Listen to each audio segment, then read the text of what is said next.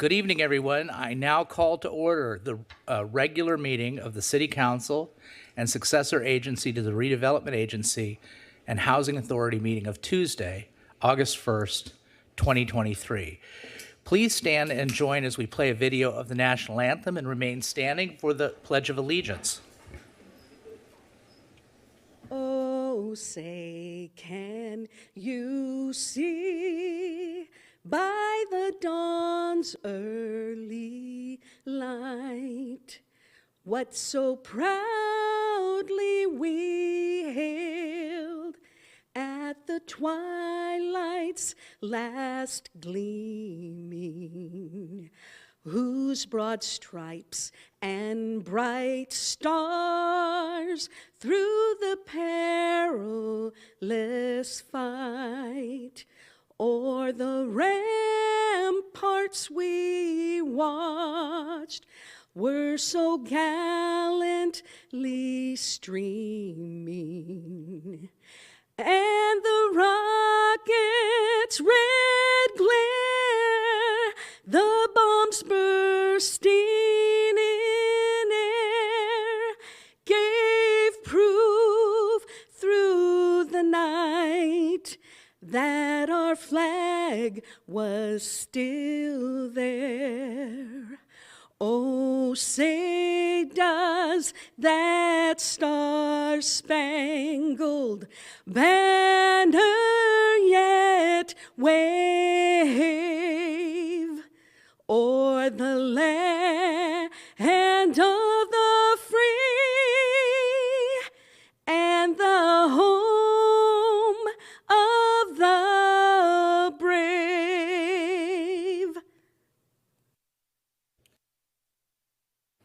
Now for the Pledge of Allegiance, ready, begin. I pledge allegiance to the flag of the United States of America and to the republic which stands, one nation, under God, indivisible, with liberty and justice for all.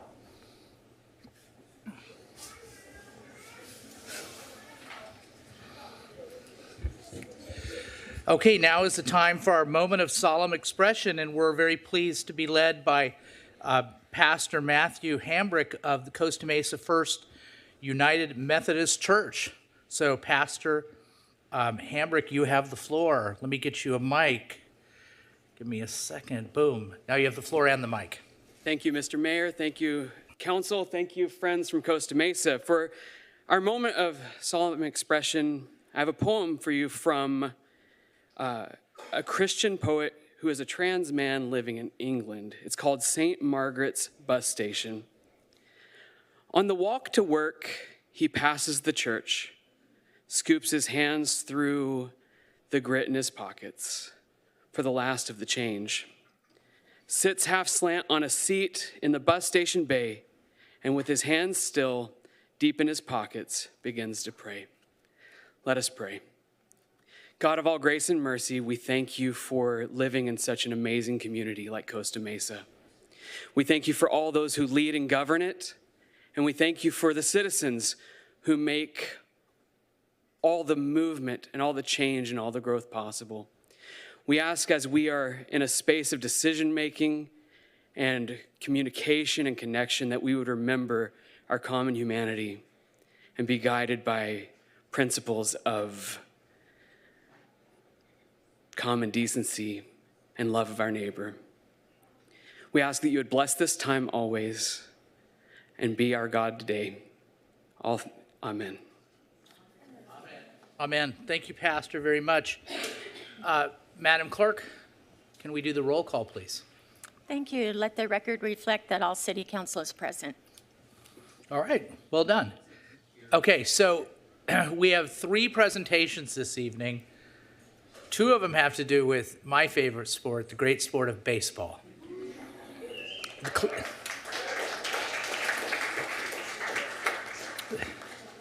Okay, so we had tennis was the theme of our last meeting, but we're back to baseball now.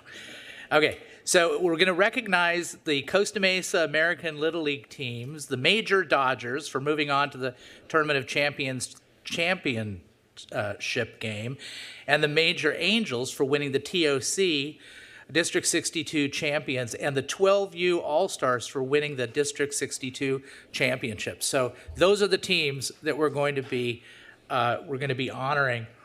It's quite a thing to win the Tournament of Champions. Maybe some of you folks know or don't know that, but in District 62, which is teams from Huntington Beach, Costa Mesa, Fountain Valley, Westminster, the top 2 teams per division go. And then they all play it out. And if you're in second place, and this is the regular season teams, if you're second place or first place, you can play. I had a team one year that made it there. They were a second place team. We won our first game, and then we just got mercy rolled in the second round. So trying to get through all the way to the championship is a huge accomplishment. And this year at the major level, we had 2 teams that played in the championship. And it even says on my script that that's the first time that's happened. But you know, players and coaches, that's not the first time that's happened. Actually, in 2005, some of you who know Costa Mesa Little League history will note in 2005 the Dodgers played the Angels. And it was American League against National League at the time. Now there's a unified league. And the Angels beat the Dodgers in a game 4-3. It was coached by my friend Jeff Hirsch. So it has happened before, but only once before, and that was 18 years ago. So tonight we have the Costa Mesa Little League joining us. Now I'm back to the script. While we recognize them as a league, there are 3 teams, all of which had noteworthy achievements this season. We have 2 outstanding teams who said they made history, but you know, a little correction there, by playing against each other. The Costa Mesa Major Dodgers and the Costa Mesa Major Angels played in the Tournament of Championships champion game against each other. Congratulations to the Major Angels for winning the District 62 Tournament of Champions titles. And by the way, I happen to know they avenged their loss in the championship.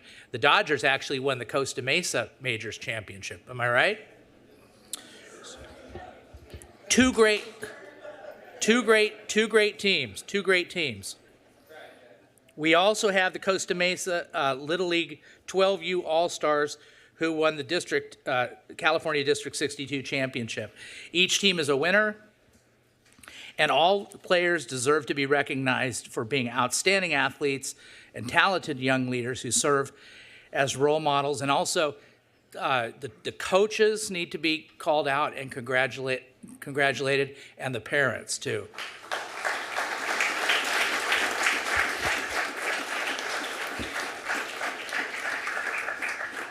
There's a lot of money in hitting lessons and pitching lessons represented right here in the chambers. So, and a lot of time.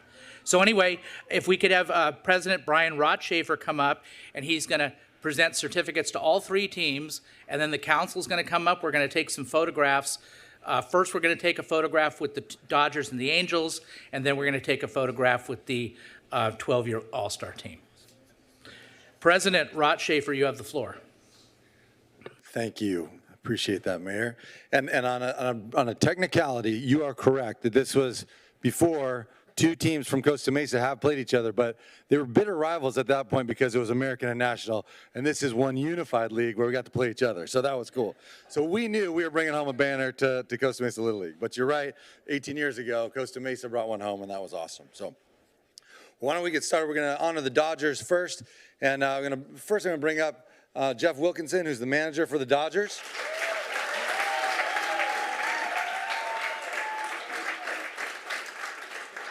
And I'm gonna let Jeff hand these out as everybody comes up. So I'll read your name. You come up and get your certificate from Coach Jeff. Baron Deere, come on up. So Baron, line up in the middle. Carter Green.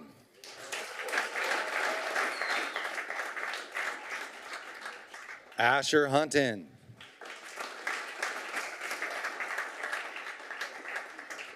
Noah Jane. Rylan Mason. He's on vacation. John Molina.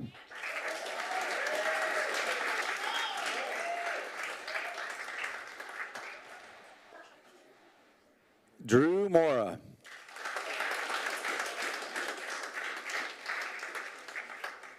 Esteban Rodriguez. Colin Swartz. Now you come up, Colin. Oh, there you go.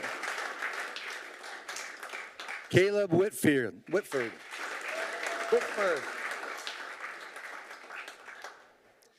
Gavin Wilkinson.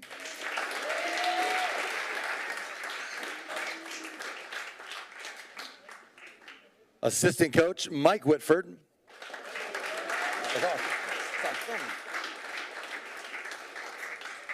Assistant coach, Jose Molina.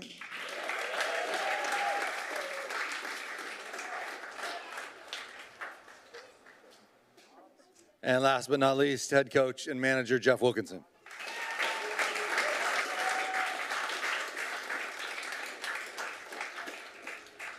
So as the mayor said, it was a hard-fought game, came right down to the last out in the TOC championship game. The game was in doubt right to the last point. And the Angels did avenge their championship loss in the regular, or in the Costa Mesa Little League Championship to the Dodgers. So these were your runners-up, the Dodgers, and this is your TOC championship team. I'm going to bring up Sean Burke, who's the manager.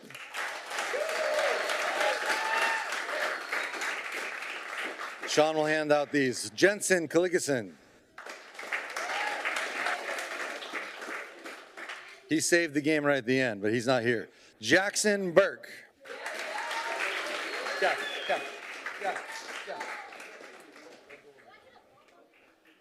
They'll go, hey, actually, you guys stay in the middle, and then they'll go right here, and then we'll put that. Yep. Dom Byrne. Dominic, come on up.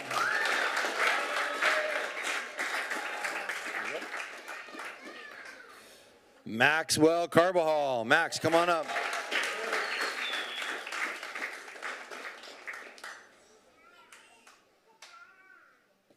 Jude the Dude Chandler, come on up.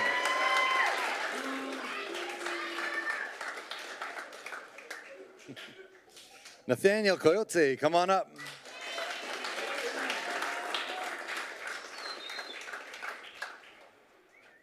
Rylan Diaz, come on up.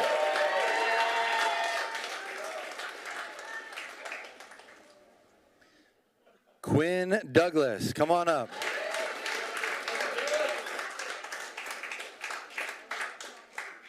Josh Quintos.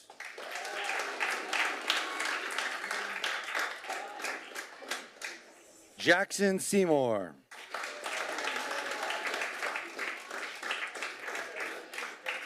Bodie Tibbetts.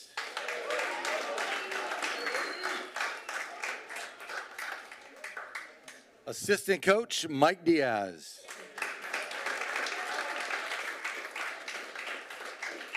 Assistant coach, Ryan Sage.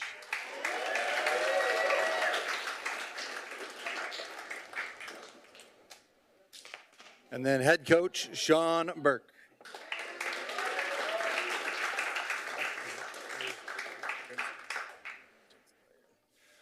So as you can see, we had a lot of great players up here for both teams. And as is no surprise, a lot of these players were actually all-stars as well. So we're going to start with our 12U all-stars. They won the District 62 championship and then actually lost in the finals of the sectionals to Mission Viejo, Aliso Viejo, down in Mission Viejo. That's where we were, but to Aliso Viejo. So it was the furthest any all-star team has ever made it for us, and they have a lot to be proud of. So I'm going to bring up Mario Ramirez, and he's going to help me pass this out. Manager Mario Ramirez.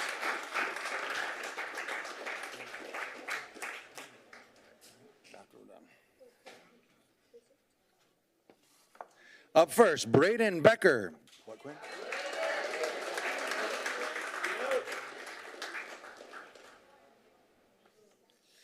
Nolan Diaz.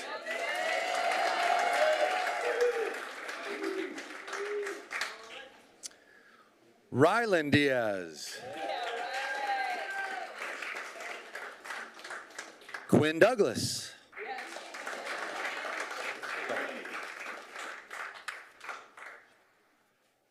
Dylan Hugan.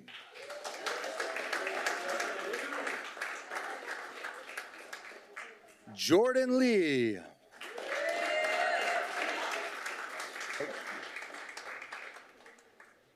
Rylan Mason.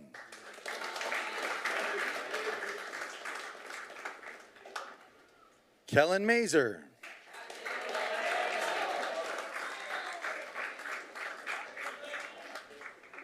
John Molina.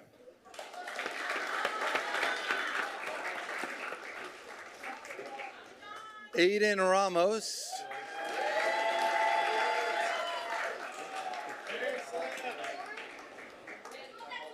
Evan Rodriguez.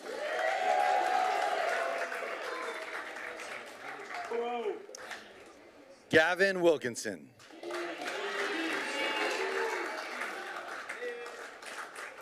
And no team is complete without the assistant coaches. Assistant coach Corey Hugan. And assistant coach Ryan Sage. So this group that you have in front of you is by far the winningest group of any Costa Mesa Little League teams, national or American. Obviously, we're one league now. But this group of 12-year-olds, because these are all, for the most part, 12-year-olds, 11s and 12s, but of the majors and the 12U All-Stars, have won more banners and won more All-Star banners and TOC banners than anybody else that's ever come through Little League in Costa Mesa. So congratulations to each and every one of you.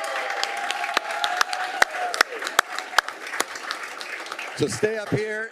Angels and Dodgers. Dodgers get pictures with the mayor and the council, and then we'll do the All-Stars after that. Yep. Dodgers first. Angels come this way.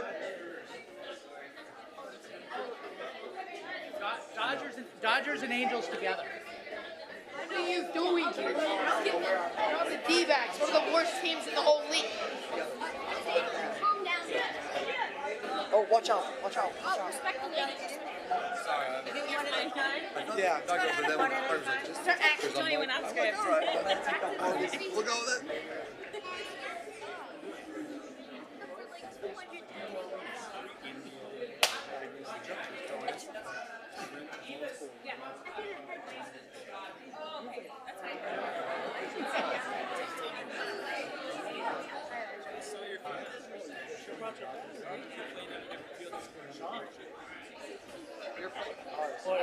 It's hanging us.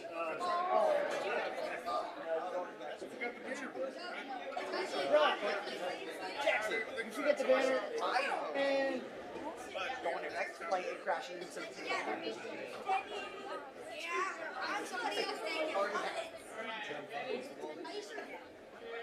Kellen, I've seen a kid play with one arm. I think you can.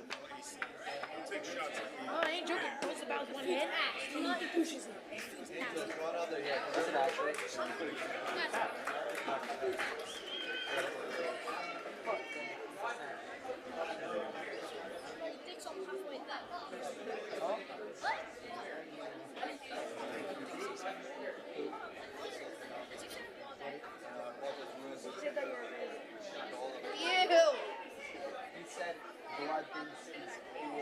I didn't say that. No, it's freaking TikTok. I said he's scared. I'm gonna be like,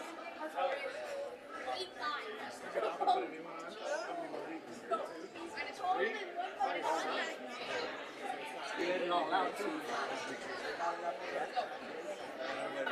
Hello, hello, hello, hello, hello, hello. Oh, oh. Kellen. Bro, he's speaking in the mic. I thought bros. It's not even on. No, it's not. The red means it is.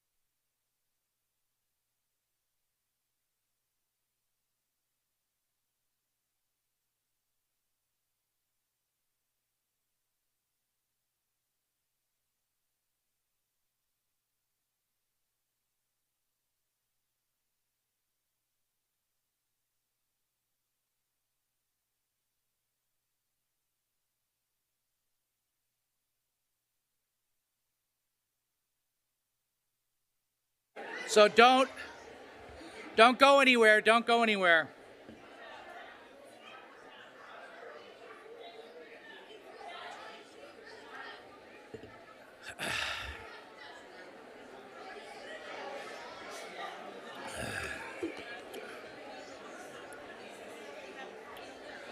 Okay, so everybody,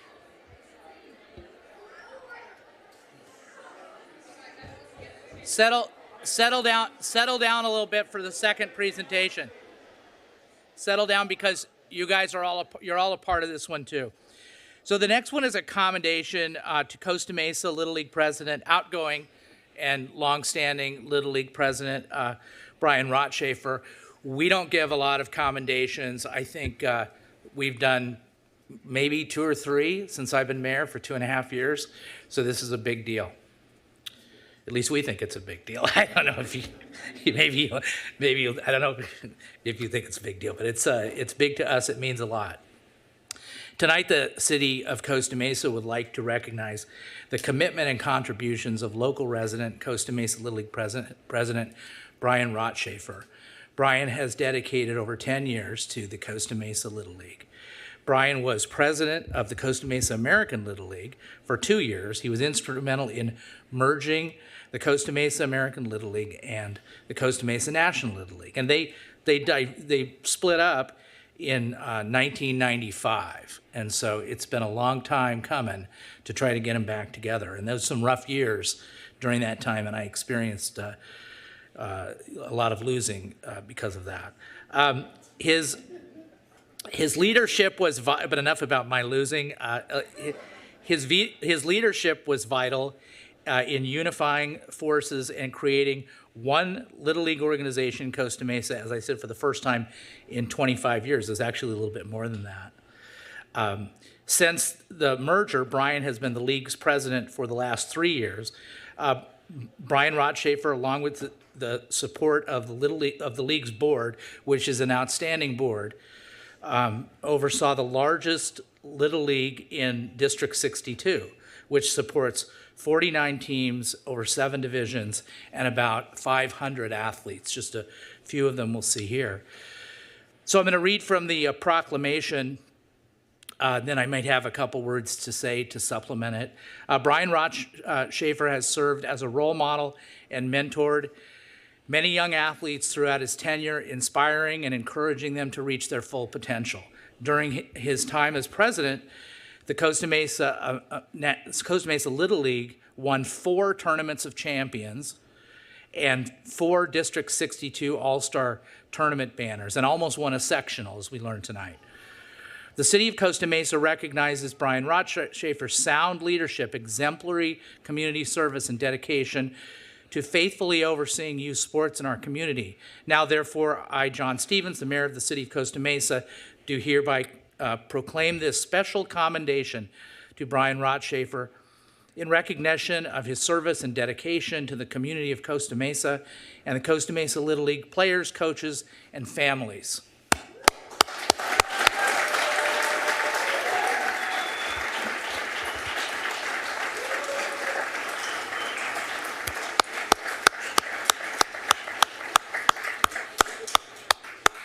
Yeah, it's a hard job, and you did it well, better than pretty much anybody. My wife was the president in 2004, and so I know it's a hard job. So she only lasted 1 year, and that was voluntarily. She went screaming away from that job. It was tough. It was tough, and to hang in there and to dedicate yourself to the community and the children and the parents is really something. And we're very proud of you and proud to give you this commendation. You also have the floor if you want to say a few words. And then we'll take a photo, and everybody gets in the photo.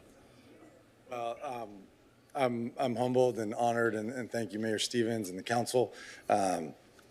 Many would say I probably should have only been here 1 year, but and many are going to be happy to see me go. But it's been an honor to serve alongside so many great people. You know, and that's really what it comes down to for me and for us as a league, to be able to merge the 2 leagues together, have incredible people from a national and American come together in one big league. to be able to serve alongside my friends and families and see our kids, mature and grow together. And hopefully do things the right way. We have the audacity to believe we could win and not be jerks, and I think we've accomplished most of that along the way. And it's been a team effort, and really, there are a lot of other people who should be up here with me and with us, but just so grateful for the opportunity to serve the youth of Costa Mesa and the opportunity that Little League's given, hopefully all of you guys to develop and as people and as baseball players. We've got some pretty good baseball players coming up through the ranks into the high school divisions and playing around here. And that is really in testament to what CK Green did over at National and what Todd Cowley did before me over at American and being able to merge together. And I won't start on names because there are too many to name, but there have been a lot of great people that we've been able to work together with over the years. So thank you for this accommodation. It's an incredible honor, and I really appreciate it. And I've always appreciated your support, Mayor Stevens, over the years and for Little League and the council's support for us. So thank you. Thank you.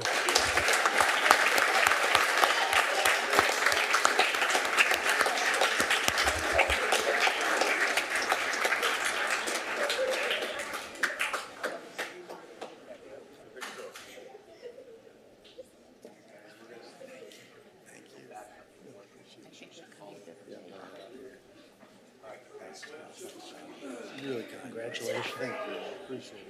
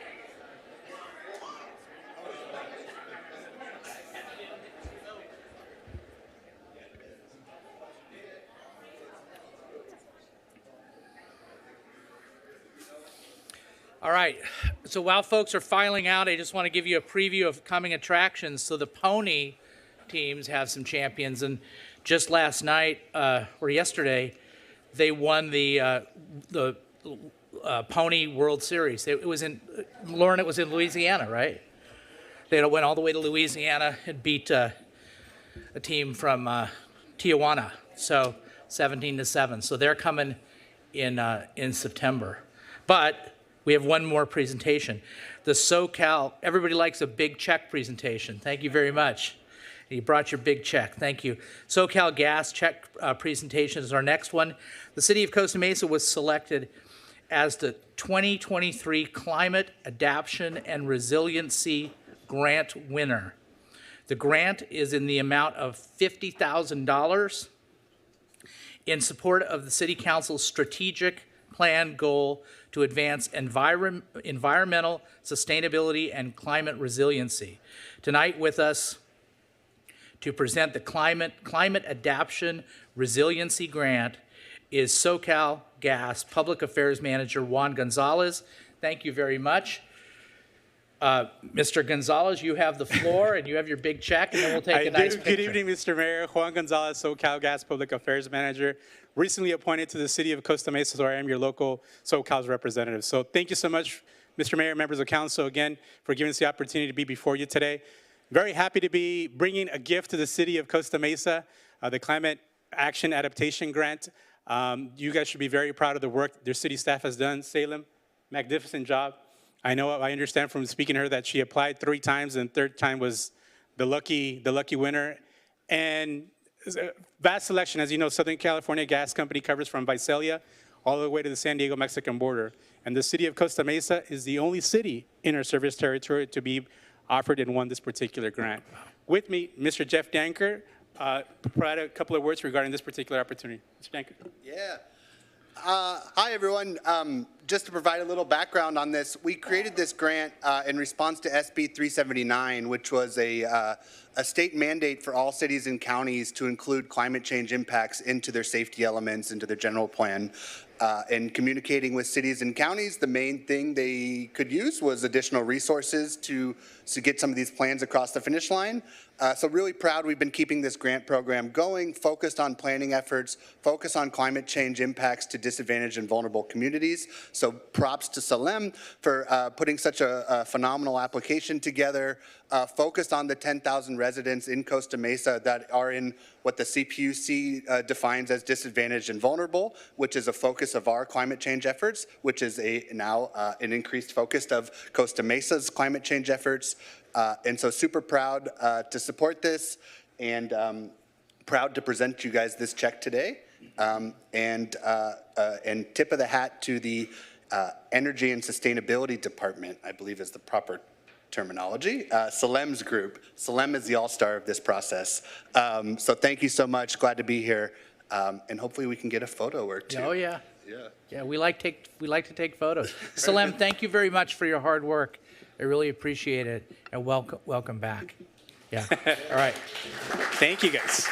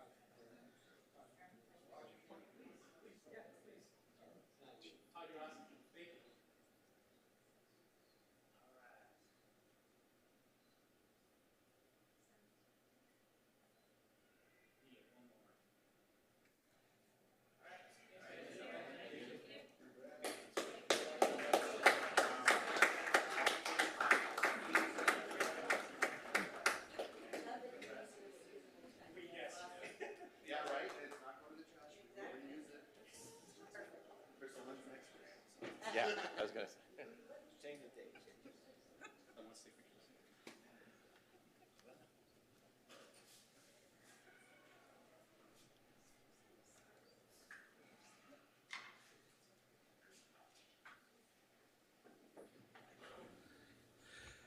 Okay, now we'll go to public comments. Public comments, people get 3 minutes. It has to be, there's a lot of stuff on the agenda. It's for things that are not on the agenda tonight. You get 3 minutes. We start in the chambers. When you get to 2 minutes, you'll hear a beep. Then you have 1 minute to wrap it up. If you go beyond 3 minutes, the mics will cut off. We'll go to the folks in the chambers first. Then we'll go to our commenters on Zoom. The commenters on Zoom, you're not going to hear a beep. So just kind of mind the time and listen to me if I have to cut you off. I hope I don't. And if you're Spanish speaking and you need translation, you get 5 minutes. Okay, with that, let's start with Flo Martin. Thank you. I'm reading from a book that I recently acquired.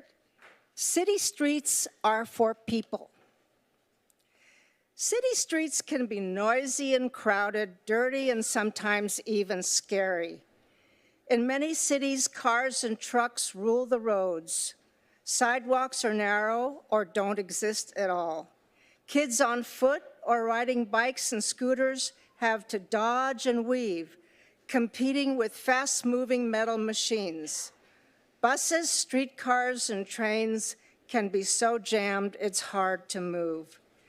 Transportation is connected to everything we do, from visiting grandma's house or the library to moving goods and people down the street and around the globe. In fact, figuring out how to get around with the least possible impact on the planet has turned into one of the biggest challenges of our time.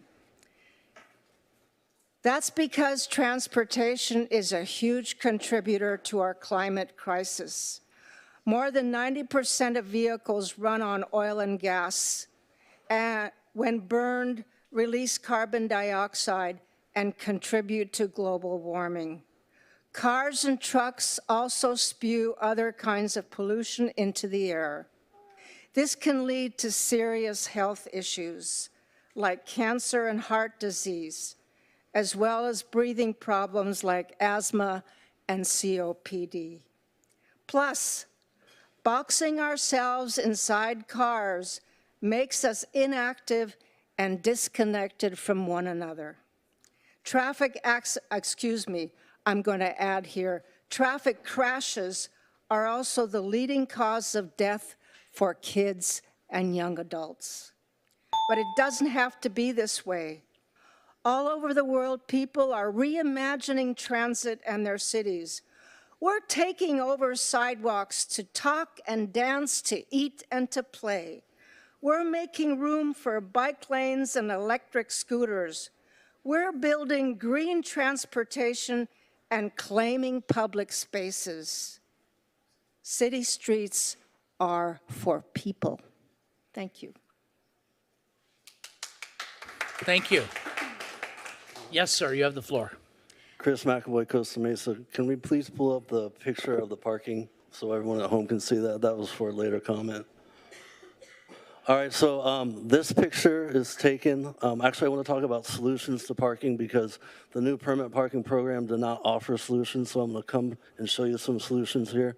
This car is parked taking up 2 spots. You can fix this problem with a can of white paint, put a line between in the middle of the red curbs, and you will now create permanently 2 parking spots. The city has an ordinance that cars must park within parking spots or they can get ticketed. So this is a real easy solution. Also notice that tiny strip of a red curb. If I remember correctly, that's red because that wood part of the wall that used to be recessed, and the police needed to see what was going on there. So once that wall was made flush with the new wood, there's no longer need for red curbs. Can we scroll down to the next one, please? Here, the top picture I'm pointing at where the red curb starts, you can see the gap from where that starts to where the first car parked. You can also see the large gaps between where the car is parked. Again, you can solve this with a can of white paint. Mark the first 3 spots so the rest of the line parks well and creates parking for other people.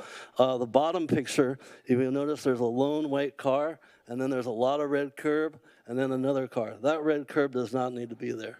Again, I've been making a lot of heat about the permit parking program, and you guys are putting their problems on us without fixing their problems first. Okay, so I wanted to show you that. Can you scroll down to the email, please? So this is an email that my friend received in response to why we had to do the new permit parking program. And Councilmember Marr lied and said it was a state law. She also at the last meeting said that she was a volunteer. I don't know, just above a volunteer. It doesn't make much sense to me why someone who would want to volunteer would take up lying to the public. That's not something that we want from our elected leaders. If that's your tendency, I would recommend that you step down. Also, at the last meeting, Councilmember Reynolds talked about how she didn't see the big deal. You don't understand the quality of life impacts the permit program previously made to our lives, and it really did make a difference. So the fact that you just poo-poo it and say it's only 25 bucks, you don't understand the neighborhoods if that's your attitude. Next, I'd like to let the city know that you have now officially committed fraud. You've committed fraud. You have not told the people that the true intent of the new permit parking program. You've collected the money, the city attorney, the city council, as well as Julie Dixon Resources have all committed fraud. You've taken money and not told the person they've taken money from what they have. Thank you. Yes, I have to turn your mic on. Thank you. Good evening, council members and staff. My name is Ayn Creation. I'm the Orange County Policy Director with Climate Action Campaign, a nonprofit climate policy watchdog. We want to thank the council for their good work on inclusionary affordable housing, on mobility, including protected bike lanes, and a budget for a climate action plan, for creating sustainability staff, and for committing to develop a climate action plan this year. The state of California and the federal government have recently allocated billions of dollars in funding for local climate action planning and implementation. And that funding will go to cities that have climate action plans. It is urgent that the city move forward now, both to protect residents and to ensure the city does not miss out on this historic funding. In Costa Mesa, many residents are already experiencing climate impacts and pollution. These are most often communities which have been historically oppressed because of their race, ethnicity, and income, and are being further harmed by pollution, extreme weather, and limited access to green spaces. According to Cal EPA, some Costa Mesa neighborhoods range from the 70th to 89th percentile, making them among the most polluted communities in California. They're in that percentile for pollution burden. So they face a pollution burden greater than 70 to 89% of other communities in California. These same communities are also predominantly Hispanic, and as much as 60% of the community is experiencing poverty. Exposure to pollution inside and outside the home is directly tied to major health issues such as asthma, cardiovascular diseases, respiratory illness, low birth weight, and impacts on brain development in children. So a climate action plan will help eliminate these pollution sources and provide a roadmap for the city to protect residents, including the many baseball players and their families who we saw here tonight, and will really provide a meaningful pathway to protecting their future. So we request that the city please move forward with agendizing a discussion on a climate action plan, directing staff to begin work on a CAP or begin looking for a consultant to develop the CAP, provide the community with a timeline for when CAP development will begin and when the plan will be finalized. Thank you. Thank you very much. Yes, ma'am. Hi, my name is Wendy Samo. I'm here about the 12 at 140 East 17th Street. So, ironically, for the past 2 weeks, whenever I get home from work, they have the door open during all their workouts. And this gym's supposed to be trying to keep their noise in. Isn't that correct, Mr. Harlan? Mr. Harlan, you emailed me and said, you even underlined it in the email, and said, I have asked staff to retain an expert noise consultant. Were they doing that last week? Is that why I was able to sleep past 5 a.m.? But don't you worry, come this morning, doom, doom, doom, doom, doom, just up, down, Yep, 5:27 is whenever I started taking my, evidence. So I'm just wondering, how is the gym trying to keep their sound in the evenings with their door wide open and them working right on the out on the other side? I mean, if you're standing in the street, you can hear the weights drop, you can hear the instructor, you can hear the music, and my window to my kitchen, am I required to keep that closed in the summertime so that the gym, which is a business, they can't buy the proper circulation for their building? Is that why they have the door open, do you think? Do you think that's why they have the door open? I'm asking you a question, Mr. Harlan. We don't respond to questions, ma'am. So okay. You can ask a rhetorical question, but we'd be here all day if we wanted to do that. So you have more time to speak. But I'm just wondering, when and if anybody can explain to me how the gym is trying to keep the sound in with the door wide open while they're having workouts. You know, everybody agrees that we shouldn't have to stand in our kitchen and hear 3, 2, 1, woo, because I'm sure you don't. But we have to hear it all the time, every day, every day. And I'm just wondering when it's going to stop, you know?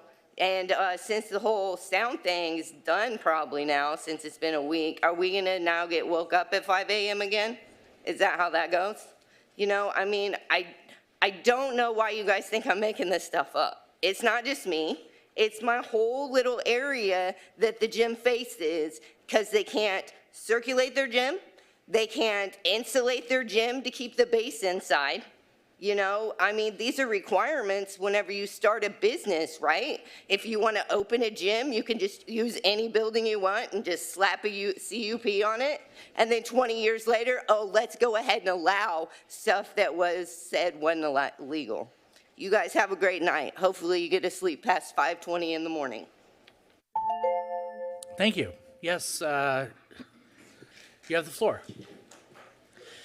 Good evening, council members and mayor. My name is Kyler Chin. I previously attended Orange Coast College and am now a UC Irvine student. I'm the director of Sunrise Movement Orange County. Sunrise Movement is a youth-focused nationwide nonprofit that's an advocate of fighting climate change and creating good union jobs in the process.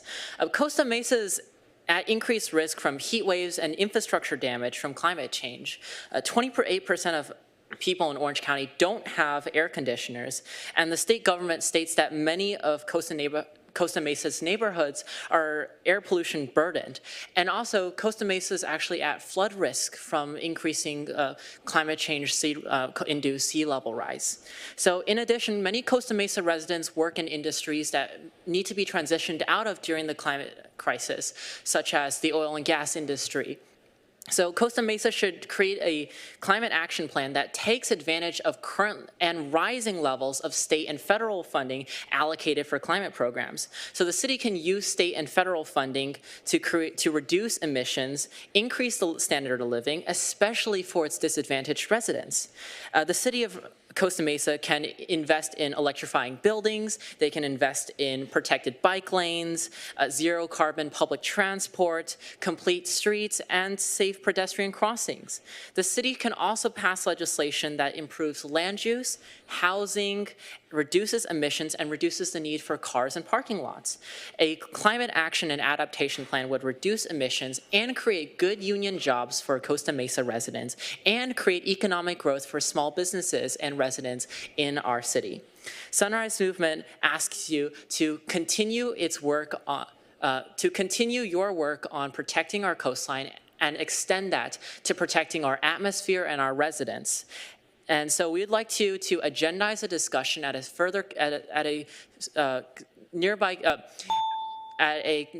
the next council meeting on the climate action plan, on a climate action and mitigation plan. So let's build a better Costa Mesa for everyone. Thank you so much. Thank you very much. Yes, sir, you have the floor. Good evening, Council. I'm Mark Fuchsovich here. I'm going to talk quickly about some appreciation, DUI checkpoints, some policy ideas, and the IHO. So some appreciation, first and foremost, I see that the bike lanes on Placentia are getting built, and that's really exciting that Costa Mesa has been really on the forefront on green and active transportation more than basically any other city in Orange County, and definitely probably in this whole Southern California area. So just appreciation for council for continuing to make active transportation a huge priority. Next thing I want to talk about is just like I think I know some of you, so I bartend at the lab in Costa Mesa, and we had a DUI checkpoint about a month ago, and I am so for DUI checkpoints. I think everyone knows I care about safe streets. The problem is if you're going southbound on Bristol, you have to make a U-turn to go into the lab parking lot, and I'm told that every single person who made a U-turn was then pulled over for a suspicion of getting a DUI because they looked like they were trying to avoid the DUI checkpoint. I think it's just kind of that doesn't look good if you're trying to support businesses, not just my bar, but Habana and the other restaurants at the lab, for people who have to make that U-turn are getting pulled over on suspicion of a DUI without any evidence of that happening. And I had customers tell me that at my bar.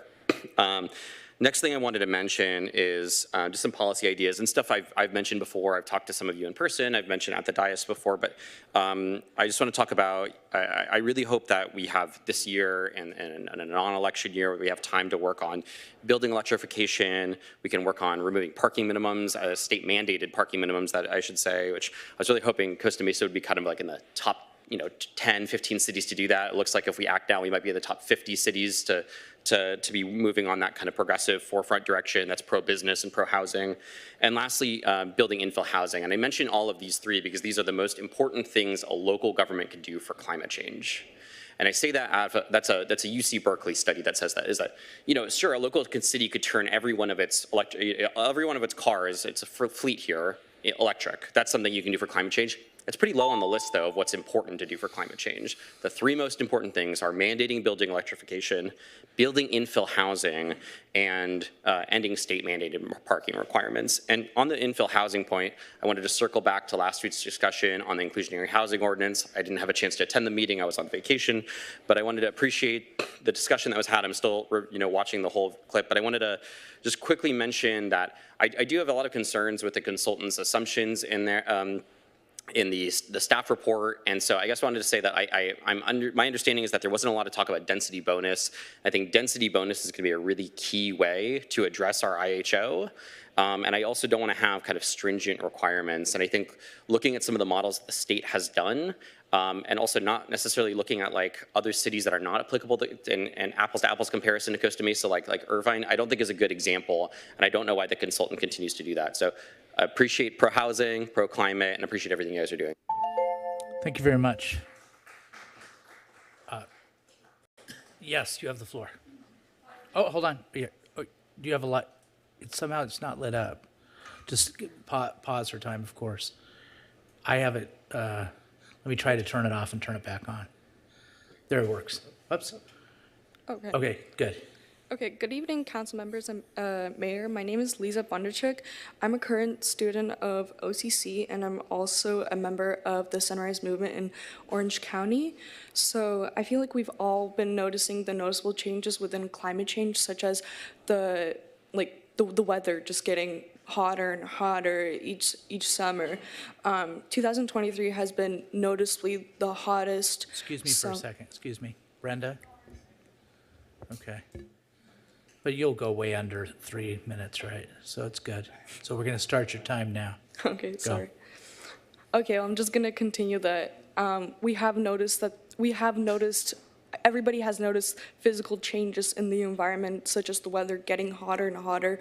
And many sources have been saying that 2023 has been the hottest year in the world.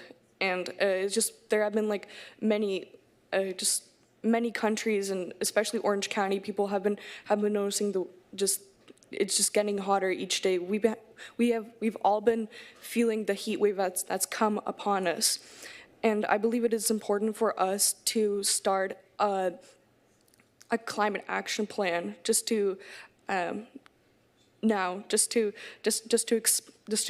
expand and improve on just to expand and not hold back onto our future, and just so we can have a brighter future, and so we wouldn't just collapse because of climate change. The best alternatives, I feel like, as of right now, is to promote and improve and invest in alternative transportation, such as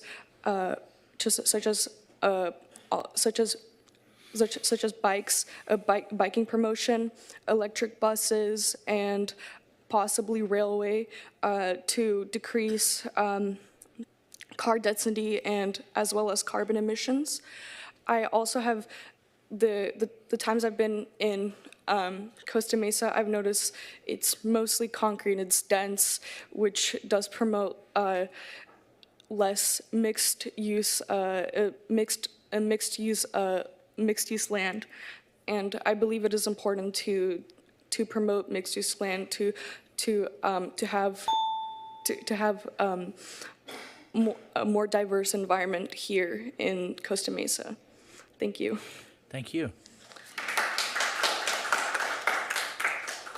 Yes, sir. Good evening, Good evening, Mr. Mayor, Mayor Pro Tem, and council members.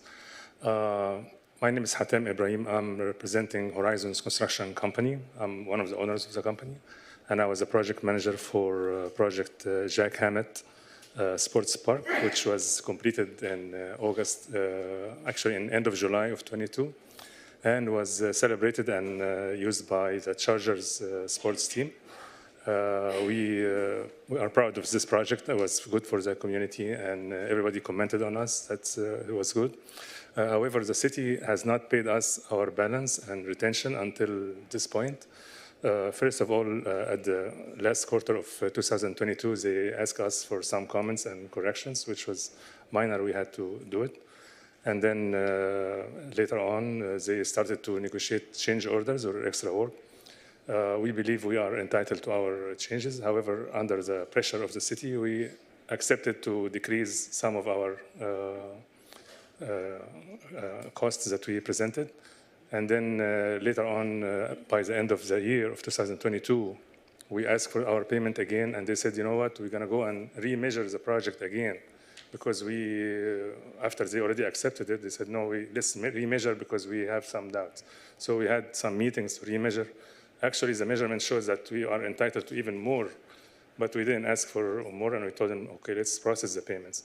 So around March of 2023, this year, the city asked us to give another deduction in the cost. So instead of asking for 345,000, which are remaining dues, we reduced it to 331,000 without any reason, for doing this. And still the city is, going back and forth and not giving us our dues. So I would like you to intervene and to get into this situation and, help us getting paid.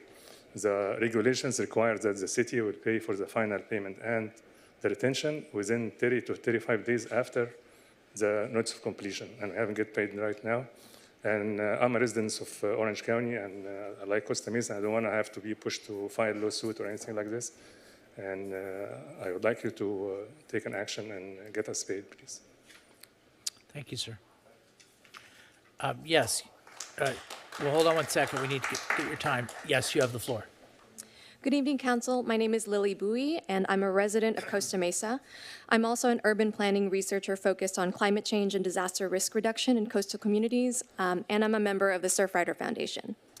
I'm here to say that it's very important to me as a resident here that Costa Mesa join other cities in Orange County in prioritizing the development of a climate action and adaptation plan.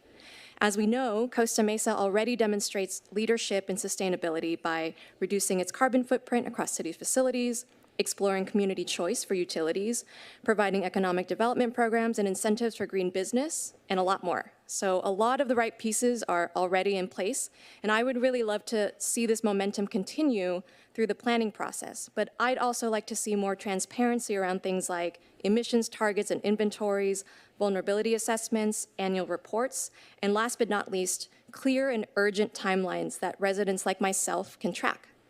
My family and I recently retrofitted our HVAC system to be more energy efficient, and we redid our landscaping to be more drought resistant.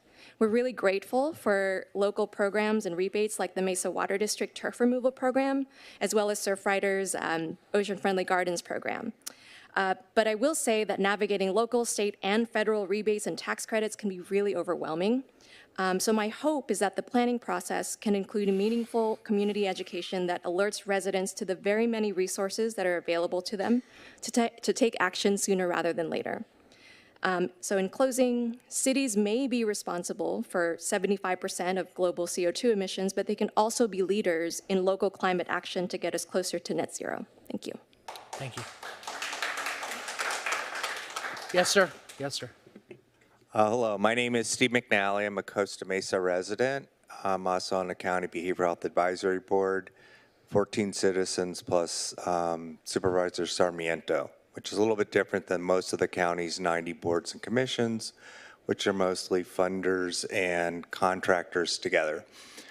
So Honorable Mayor Stevens and Council, I'm here just to speak on a couple of things. One is I want to make sure you're aware of the behavioral health Services Act, which is a MHSA modernization, which is going through the legislation at breakneck speed. The LAO, Legislative Analyst Office, just released a report 2 weeks ago, even though Senator Eggman started this process in February with a placeholder, saying that $700 million would be taken away from mental health. And one other element that it does do is it opens up a substance use disorder, which is terrific. However, it brings no new money.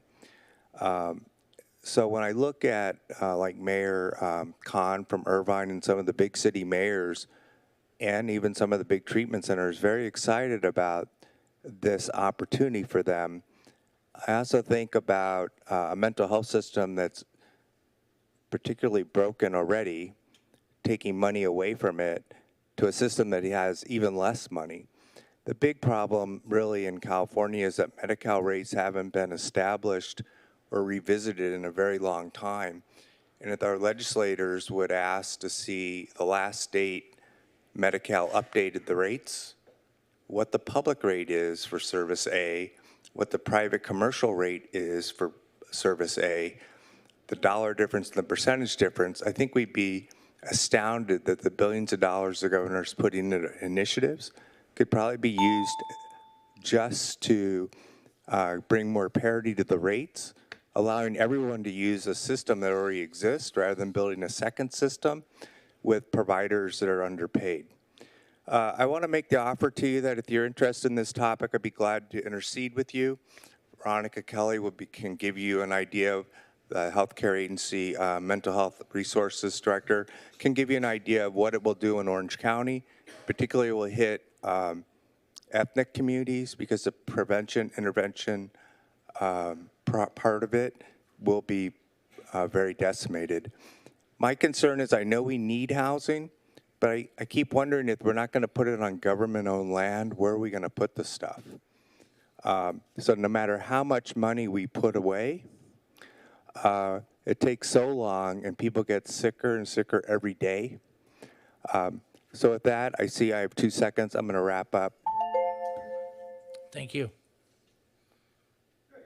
Hold on 1 second, please, because I got to turn your mic on. Thank you. Testing. There you go. Good evening, Council. My name is Richard Bush. I am the co-chair and longtime beach cleanup coordinator for the Surfrider Foundation of North Orange County, which does include Costa Mesa.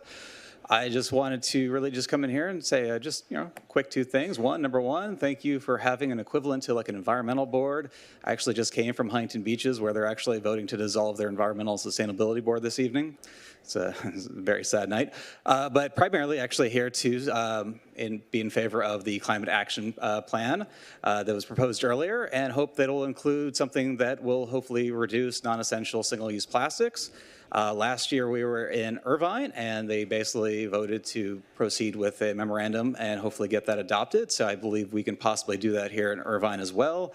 Most of people know Surfrider Foundation, or particularly my chapter, as the one that does a bunch of beach cleanups, but we also do them as well in the channel, which splits between Costa Mesa and obviously Huntington Beach.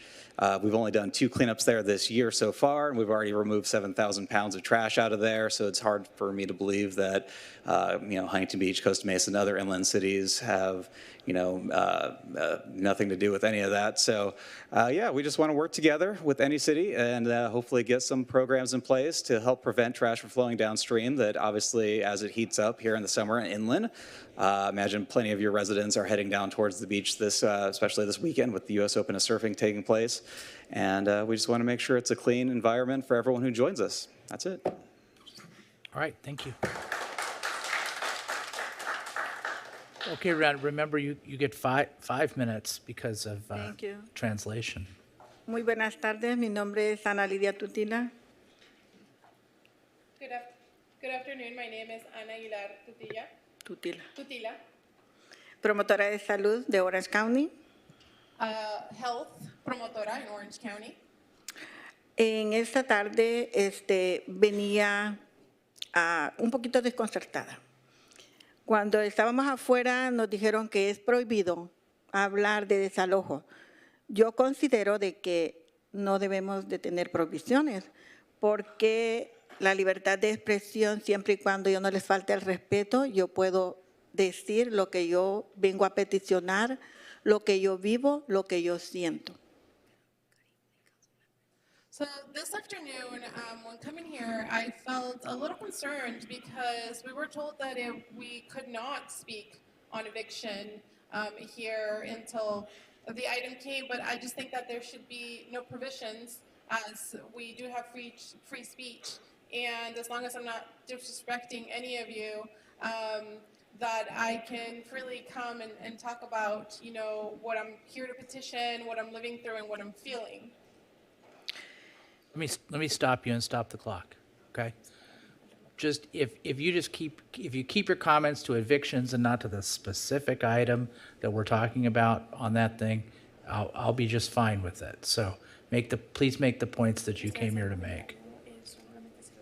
Can I say in Spanish? Yes, of course. So, I'm doing that. okay. Oh, but if you want to say. Yeah, for the audience, so I'm saying Spanish with me in English. So, la razón por que pedimos que no hablen ahorita este punto sobre los celosos y sobre las cosas con control de renta es porque va a ser un artículo que vamos a discutir formalmente. So, no es como algo que no está en la agenda, pero está en la agenda. Y esto es porque vamos a hablar de cuáles van a ser los próximos pasos sobre eso. Por eso es la razón que vimos que no hablemos sobre eso ahorita. Esto es el momento cuando hablamos sobre cosas que no están en la agenda y que no van a estar discutidos más formalmente. No es porque no damos su tiempo o sus palabras, lo contrario, es porque va a haber un momento en esa junta cuando va a ser la única cosa que hablamos, por eso.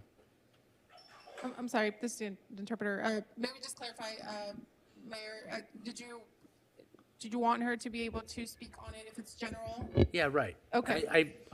I'm sure that's what Manuel said, right? I trust him. That's what he said, right? I'm just going to restate that. Pueden hablar sobre los comentarios sobre el desalojo, simplemente se lo mantienen a un tono general. Entendido. Continue, please. Gracias. Sí, yo venía a comentario general, pero que siempre toca esos puntos, lamentablemente, ¿verdad? Bueno, en toda esta semana ha llegado mucha gente a hablarme por teléfono de que está siendo desalojada. No puedo decir de otra manera. Y se le está cobrando también deudas pasadas. Y nosotros, en base a lo que ustedes han distribuido, la mandamos a Mercy House.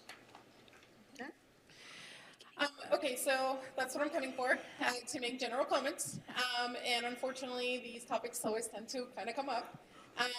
But this week, I've had plenty of people, a lot of people call me talking about getting evicted.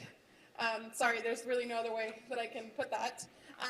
And also talking about, you know, past debt that is being collected from them. And so based on the things that you've distributed, we sent them over to Mercy House.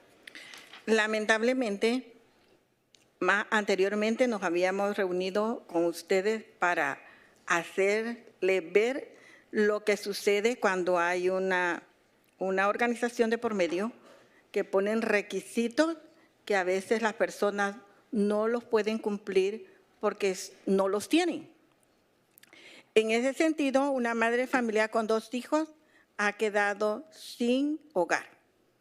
No encuentra dónde, le dieron en una sala, pero lamentablemente tiene que salirse porque tiene que notificar al dueño, ¿verdad? Que hay una persona más, un inquilino más. Eso significa que al venir acá, que es nuestra esperanza como comunidad, no tiene apoyo. Entonces, ¿qué me indica a mí? Que necesitamos pedirles nuevamente una ordenanza de regulación de renta, que lamentablemente yo sé que para ustedes no es factible.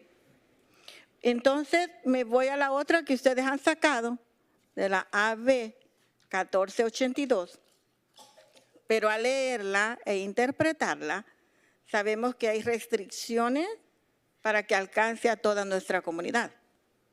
Entonces,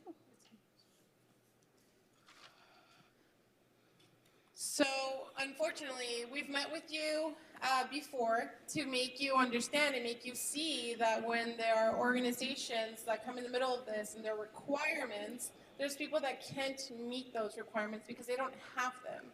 So, unfortunately, there was a mom with 2 children who ended up without a home, and she hasn't been able to find somewhere. She was lent a living room, and now she has to leave because obviously you got to notify the owner that there's one more tenant there. So, you know, we're going here, which is supposed to be our only hope as a community, and we're not receiving any support. So what that tells me is that I need to come here and ask you again to have a rent control ordinance, but that doesn't seem to be very feasible for you all. So now that leads me to AB 1482 that I've read and interpreted, and there also seems to be restrictions there for us as a community.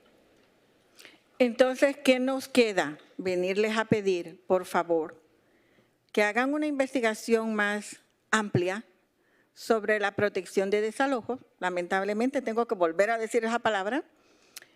Y que si por favor se tocan el corazón y piensen en esos niños que se quedan sin hogar, sin dónde vivir y pasar una noche en estos tiempos de tanto calor, sin tener dónde bañarse, sin tener dónde ir a hacer sus necesidades, eso significa que ustedes como nuestros representantes a gritos les estamos pidiendo, por favor, investiguen, protéjannos y ayúdennos para que haya, como la palabra lo dice, una protección de desalojo. Con esta madre que se abocó a mí, tuve que buscarle ayuda hasta Santana, y ella es de acá, de Costa Mesa. Hablé a Lu Correa. Ma'am, we want to make sure that there's time to translate what you said. There's only 22 seconds. Perfect. Go ahead. Perfect. So what's left is for me to ask you all again to just please generally just research and you know, find some, unfortunately I have to say this word again, but eviction protections. So please just reach, you know, your hearts, because kids, think of those kids, they shouldn't be left without a home, without a place to live, somewhere to sleep at night. It's been really hot, and they have nowhere to go take a shower, go to the restroom. So we're just asking you as our representatives, we're basically begging to please research, protect, and help us, and find some protection for evictions. This mom that came to me, I had to help her and find her help in Santa Ana, and she lives here in Costa Mesa. Thank you. Yes. Gracias. Good evening, City Council members. My name is Itzel Olivera, and I'm a resident and a youth leader of Costa Mesa. Today, I want to emphasize the critical issues of housing affordability and the challenges faced by working-class residents due to the current high inflation and skyrocketing rents in our city. As we all know, housing costs have been steadily rising, and this is creating significant financial burdens for renters, particularly those in the working class. Many residents, including young adults like myself, are struggling to keep up with these soaring rental prices, which are outpacing wages increasing and making it increasingly difficult to make ends meet. Our community is at risk of losing its diversity and vibrancy as long-term residents, including families and young professionals, face the prospect of displacement and homelessness due to unaffordable housing. This creates an urgent need to protect renters and ensure stable housing options for everyone in Costa Mesa. By addressing this issue and exploring solutions like the potential development of a control ordinance with just cause protections, we can take a significant step towards safeguarding the rights of tenants and promoting house stability. This measure will not only benefit renters, but also contribute to a more resilient and equitable community for all residents. I urge the City Council to prioritize this matter, and I kindly request you to take necessary actions to protect renters and preserve the diversity that makes Costa Mesa a wonderful place to live. Let's work together to ensure that everyone has access to affordable and stable housing regardless of their economic background. Thank you for your time and consideration. Thank you. Thank you. Good evening, Council. My name is Gerardo. I'm here with Resilience Orange County. We're a nonprofit that has been supporting a group of residents for almost 2 years now here in Costa Mesa. I'm just here to share a little bit. There's about 30 folks that came and were interested in engaging this topic. We understand that it's an agenda item that was placed at the end of the agenda. I'm just here to urge you all that moving forward, if we can prioritize housing issues, there's folks that are here sharing with us that they're coming home from work. They didn't even get to get dinner. They just came straight here. And now they're hearing that they might have to wait until 10, 11 p.m., right? None of us want to be here that late, let alone, coming straight from work, not having dinner. Just things to consider moving forward. Let's try to prioritize these bills or these agenda items to make sure that folks have a chance to engage them. And for the last 2 minutes, I just want to read some passages from the book Evicted by Matthew Desmond. And I think it's pretty relevant here. So the home is the center of life. It is a refuge from the grind of work, the pressure of school, and the menace of the streets. We say that at home, we can be ourselves. Everywhere else, we are someone else. At home, we remove our masks. For almost a century, there has been broad consensus in America that families should spend no more than 30% of their income on housing. Every year in the country, people are evicted from their homes, not by the tens of thousands, not even by the hundreds of thousands, but by the millions. Until recently, we simply didn't know how immense this problem was or how serious the consequences were unless we had suffered them ourselves. Residential stability targets a kind of psychological stability, which allows people to invest in their home and social relationships. It begets school stability, which increases the chances that children will excel and graduate. And it begets community stability, which encourages neighbors to form strong bonds and take care of their block. But poor families enjoy little of that because they are evicted at such high rates. That low-income families move often is well known. Why they do is a question that has puzzled researchers and policymakers because they have overlooked the frequency of eviction in disadvantaged neighborhoods. Along with instability, eviction also causes loss. Families lose not only their home, school, and neighborhood, but also their possessions, furniture, clothes, books. It takes a good amount of money and time to establish a home. Eviction can erase all of that. If housing instability leads to employment instability, it is because the stress and consuming nature of being forced from your home wreaks havoc on people's work performance. Often evicted families lose the opportunity to benefit from public housing because housing authority count evictions and unpaid debt as strikes when reviewing applications. And so people who have the greatest needs for housing assistance, the rent burden and evicted, are systematically denied this assistance. Sorry. The loss of your possessions, job, home, and access to government aid helps explain why eviction has such a pronounced effect on what social scientists call material hardship. A material hardship assesses, say, whether families experience hunger or sickness because food or medical care is financially out of reach, or go without heat, electricity, or phone because they can't afford those things.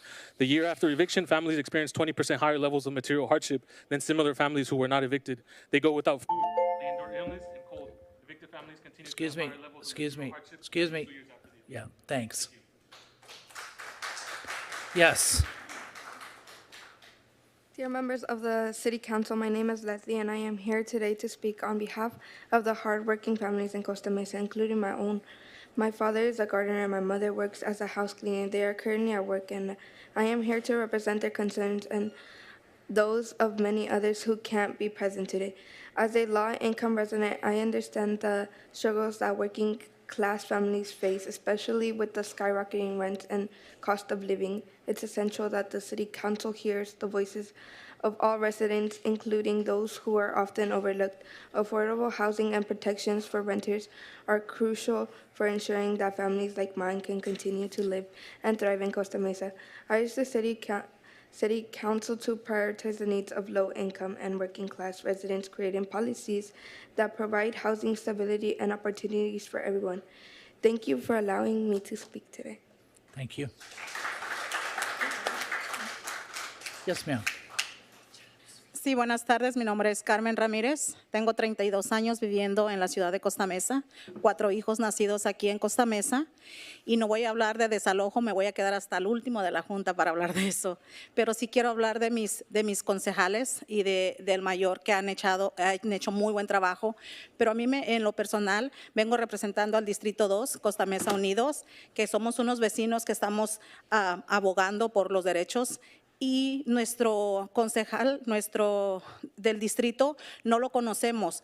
¿Cómo fue él que ganó ese distrito? ¿Cómo fue él que no está representando a su gente latina? Yo he venido a juntas, nunca lo veo afuera, lo he visto de enfrente y nunca lo veo ni siquiera hacer un gesto de bienvenida hacia nosotros. Hold on one second. Yeah.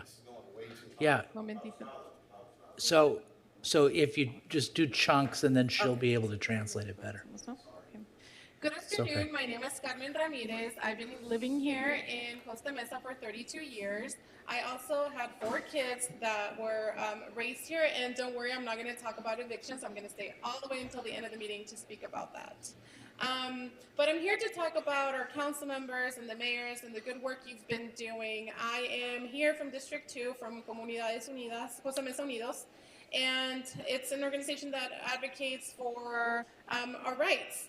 And the council member for our district, I want to know, how he was elected, because he's not really representing us as Latinos. And I've come to this meeting and I've seen him outside, but I haven't really, haven't spoken to him, or he's never really given us a welcome gesture. Y ni siquiera lo conozco personalmente. Tuve que preguntar para que me dijeran una página y buscar. Hemos tenido clases en la ciudad que nos han dicho cuáles son nuestros derechos, quién nos representa, pero en realidad nosotros como ciudad venimos aquí a traerles nuestros problemas, pero como ustedes, como nuestros representantes, no pueden caminar en nuestra comunidad y ver los problemas de no solamente de los que viven en casa, sino de los que viven en departamentos. And so I haven't even met him personally. I had to ask some questions, and then I got a page to be able to look. And we've been getting classes here in the city to help us know our rights and to know who represents us. And we come here to the city to let you know about our problems, but as our representatives, why are you not out in our community, walking our communities and representing those people who aren't just in homes, but also in apartments? Y todo esto, por ejemplo, tengo 22 años siendo voluntaria dentro del distrito escolar y líder comunitario, y he trabajado con algunos miembros que los apoyo para buscar sus votos, pero ni siquiera conozco a mi representante. Muchas gracias. And so I've been a volunteer in the school district for about 22 years and also a community leader, and I've worked with the members to look for votes for you all, but I don't even know who my representative is. So that's all. Thank you. Thank you.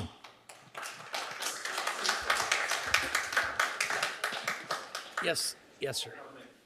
Good evening, City Council members. Hold on one second. Yes. Good evening. Settle down. Go ahead. Good evening, City Council members. My name is Hector Loza, and I am a proud resident of Costa Mesa living at 1981 Wallace Avenue. I stand here today representing the hardworking families of our community, including my own. My mom works at Northgate Markets, and my dad is a cook. And I have 2 siblings. I'm deeply concerned about the rising rents and the impact of high inflation on working class families like ours. As rental costs continues to soar, it becomes increasingly challenging for families like mine to make ends meet.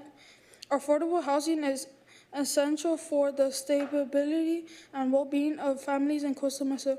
I urge the City Council to prioritize and consider measures that protect renters like us, ensuring that everyone has a fair chance to keep a roof over their heads. Let's work together to find solutions that supports working class residents and preserve the diversity that makes our community strong. Thank you for your time. Thank you.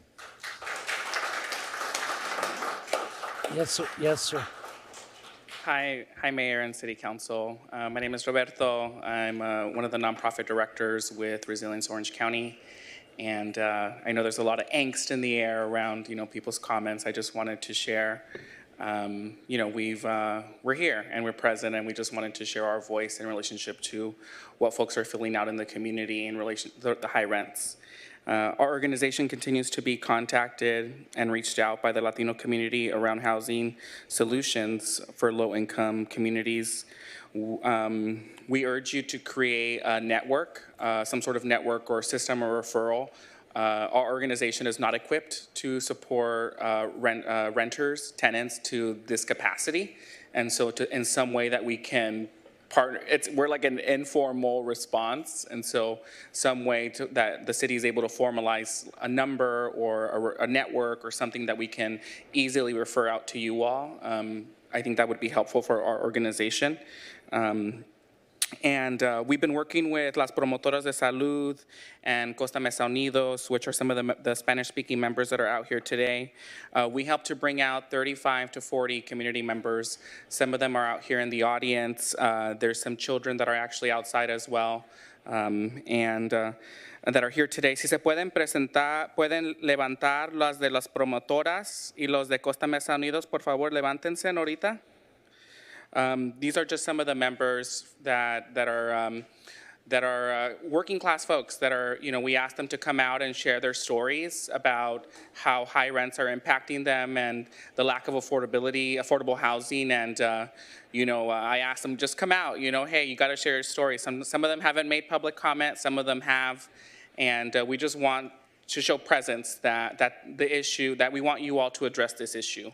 And they live throughout all of Costa Mesa and all the wards. And so, Mayor and Council, please continue to prioritize housing conversations on your agendas, and please open up your hearts to the pleas of the Latino community here in Costa Mesa. Thank you.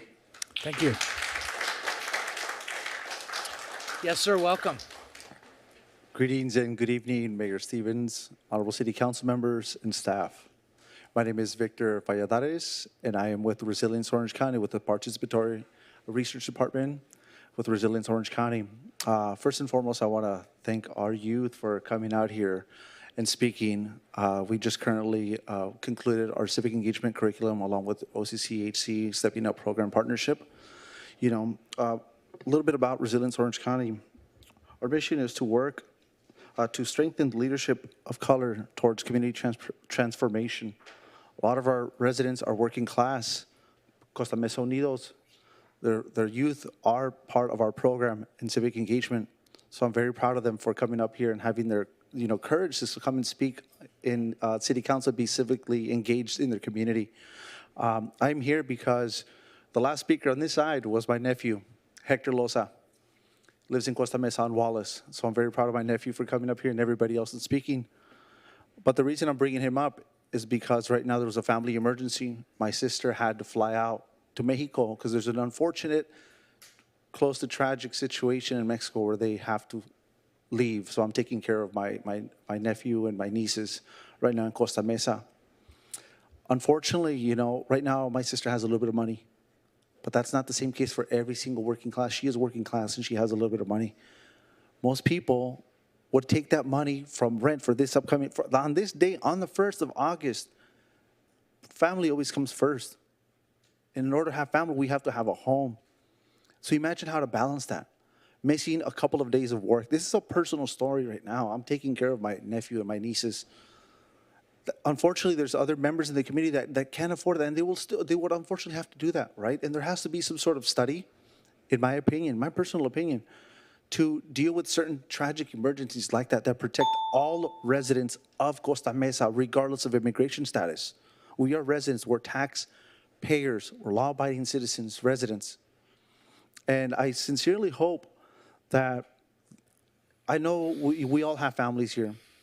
We all have families. We may be privileged, we may have status here, we may be first generation, third generation, fifth generation, but that doesn't, there are family members that you may have right now that are in these situations where you have to work 2 jobs, 3 jobs to make ends meet. And the cost of living is skyrocketing. Affordable housing is non-affordable for the AMI below 40%, 50%. Nobody that I know around here in working class communities make over $80,000 to $90,000 or can afford to pay $3,000, $4,000, $5,000 in rent. So I'm here to urge everybody to look deep down inside your heart and please. Thank you, Victor. Yes, David. All right, Mr. Mayor, members of the City Council, your agenda is kind of all over the place, so my comments are going to be 2. First, I'll just say, so for study sessions, I think that public comment should come after the staff presentation. That way the public has a chance to actually learn about the item and give their informed response and feedback. Siguiente, I'll give my self-translation. Me gustaría pedir que la ciudad traduzca la agenda y los reportes en la agenda a español para que todos los puedan entender. I'd like to ask that the City Council translate translate the agenda and the agenda items into Spanish so that everyone can understand what's going on in their agenda. Next, for Placentia, I'm thrilled and delighted that work has begun on improving Placentia, but I would just like to ask that on that project and on any other construction project, we make sure that during the construction phase that there's still support for those, for cyclists, for pedestrians, for whatever it may be. So like just plastic delimiters to denote where the bike lane is going to be that can be removed later on, that would be great. Next, I think one-way streets should have automatic pedestrian signals if you're going contraflow. So if you're going the wrong way on a one-way on the sidewalk, for example, because if I'm on a bike, this is what I actually do to get to City Hall every time I come here. If I'm on a bike heading contraflow, I can't see the green lights, so I can't time it right. I have to see if just the cars are coming and if they're not stopping. If the pedestrian light was automatic, I'd be able to know that I have time to just go for it and that I don't have to wait for 3 minutes or however long it is to cross. And finally, I'd like to just commend the city on all the climate work that you all are doing, and to ask for things like building electrification, infill housing, zoning reform, maybe an impervious surface tax, just some policy ideas to throw out there. I know Mark mentioned them before, but I swear I wrote them down before he came up here and talked. So thank you very much. Thank you. Ms. Hendricks, you have the floor. Okay, he has a presentation, so please don't start my time yet. Thank you. Thank you. So this is the Harbor Soaring Society's storage bin next to a vernal pool, and you see all this native plant. This was on July 15th, and you see those poles to the left that have been cemented in. And 2 weeks later, they have devastated it, chopped it all down. They have in their storage bin gas mowers and other gas-powered items right next to a vernal pool. The cement posts that are there, that was a mishap back in 2018 by Mr. Mejia, and most of them were taken out. The ones next to the storage bin were left for some reason. These all were placed in 2018. They were taken out. So those need to be taken out. This was before the assault. It took like 3 years for this stuff to recover. And this is the Harbor Soaring Society on Friday. They have their gas mower out. It's very dry out there, and they have no city staff monitoring it. And it's just wiped out now, devastated. And this is looking west, and this is the Saturday, and they're complaining they need more room. And the winch lines and the parachutes that fall off are going all over the native habitat. So even though there might be a designated area for them to walk, their winch lines and their parachute is going all over, and they're pulling them over the native plants, and pretty soon this is going to all be devastated as well. You can see those red markers, but they're not sticking to that. It is a lot quieter without the RC planes, but it's still not okay. And this is from the 15th, the white glider, which landed in the brush outside of the marked area. They just trample through everything, no regard for any of the native plants. And they are using more city staff, which takes away from the community. This is a small group of privileged men who have been allowed to do whatever they wanted, and it's taking away from the rest of the community, which is not fair. Your May 2nd, 2023 needs to be looked at again. They're just devastating everything, and then the people come with their dogs and let them go in the brush even further. They could care less. The red-tailed hawks and swallows are there, wondering what's going on. They know something. And the Cooper's hawk, they're watching. This is not okay. You talk about climate adaptation, and it's not okay to be destroying native habitat, which has taken years to come back in a sensitive area for a small group that has been allowed to do whatever they want and deprive the rest of the community. These are my former students that were up here talking. They love Fairview Park too, and they're tired of Yes, yes. Hola, buenas noches a todos. Hola. Hi. Hi, good evening to everyone. Yo vivo al lado de la Valle Street, de la Newport Boulevard. I live on the east side of Newport Boulevard. Ahorita estamos a temperaturas muy calientes, 80 grados, algo así, en verano, ¿verdad? Estamos como 80 más o menos ahorita. Right now, our temperatures are very high, Sí. on the high 80s, right? Es incómodo que a la 1 de la mañana Tony's Bar tenga ruido los customers a la 1 de la mañana. Es a la 1 o'clock de la mañana. Sí, sí. It is very uncomfortable. It's very unfortunate that Tony's Bar off of Newport Boulevard, it's open and it has customers up until 1 in the morning. I had to leave my windows open. Don't see. I had to leave my windows open because it's very hot and it's a lot of noise in the morning. So I come before to ask you about this problem, but they start again like 2-3 times a week. Sometimes, they make a lot of noise. Right now it's quiet. It's quiet. So 1 o'clock is really, really quiet. I had to open the windows. It's very hot, and I cannot sleep in the morning because those guys, they make a lot of noise in the morning. So I have here let's see.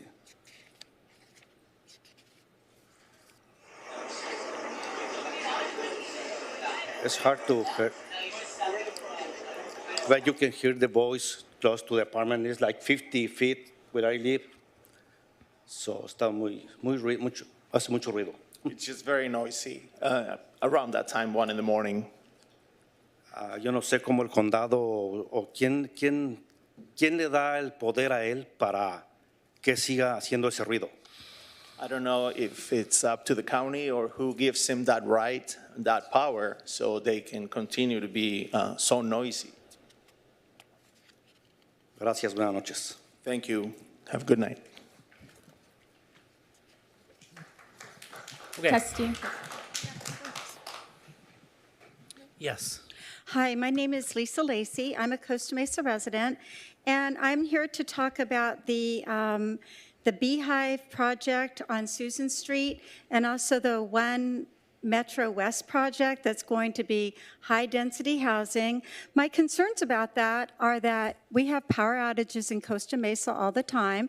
We worry about having enough water, but yet we're building all of this housing, and I don't feel like we have the infrastructure to support it. Along with that, the cost of the building, but along with that, we've also got the medians that they're building in Costa Mesa. The medians are very nice, they look pretty, but some of them have plants that are so high, you can't see children or small animals if they're out there, so it's dangerous. And I just think that the city needs to really look at what we're doing when we're building things, that we have the proper infrastructure to support the buildings. Thank you. Thank you. All right, Mr. Humphrey. Good evening, Council. Jay Humphrey, Costa Mesa resident. Quickly, first off, as I've done before, I want to thank the Council and the city and the staff for the support of the hearing devices to help me communicate with the city more effectively. And they provide that to other folks who have hearing disabilities. So I appreciate that, and thank you, city, for doing that task. And we can do that even better with more people. So thank you very much.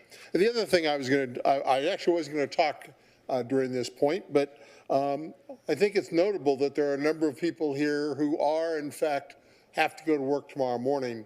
All of us do. That's the way life is. We understand that. But you have a very important issue that a number of the people are here to talk just about that. And that's item number 8 in new business. And I would ask the council to move item number 8 in new business to the start of new business. At least give them that much relief, because the truth of the matter is, where it sits right now, in my past experience on this, we're looking for a late night no matter what we do. And number 8 probably would be so late, many people would not be able to voice their considerations to this council. And as you know, I believe very firmly in the fact that the more information you have, the better decisions you make. So I would appreciate that, and after that, it is well within your capability. Number 8, to move it to the start. Thank you very much. Thank you. Okay. I don't see anybody else in the chamber, so let's go to Zoom. Thank you. It's phone number ending in 062. 062, you have the floor.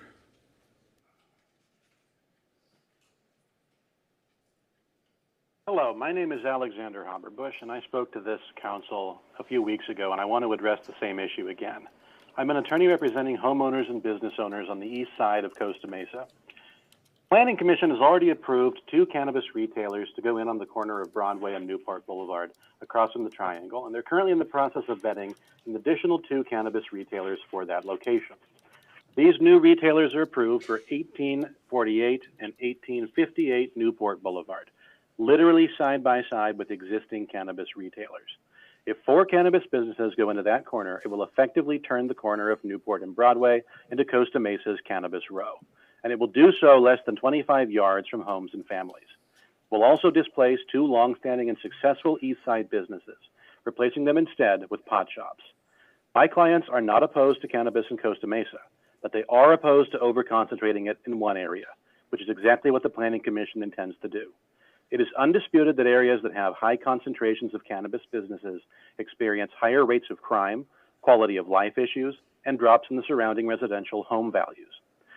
Now, I have been retained to encourage this city to reverse course on this before 4 pot shops dominate that corner and do damage to my clients' businesses and homes. If the city refuses to do so, we are authorized to sue the city for the resultant injuries that 4 cannabis businesses on that corner will inevitably cause to East Side residents. You, the City Council, can address this in several ways. First of all, you could modify the existing cannabis ordinance to put in buffers in existing shops. Sir, I guess we've only got, you're about halfway through, but you're speaking directly on an item, and I know we gave item number 8 some leeway, but this is an item on our agenda. And If you prefer I make comments at that time, I can do that. I would prefer that, yeah. Certainly. Next. Next speaker is Alejandro Barboza. Mr. Barboza, you have the floor. Hi, Council. I'm currently a graduate student at Johns Hopkins School of Advanced International Studies in DC, but I'm back home for the summer. And I'm actually studying climate development and sustainability. So I wanted to take the opportunity to talk about and propose a climate action plan in the city. I know we just hired an environmental staffer, and we just got this grant from SoCalGas. So a climate action plan really at the end of the day is just a list of common sense solutions that are going to allow us to continue to enjoy our lives, but in a much more sustainable way. And we really won't be changing how we live a whole lot, because a lot of the changes are going to come from electrification, and that's what we really should incentivize. So I know the grant came from SoCalGas, but gas kind of has to go. One of the biggest things we're going to be pushing for, or we need to be pushing for, is building electrification. We can start with municipal buildings, and this will not only lower our emissions in CO2, but also immediately improve our indoor air quality, which is going to be which is going to have a direct impact on residents of Costa Mesa.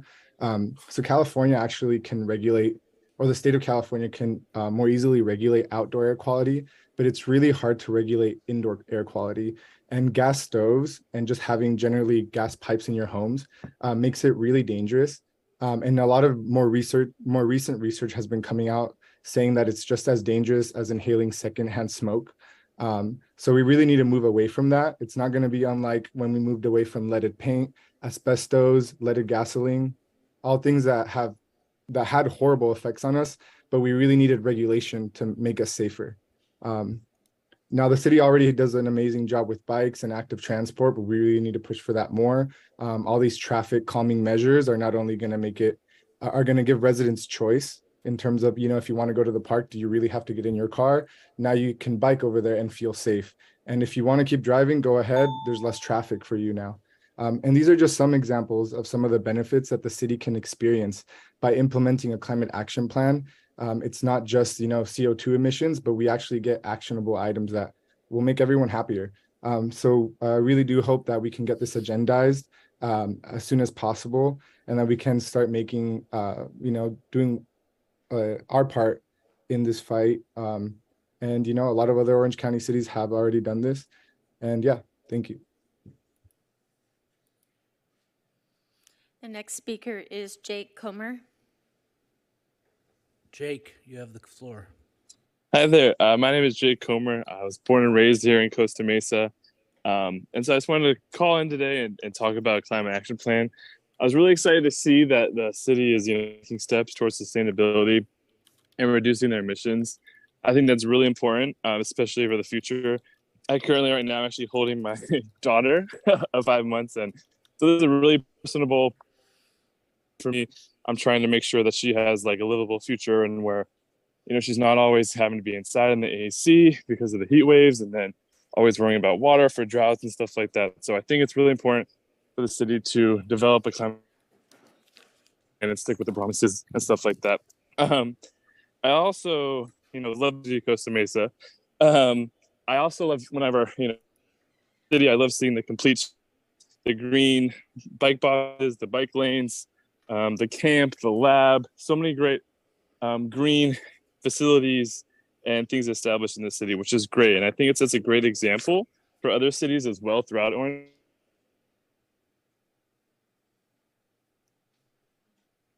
Past for other cities, I actually would drive around or bike around Mesa just to get a feel for how it is before implementing in other cities. And so I think the city of Costa Mesa could also be a great example in developing a climate action plan. There's also, as I'm sure the council is aware of, the OC Sustainability Decathlon this October. So I know it's going to bring a lot of people, a lot of climate people, a lot of just neighbors and OC residents around to the fairgrounds for another time after the fair is over. And I think it would be great to advertise that the city is developing a CAP. I think it would be a great way to spread the word of Costa Mesa is on the right track. Let people know that the city is taking care of the stuff, especially holding sustainable decathlon. It'd be important to see that the city is behind such efforts. And just in terms of other news, I know just on July 3rd, the global average temperature record was broken, only to be broken again on July 4th the next day. And this is definitely something that's very urgent. It's something that's here, and we need to address this. And I hope the council will develop a CAP to do so. Thank you very much. No further speakers. Thank you, Jake. Okay, close public comment, and now we move to the council member committee reports, comments, and suggestions. First up from District 5, Councilmember Arliss Reynolds. Great, thank you. That was a really good, informative series of public comments. So thank you to everyone who gave comment. Lots of good things and lots of challenges in the city for us to address. So I'll try to go through these fairly quickly. I do want to, I'll express my support. I think it's a really good idea to move up the new business 8 item, given the number of people who are here to address that and sort of the inherent challenges that we're addressing there. Council member, let's take a vote. Yeah. I'll second. Okay. I'll second. Can we make it new business 7? It's the last one, which is the one. The last new We're talking business about item the on eviction. last item. It's depending on what agenda you're looking at. Well, the last one I have is new business 8. It's the request The one that was left, yeah. regarding a potential Okay, the new business eviction order. item on an eviction, just right. cause eviction ordinance. Motion, I seconded it. Call for the question.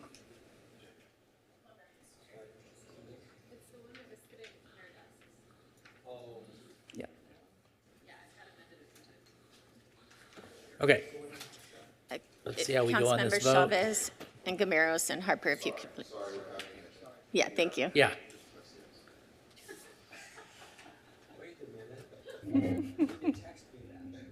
No. Motion Okay, carries good. 7-0. 7-0. Thank you, council member. I didn't mean to interrupt you, but we might No, as well thank get you. it done. Glad, happy to do that to all my items here. Okay, There was some discussion in public comments about our rental assistance program. This is a program that we've funded with more than $1 million at this point. We're continuing to try to tune the program to address the access to barriers. I'm always concerned to hear that there's still access to barriers and want to continue to address that. One barrier that we did address is that our rental assistance program now is available to mobile home owners who rent their spaces. So for those of you who might be own your mobile home but rent a space, our rental assistance program is available for you now. And I know our staff will continue to work with the community to address other barriers that people are experiencing.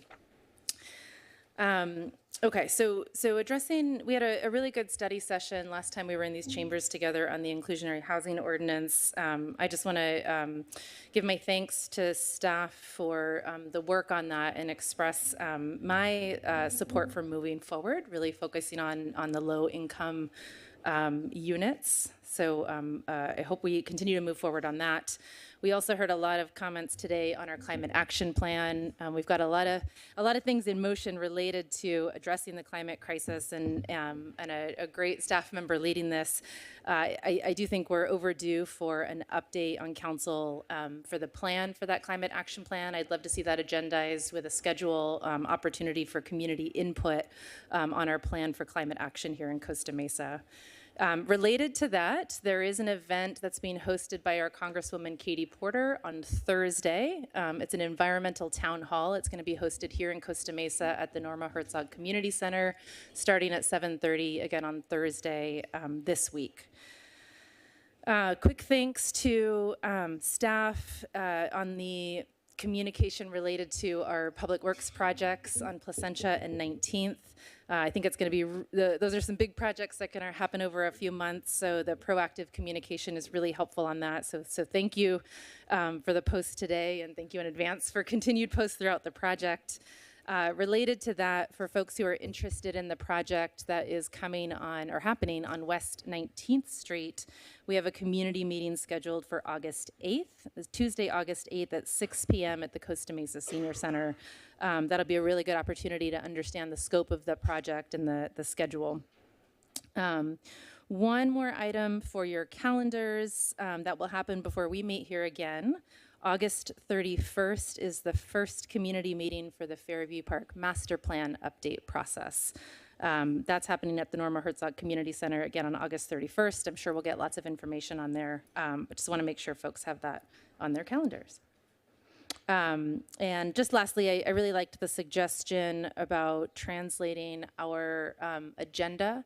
There's some, maybe some creative ways to do that. That we can start right away. I know we've got some great Spanish speakers on staff. Maybe a quick summary of our agenda items so we can make that more accessible to our community. Thank you. Thank you very much. Now from District 4, Councilmember Manuel Chavez. Thank you, Mr. Mayor, and thank you everyone that spoke today. As always, we appreciate your feedback and commentary. I have a couple items, so I'll move as quickly as possible.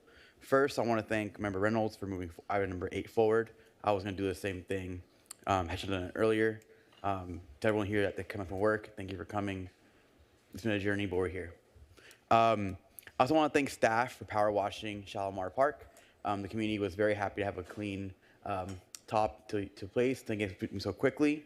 On the way to the Chargers camp on Fairview Drive, I realized that there's a lot of light poles that have banners promoting the Chargers. And one of the things I keep remembering is we have one public speaker that's always mentioning how come we don't ever accommodate and praise people that have good academics. Why is it always sports?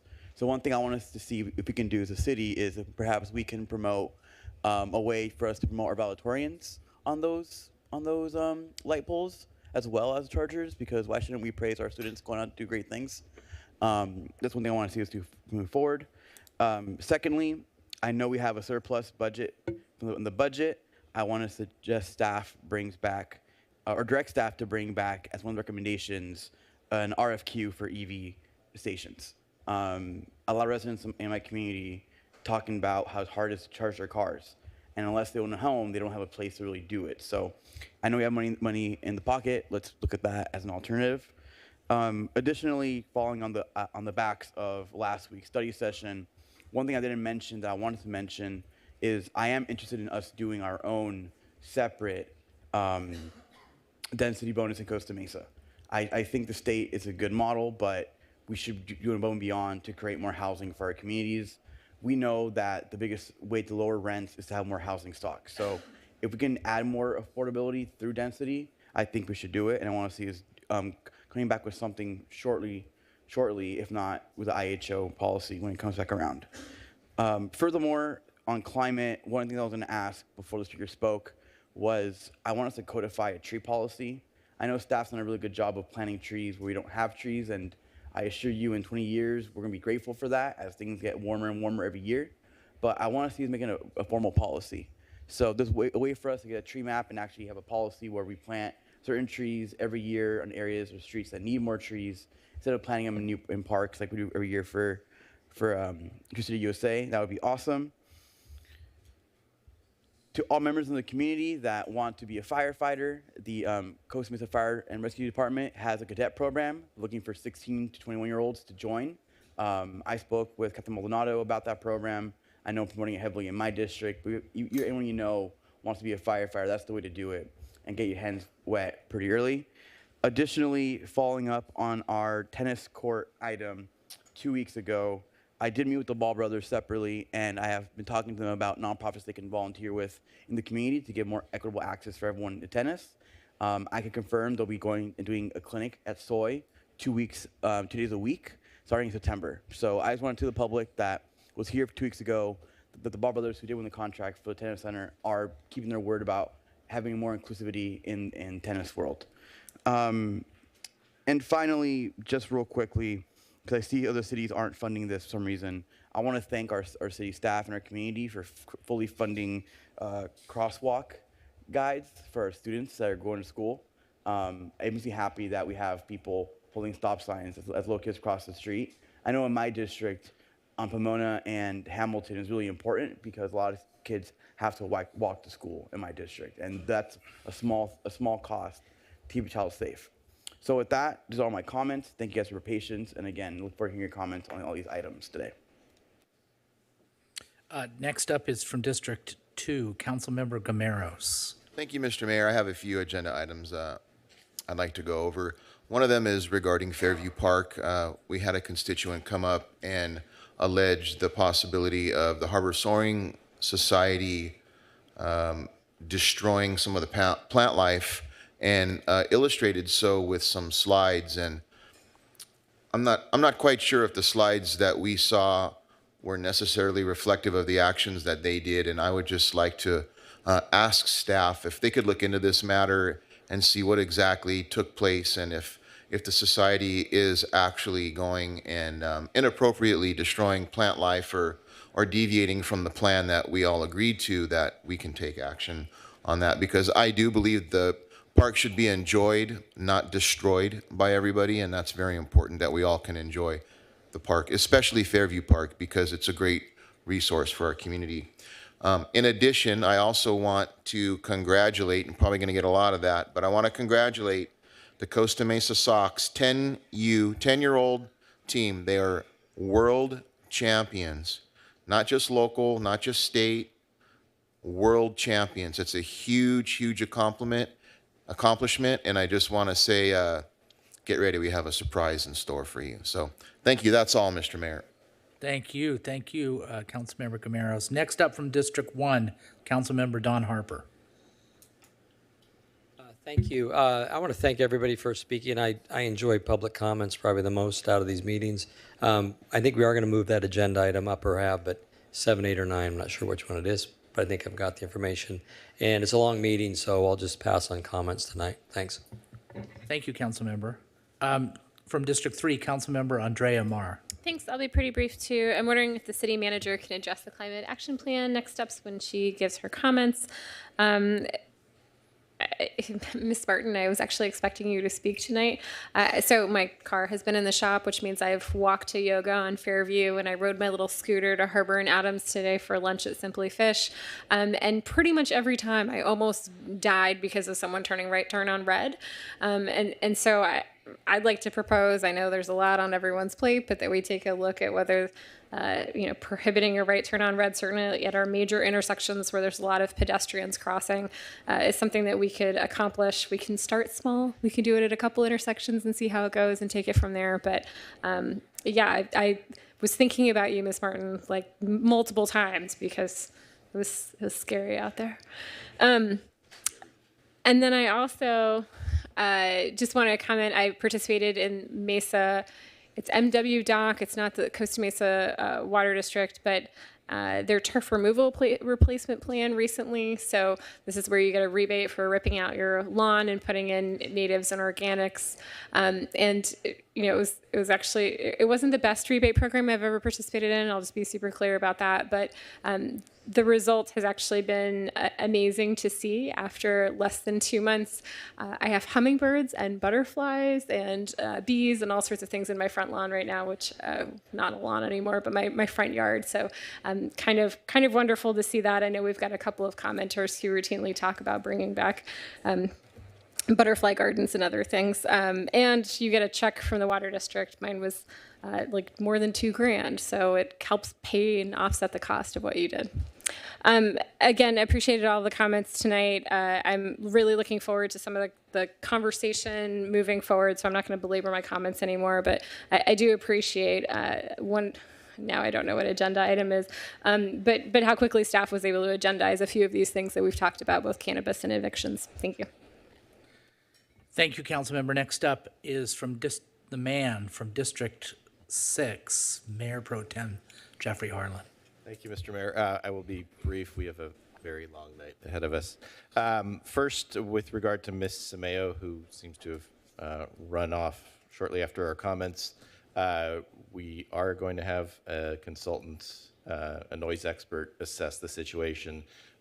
Just for the council and the public's knowledge, we have already had code enforcement look at this on, I think, 40 occasions. Nevertheless, much like Smart and Final, we'll do our due diligence and take this seriously and assess the findings at that point. I wanted to congratulate the chiefs, Chief Stefano and Chief Lawrence, for surviving and in some ways thriving Demolition Derby last Friday night. Thank you for remaining in one piece. It was very entertaining. Always exciting to see Ricky Bobby out there. So represented the city very well, and we're looking forward to it next year. And then lastly, for the city manager, I think back in May, I had inquired about the status of our economic development strategic plan, and you had mentioned that we had some preliminary assessments that would be done in the summer, so I'd kind of like an update on that. Yes, that's it for now. All right, I just have a few things. I actually have a video I want to show, but it's super short.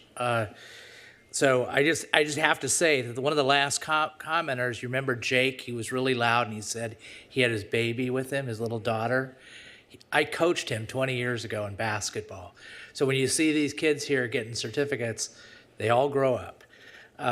Anyway, so the other thing on a sad note, and we'll adjourn the meeting for him, Fred Sorzabal died, and I want to read a little bit about him. The city of Costa Mesa would like to extend our condolences to the family of Fred Sorzabal, who recently passed away at the age of 85. Fred was the Costa Mesa city manager from 1970 to 1985. That's a very long run. In November of 2021, he traveled to Costa Mesa from his home in Idaho to attend the dedication of the Roger Neth Park. And Roger Neth was the police chief during Fred's tenure as city manager. So we'll be adjourning the meeting in honor and memory of Fred Sorzabal. Thank you for your service, Fred, to the city of Costa Mesa.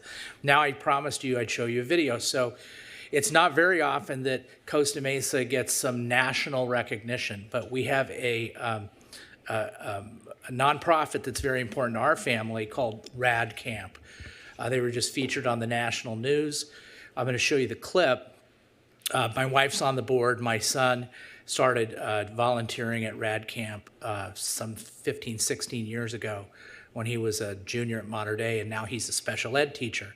Many stories of that kids that start and volunteer, go into special ed and helping the disabled. So if we could cue that, you'll get and thank you to the PD, the police department, for participating in that. And thank you for Miguel's Jr. for the burritos. Yes.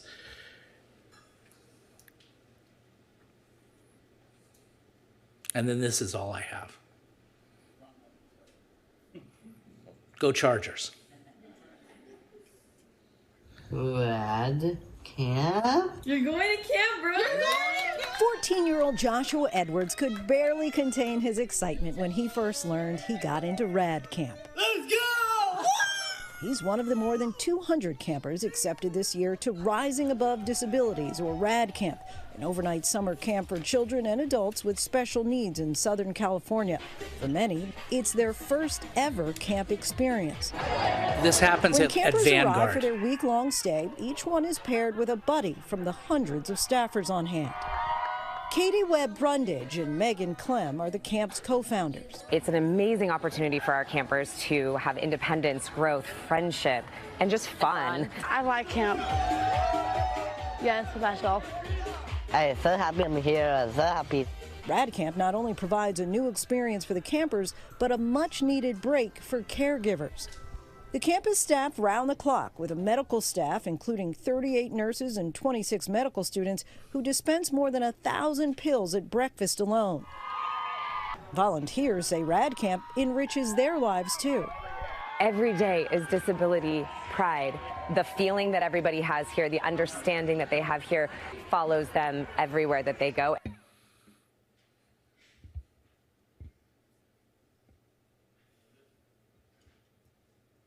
That's it?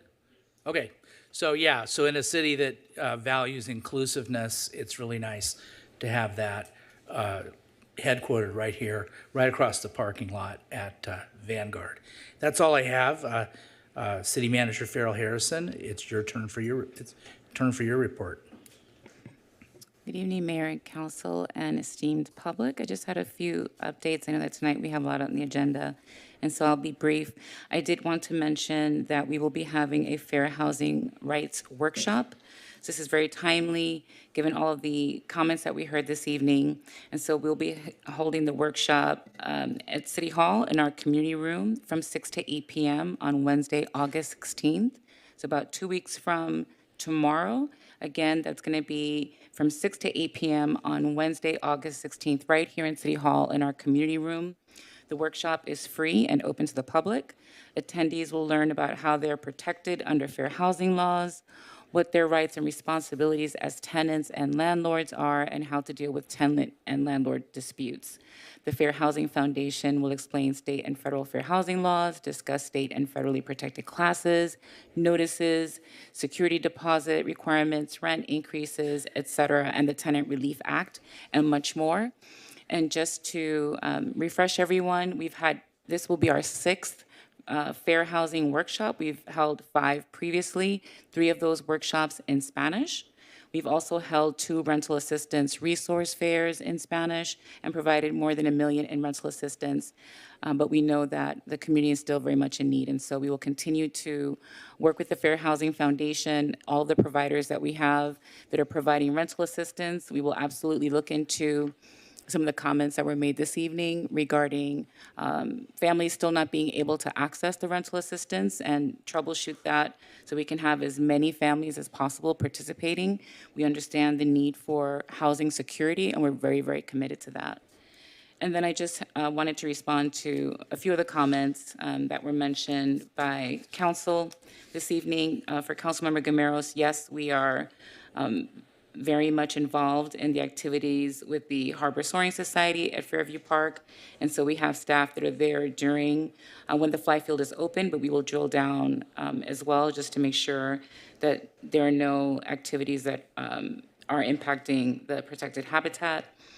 Regarding the Climate Action and Adaptation Plan, Councilmember Marr, that should be issued for the RFP, the request for proposals, in a couple of weeks. And so mid-August is what we're anticipating as the issue date to receive proposals from consultants in this space that we can make great progress on the Climate Action and Adaptation Plan. I just wanted to thank all the students that came out this evening. It's really inspiring to see, our young folks and the next generation of leaders coming through and wanting to work with us on that. And so I've asked our HR director to see if we can reach out to Vanguard and maybe get some of these students to work with us as interns so that they can help Salem. And so earlier today, the representative from SoCalGas mentioned the sustainability division. It's one person. And so we'll try to supplement that with additional intern opportunities. And then just wanted to give a status on the economic development plan for Mayor Pro Tem Harlan. Right now, we're all hands on deck for the implementation of TESA, which should happen in about another 2 weeks. And so all the subject matter experts, and Dan Inlows in particular, is leading those efforts. And so I think once we can implement the new system and make sure that for the next 30 days after that implementation that everything is going smoothly, I think he'll be able to pivot. But at the moment, just to ensure that that launch is as effective as possible, because it affects every single business for business licensing purposes, every single permit and project that comes to the city. We need to have him focused on that, and then we will get right back to the economic development plan as well. Those are all my comments this evening. Thank you very much. Ms. Barlow, City Attorney report. Good evening, Mr. Mayor. I have nothing to report tonight. I'm afraid we'll all be talking a little bit too much tonight. Thank you. Okay, good. Then we have the consent calendar coming up. The consent calendar items are to be considered in one motion and shall be considered routine. Unless any item is pulled. Has any item been pulled by either the public or the council or the staff? Yes, Mr. Mayor. Item number 4 has been pulled by a member of the public. Item number 7, member of the public. And item number 8 by Councilmember Reynolds. Okay, 4, 7, and 8. Okay, I'll make a motion. Wait a minute, 4. What'd you want to do with 4? No, 8. Councilmember. Or somebody else pulled? Yeah, member of the public. Public pulled 4. Okay, that's cool. I'll do the motion on the balance. Note a recusal of Councilmember Gameros because of the priceless pets distribution. Second, call for the question. Councilmember Chavez, please. Motion carries 7-0. Okay, number 4. Okay.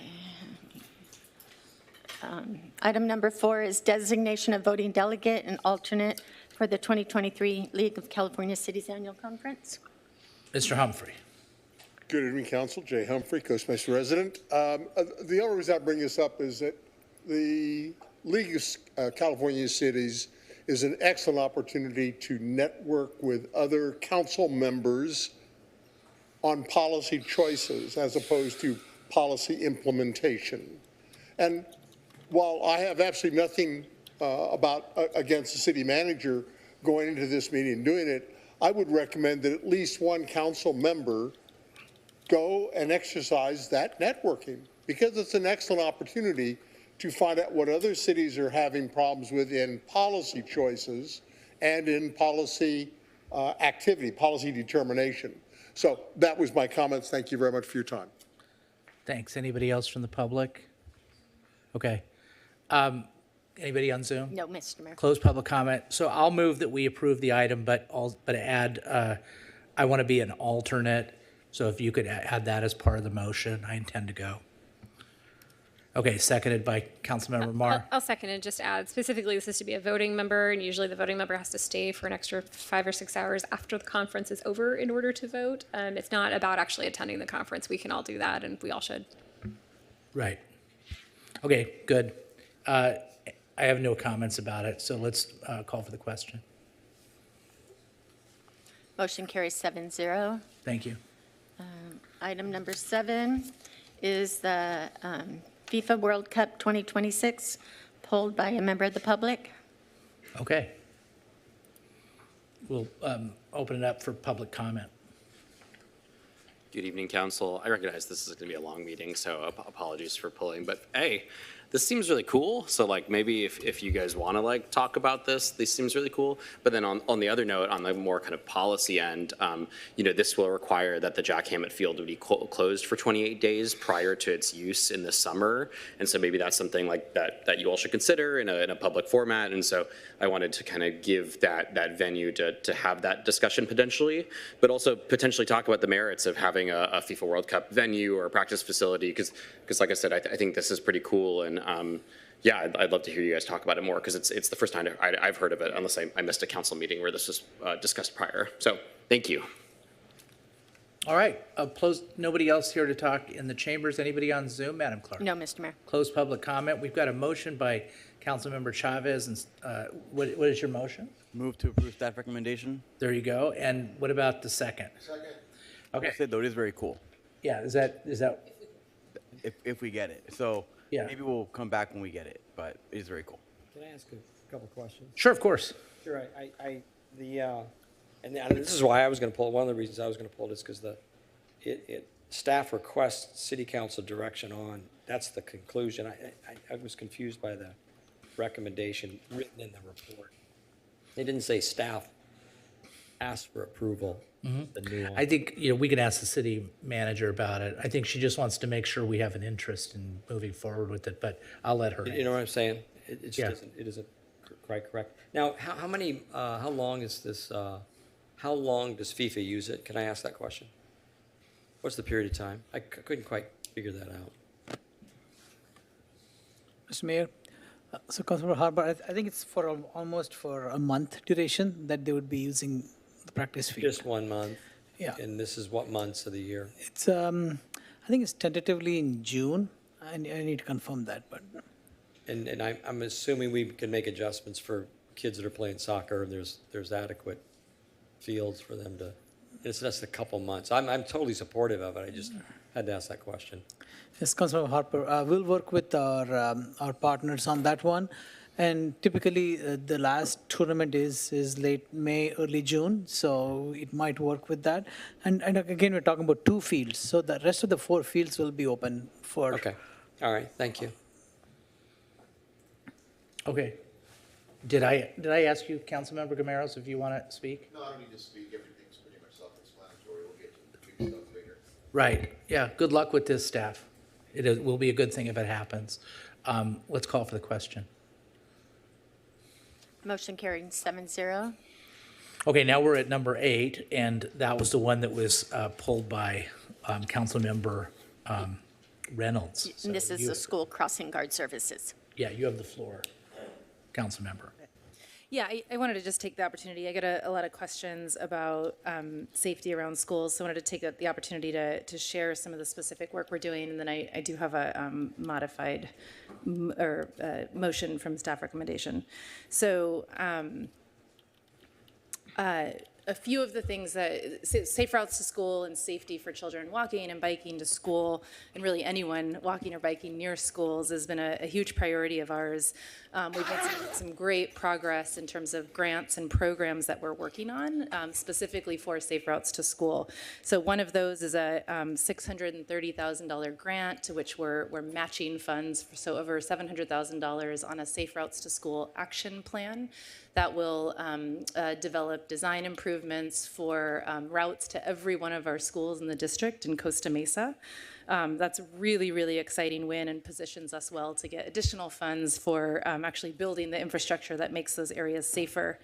In addition to that, we are reviewing some proposals right now to develop a citywide bike safety program focused around our schools that will include both e-bikes and what I think we're calling now me-bikes. So regular bikes and e-bikes, so some additional educational programming focused on our youth for safe routes to school. And then finally, this feels like a smaller project, but just as important, we are doing a full review and refresh of all of the crosswalks around our schools. Our public works teams is leading that, and I think that's a really good proactive plan to also improve the infrastructure on our safe routes. So I'll have a motion, I guess, after we go to public comment. Sounds good. Let's go to public comment. All right. Nobody. Oh, okay. Hey, welcome back. Yeah. Well, you haven't been here in a while, so it's good to see you. I've given you guys a break. It's good to see you. Likewise.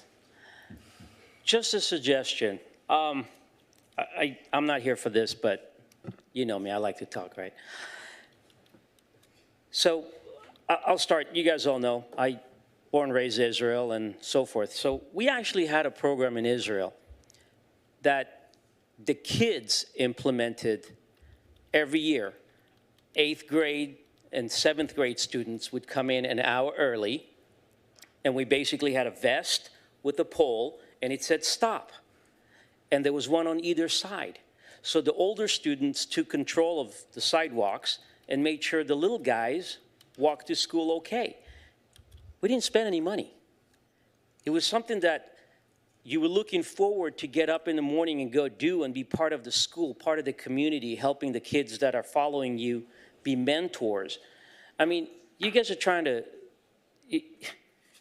it's unbelievable the amount of money you guys are spending on this. There's better stuff to do than to do this. I mean, there's better ideas that can come through by just getting the kids to be motivated to go out there and to help the younger kids versus just throwing money at something or painting the sidewalk.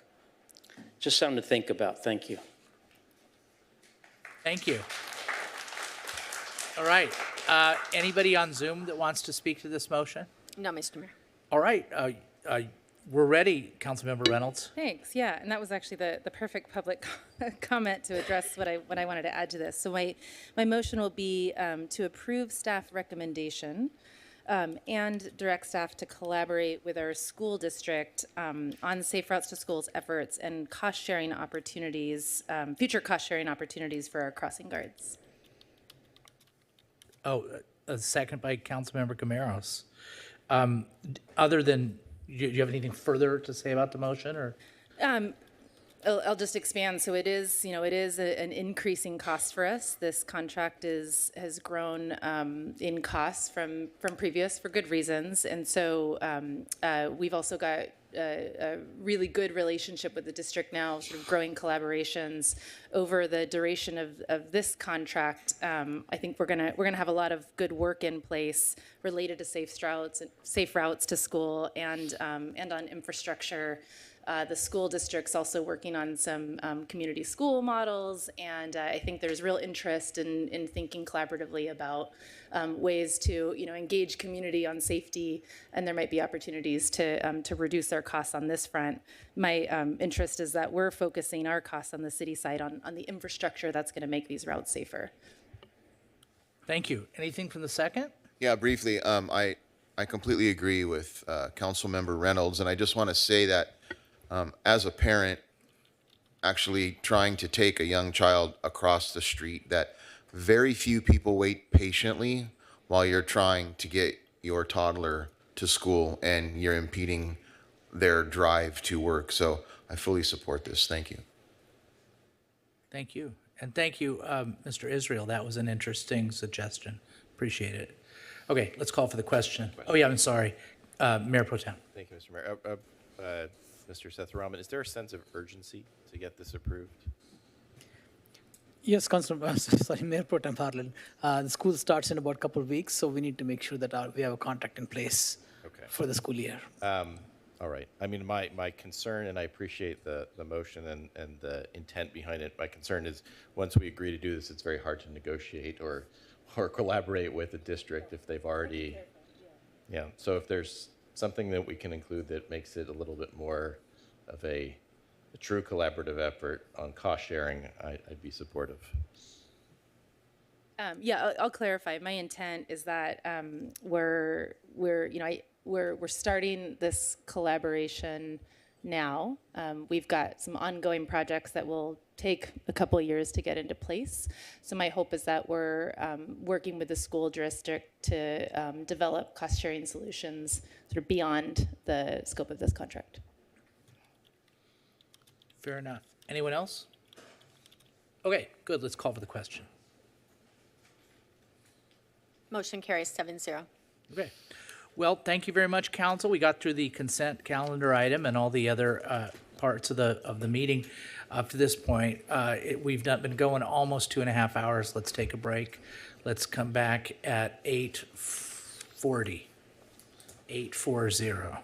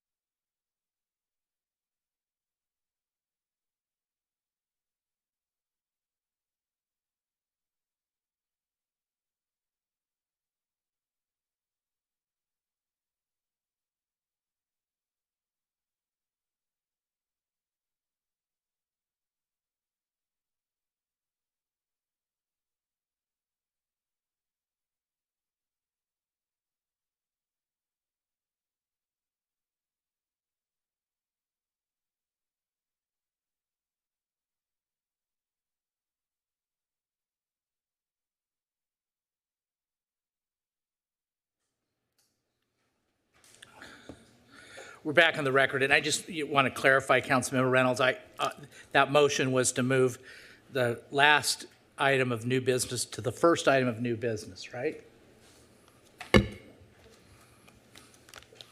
Right, Councilmember Reynolds? Yes, yes.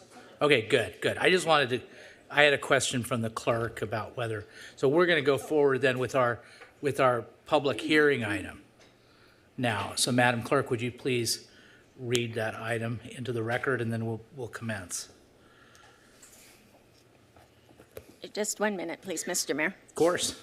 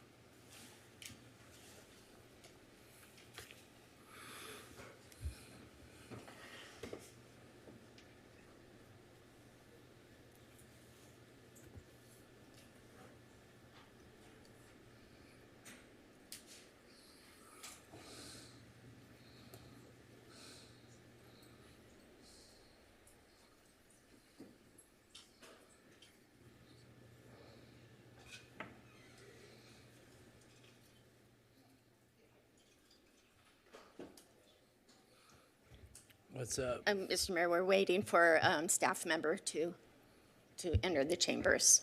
Mr. Mayor, Yes. would there be anything wrong with moving new business 8 ahead of the public hearing? Yeah, I mean, no, of course not. Let's just, why don't we just, in light of the delay with public hearing item number 1, and I'm sure the applicant is be patient about it, let's just hear the one that we've now moved from 8 to new business 8 to new business 1, and let's call it and let's do it. I don't even think we need a motion. Let's just move on it.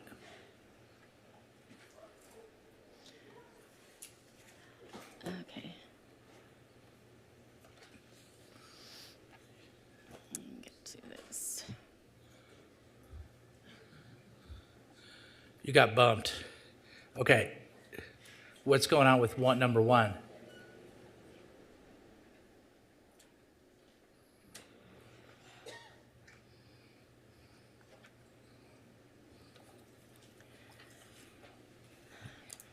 Right.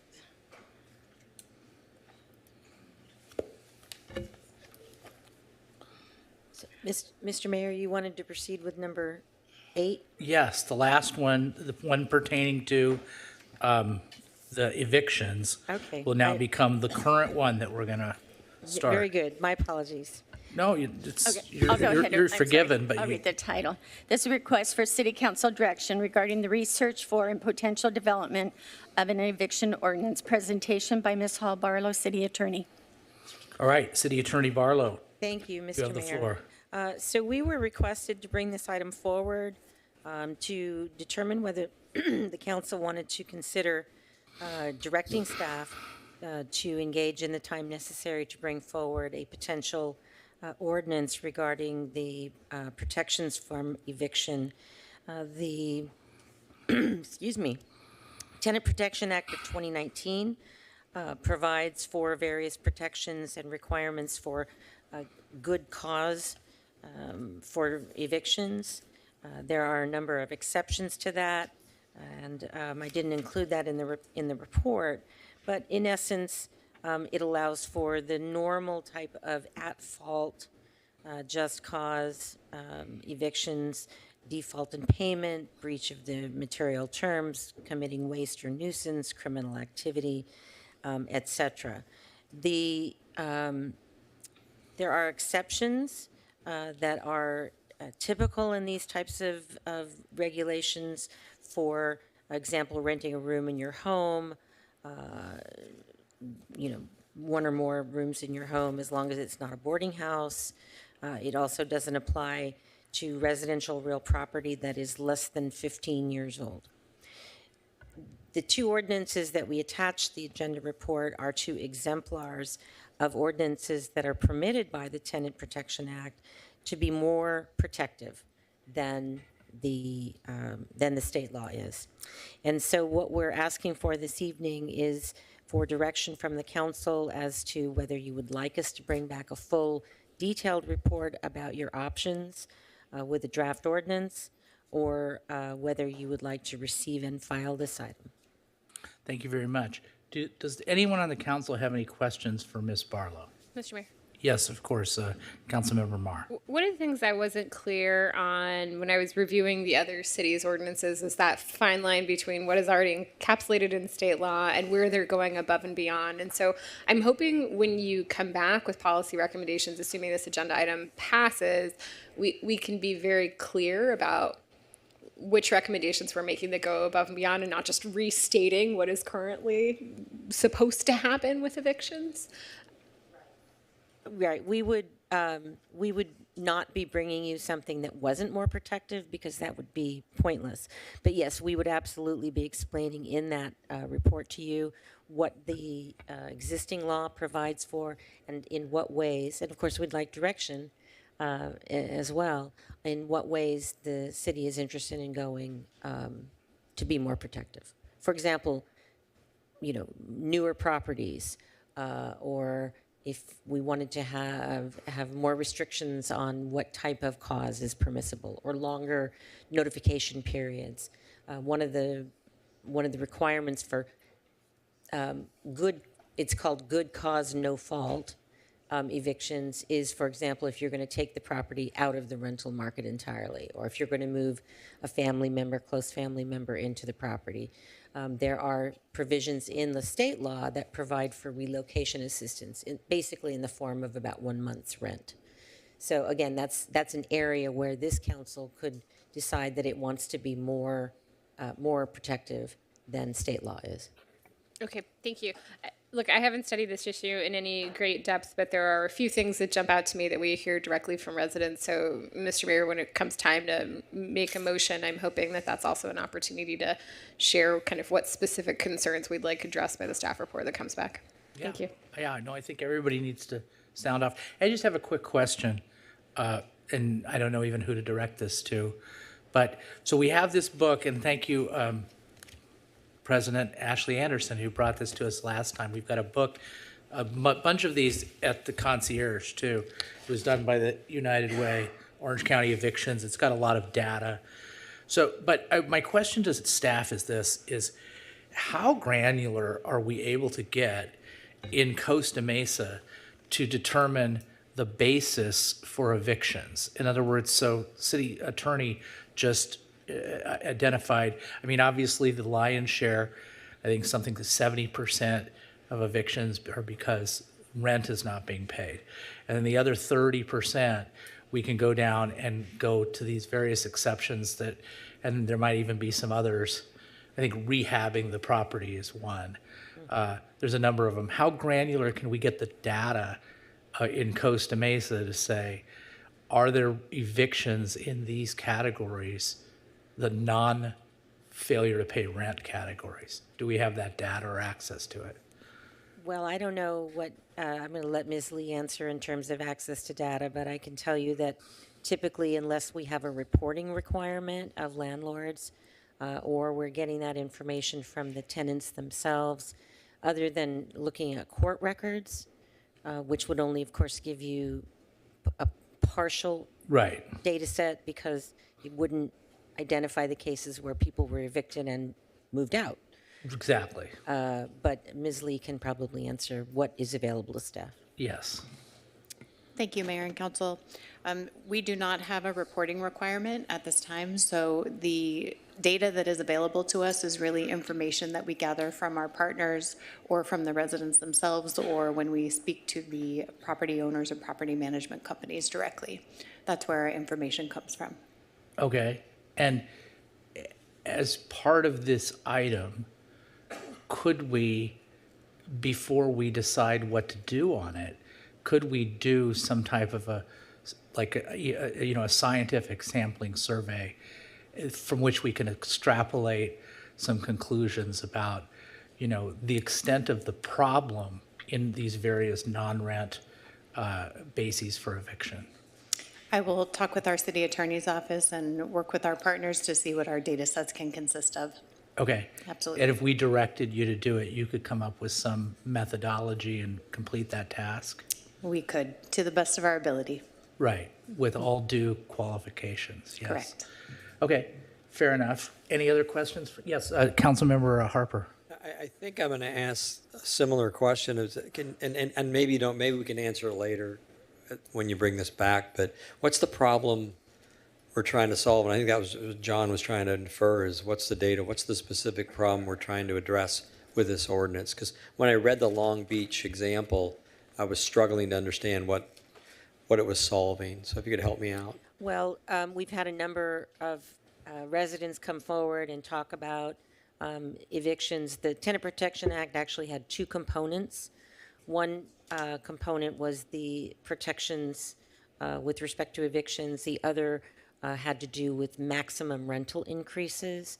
They have some interplay because when property is, for example, taken off the market for rehabilitation, that's allowed under one provision. It also takes it out of the rental cap that is otherwise placed on the property, so that it can be remodeled and then re-rented at whatever the market rates are without regard to their prior rents. So some of this is a form of controlling rents. I'm going to say it the wrong way, but is that so? If I can take it out of the rental market, rehab it, do it, then does the ordinance force us to put that person back in that rental unit? Wouldn't necessarily. It's Or could. just that's the problem that people are complaining of, and that's the problem that the state statute addresses, is to impose restrictions on increases and to impose restrictions on evictions so that people aren't evicted just because. There's been a pretty significant turnover in Orange County, as I understand it, and in a lot of other communities where it's easier to kick somebody out and re-rent the unit at a much higher rent than it is to increase a rent, and especially with the caps that are imposed under the Tenant Protection Act,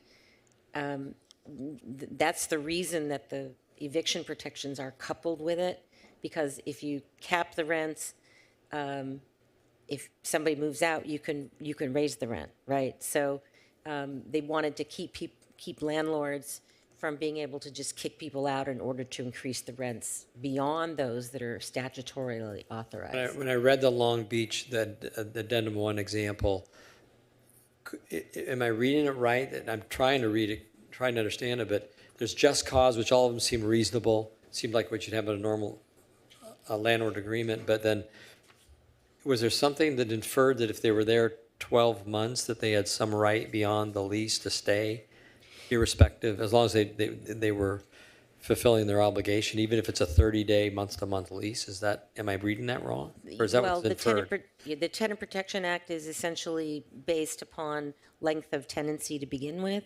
So it's designed to protect people who have been in their units already for at least 12 months. When a tenant is added, they're looking at, whether there's been somebody there at least 12 months or the collectively there have been related people there for at least 24 months. That's already in the Tenant Protection Act. Yeah. So some of the provisions of the Long Beach and the Buena Park ordinances sort of are premised upon those same deadlines. They just have different protections, more extensive protections. Okay, and I concur with several of the members here that I'd like to see a comparison of the state law and then data to see what problem we're solving. Absolutely. We were asked to bring this forward, and we are required to get your approval to do more than 4 hours of work. So I didn't want to do that extensive comparison for you until we got direction. Fair enough. Thank you. That's all, John. No, and you interpreted correctly the reason I was asking the question, and I mean basically the statute. We've got it's reprinted here. In our there's really two big categories, for fault cause, which means it's something to do with the tenant's conduct, either vandalism or not paying rent or any number of things that goes from A to K. and then no fault, which is something to do with basically the landlord's intention to use the property for another purpose. And I think that one of the things that, I mean, they were trying to do in Buena Park is to make sure that the no fault were legitimately used and not illegitimately used. That's the way I understand it. But nobody asked me. Councilman Reynolds? Yeah, thank you. We all got our reports out. I've also been reading this report. Thank you to Trustee Anderson for bringing these to us and to the United Way team for putting this together. It's really a sobering report, and we hear through public comment and our communication with the community of a lot of the issues and challenges across the board for the 2/3 of our population that rents. A couple stats that jumped out to me here is that Costa Mesa, I hadn't realized we're the second highest renter rate in Orange County. We have the 4th highest eviction rate in Orange County. So it's really, really interesting report, and I'm glad that United Way is working to pull that data together. I did see, I was really happy to see Nate Robbins on our staff as part of the team that put this together. Shows that he's part of the Orange County Eviction Diversion Collaborative. And I was curious, I saw him out there earlier, and I was curious if he's still here and could share, I don't see him, share maybe some of what he's learned specific to Costa Mesa. Maybe we can follow up if he's. Somebody wake up Nate. Where's Nate?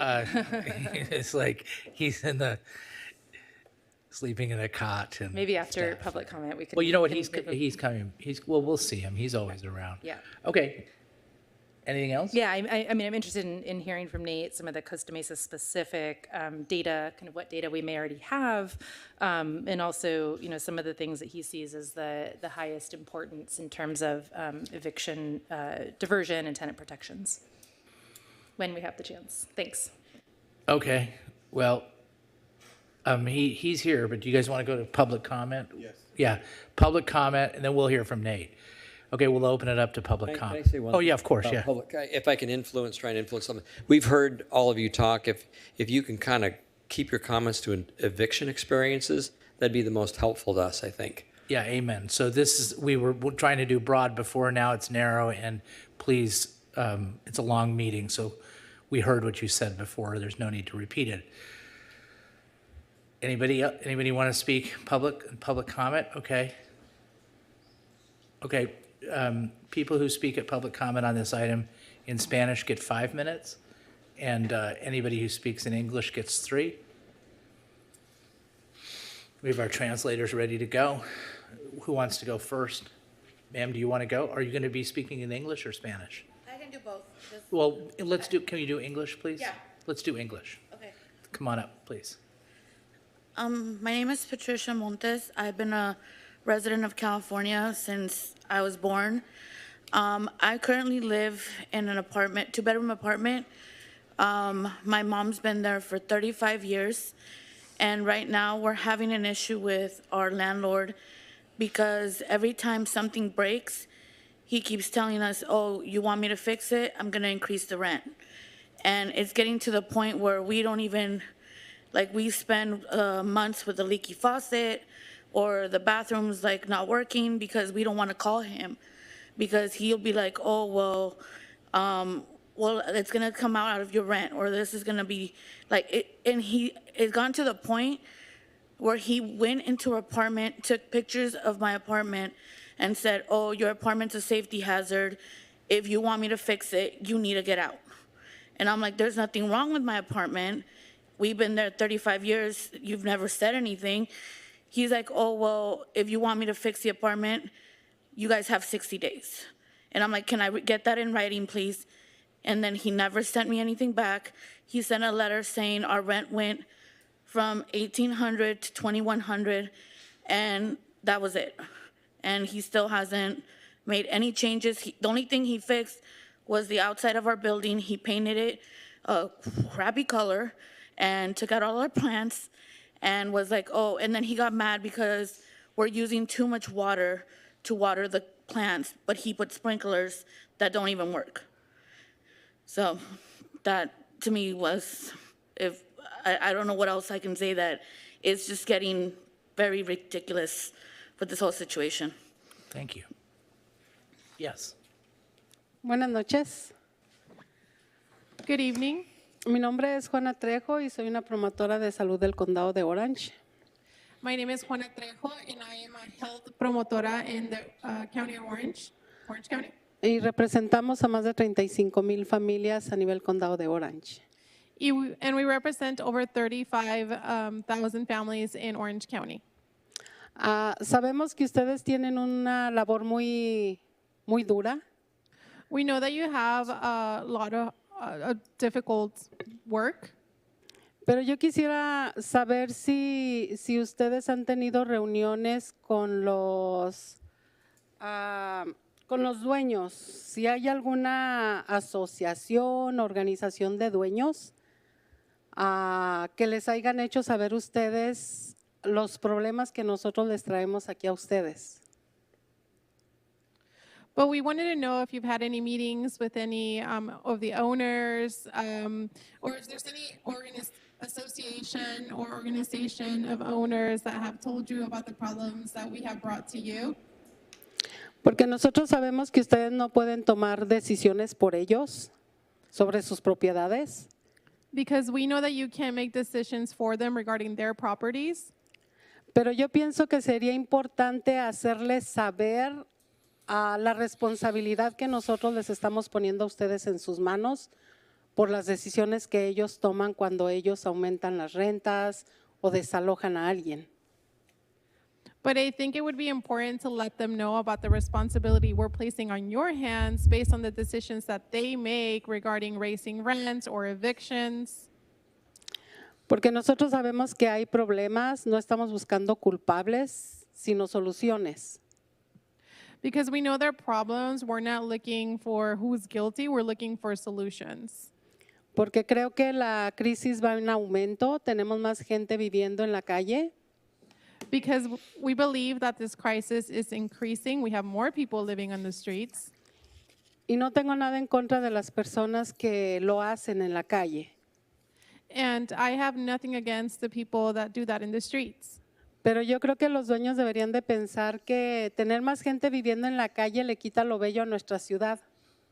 But I think more owners should think about having more people living on the street takes away from the beauty of our city.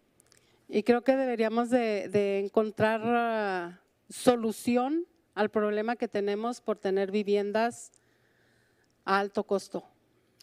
But I think we need to find a solution because due to having buildings or housing that's at a high cost. Nos gustaría también escuchar de algunos dueños cuál es el motivo, qué es lo que piensan cuando toman tales decisiones, pero que vean cuál es el resultado de las decisiones que toman. Would also like to hear from the owners about what is the motive behind it or what are they thinking when they make these decisions, but we also want them to know what the results of those decisions they make are. Y les quiero agradecer por todo el esfuerzo que están haciendo de tratar de solucionar los problemas que nosotros les traemos aquí. And I just wanted to say thank you for the effort you're putting in to try to solve the problems that we're bringing forth to you all here. Gracias. Thank you. You're welcome. Yes, sir. Greetings and good evening, Honorable Mayor Stevens, City Council, and staff. Hello again. My name is Victor, and I'm here with Resilience Orange County. And I wholeheartedly appreciate you all taking this under consideration. Hopefully you will do the right thing and stand on the right side, right, and vote yes on this. But I want to further add that there's currently a bill in the state legislature right now called SB 567, written by Senator Maria Elena Durazo, the Homelessness Prevention Act. I hope that you all, this is basically an amends the Tenants Protection Act, also commonly referred to as AB 1482. Since the bill was first introduced, it has significantly been amended. Provisions to lower the rent cap has been removed already. Right now, what the loopholes in just cause evictions, there are 3 issues that SB 567 is currently working on right now in the state legislature, which is going to be up for a floor vote in the assembly. Once the summer recess is over, there are going to be 3 provisions added to this. One of the AB 1482 was a good bill, right? We know that this is the AB 1482 of 2019 was affected in 2020. We know what happened, and everybody suffered through the pandemic. There were ARPA funds. There was a lot of eviction protections, even the county. Everybody had a lot of money, right? A surplus. All these protections have already been, you know, they're already gone. One of the things and the biggest flaws is enforcement for AB 1482, the Tenants Protection Act, also known as TPA. There's no teeth behind it. Yes, it's a law. Do you believe that property owners are going to be informing their tenants, hey, guess what? I can't raise rent more than 10%. We personally know stories.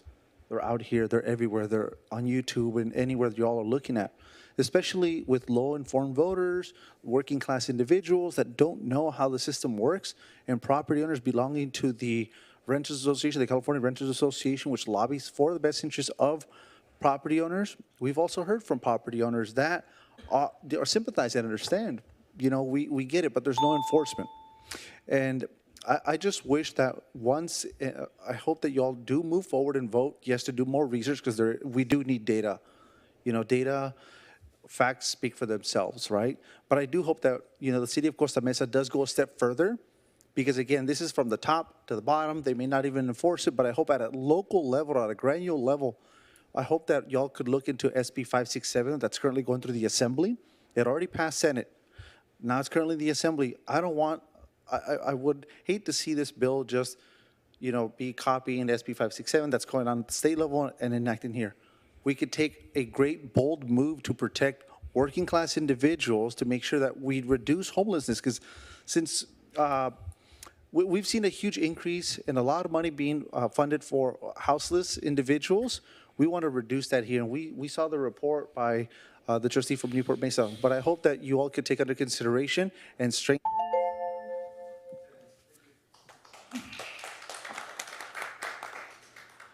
Yes. Good afternoon. My name is Sylvia, and I'm a resident here in Costa Mesa for more than 30 years. And I'm currently living in District 2. And my family and myself had been evicted, and we have 2 months to move because the owner wants to renovate and wants to higher the prices. He didn't give us an option to relocate or to move back. And it's been hard for us for this month.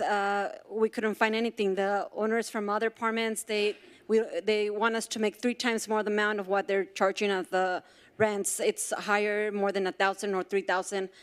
And it's really difficult because we're families, myself and my 2 daughters and my 2 grandchildren, and it's hard for us to find a place to live with these higher prices. And if you can please pass the eviction, and I forgot what it's called, but it's really like stressful, you know, for me to find a place where to go with all my family. Thank you. Thank you.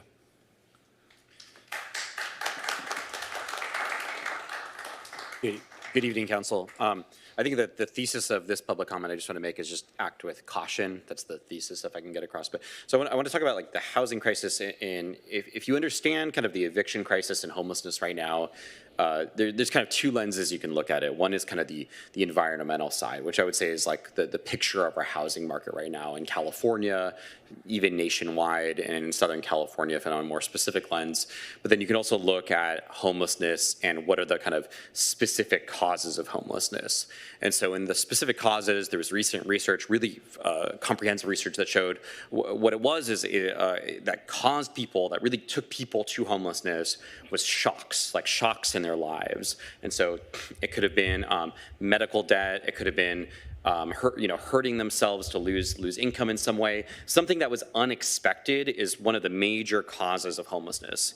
And that's like the immediate causes, I should say. And an eviction can be part of that process. And I think we should take that incredibly seriously, that an eviction for someone who wants to replace their, a landlord who wants to replace their sprinkler system and never gets the permits to actually do that, is that pipeline to homelessness. And we have to take that immensely seriously. On the other side of things, though, there is the housing market, and that we're not producing enough housing in California. and in our state, in our region, in our city. And my worry, my anxiety is that if we go too hard right now with eviction protections, just like if we go too what might seem as like almost progressive or with our inclusionary housing ordinance, that could dampen the chances for developers to build important and needed housing. I've told the story before that I live in a place that's actually probably cheaper than what I can afford, believe it or not. I can afford somewhere more expensive. But I don't live in more expensive places because the market isn't meeting my income level. There's not the housing out there for me. So I'm living somewhere that someone who otherwise could afford to where I live, could otherwise live. And I just, my ask is just for council, like I said, act with caution, act with balance, that we don't want to then put another layer of preemption in the market as a developer is trying to pencil out development that could be affordable or even market rate, that they're considering, oh, well, we're not going to be able to sell or even lease these apartments because they're going to have to put, attorney's fees or litigation fees within their calculus. So like I said, I am pro eviction protection. It's a very important thing for the homelessness pipeline, but I urge you guys to act with caution. That's all I have to say. Thank you. Thank you. Hello, my name is Madeline. That's actually my mom. We're currently being evicted right now. So what the landlord has been doing around our community is pretty much evicting us. And then after they evict us, they want to remodel, and then they obviously like the price for the apartments go up 3 times the rent.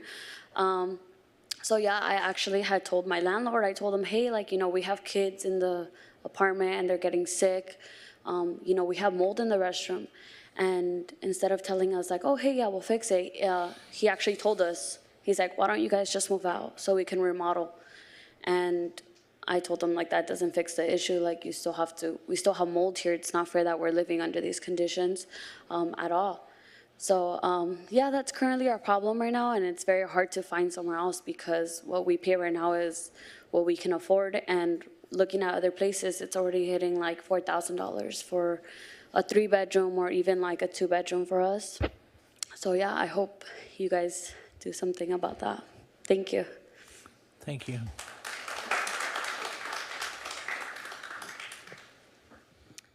Good evening. My name is Jen Tanaka. Good evening, staff and city council members. Thank you for bringing up this really important issue because the situation is really dire. I think you've heard a lot of great testimony tonight about how difficult it is. I want to second, actually, another speaker brought up the book Eviction by Matt Desmond. I actually think it's a wonderful book to read, to learn about the absolutely devastating consequences that can occur around an unexpected eviction from housing. So I think this is a really important issue. However, I am concerned that we need to be very thoughtful about we actually solve the right problem. As you noted, this will cost significant staff time, which is fine. It's an important issue. But I've noticed through our budgeting process that ultimately staff time is more precious than money because we only have a limited number of staff who are really great at their jobs, and we have funding, but we don't have infinite amounts of their time. And so I want to make sure that if we go forward with this, that we are actually answering the right question. I'm a little concerned about just looking at other ordinances. For example, if you look at Long Beach, some of the changes that they made to 1482, they were solving specific problems that their constituents had brought forward to them. Specific loopholes, in fact, that they wanted to close right away. That's one of the differences. There's other differences as well, but we should be mindful that we should listen to the constituents about the specific issues that they're having. I think another great point that was brought up is that these are very difficult laws to enforce. And I don't think that the other ordinances do much to help with the enforcement problem. If you're asking the tenant to be the proactive party to sue their own landlord in order to enforce these laws, layering additional laws on top of the existing state laws will not solve anyone's problem here. So I want to make sure that we actually solve the problems that we're having in the community. If we're having problems with meeting rent, these won't help this because you can evict for not paying your rent. So if that's the problem, we need to talk about rental assistance. If the problem is dealing with enforcement, just layering on top, again, more laws isn't going to solve the problem because we're not enforcing what we already have on the books. So I want to make sure, it's fine if we want to spend staff time on this, but don't just copy somebody else's ordinances that they were solving specific problems for their jurisdiction. We have different problems. Thank you. Thank you.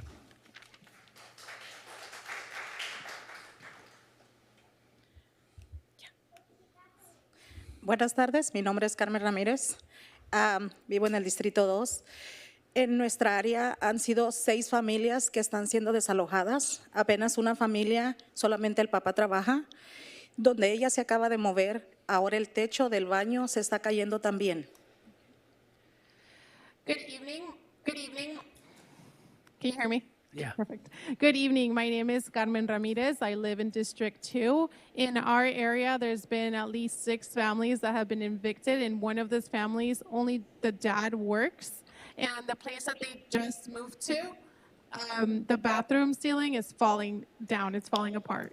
Tiene 4 niños chiquitos, una niña de 8 meses, donde está pasando ahora una ansiedad y depresión, también ella como mamá, porque también no quiere moverse de ciudad, porque quiere que sus niños pertenezcan a nuestras escuelas locales. They have 4 children, including one that's 8 months. And now she's suffering from anxiety and depression as a mom. And they don't want to live out of the city because they want their children to go to our schools.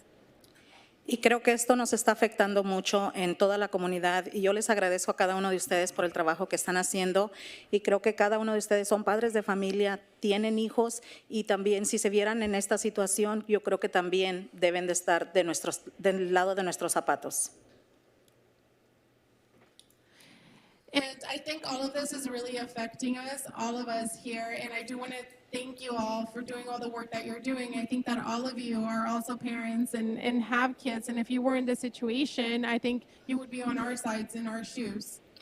Muchas gracias, por eso es la necesidad que tenemos que vayan a conocer nuestra comunidad, que vean cómo viven las familias en los departamentos. And so thank you very much, but I do think there is a need for you all to come and get to know our communities and see how our families live in the apartments. Gracias. Thank you. Appreciate that. Yes, sir. Yes, sir, you have the floor. Good evening once again. My name is Gerardo. I'm here with Resilience Orange County.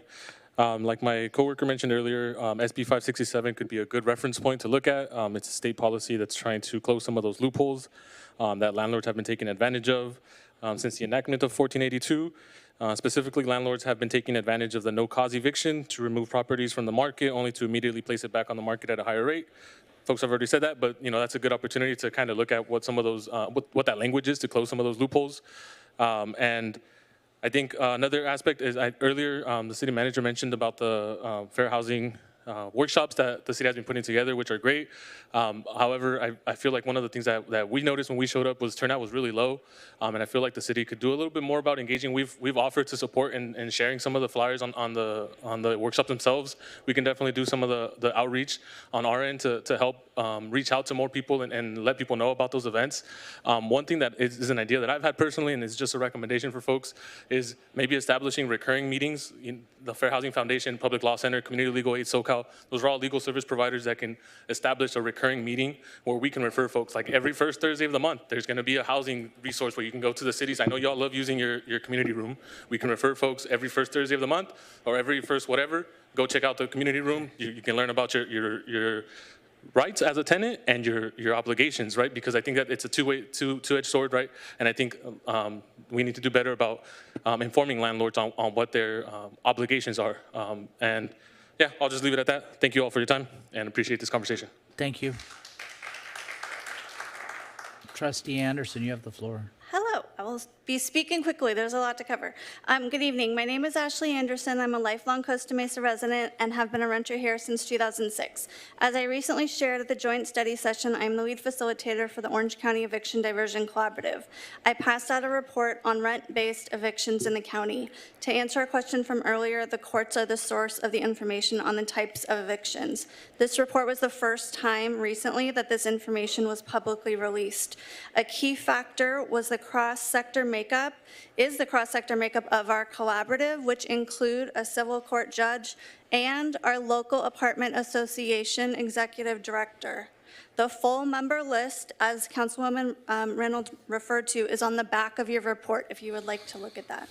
There are many compelling reasons documented in research and then covered in the data to demonstrate why eviction prevention and diversion is an important policy, focus, and a local need. Evictions often result from a snowball effect of a crisis event. They disproportionately impact people of color and women, particularly single mothers with children. That is nationally and in Costa Mesa. Undocumented residents are particularly at risk of being informally evicted because the household fears interaction with the justice system. Those do not show up on any reports.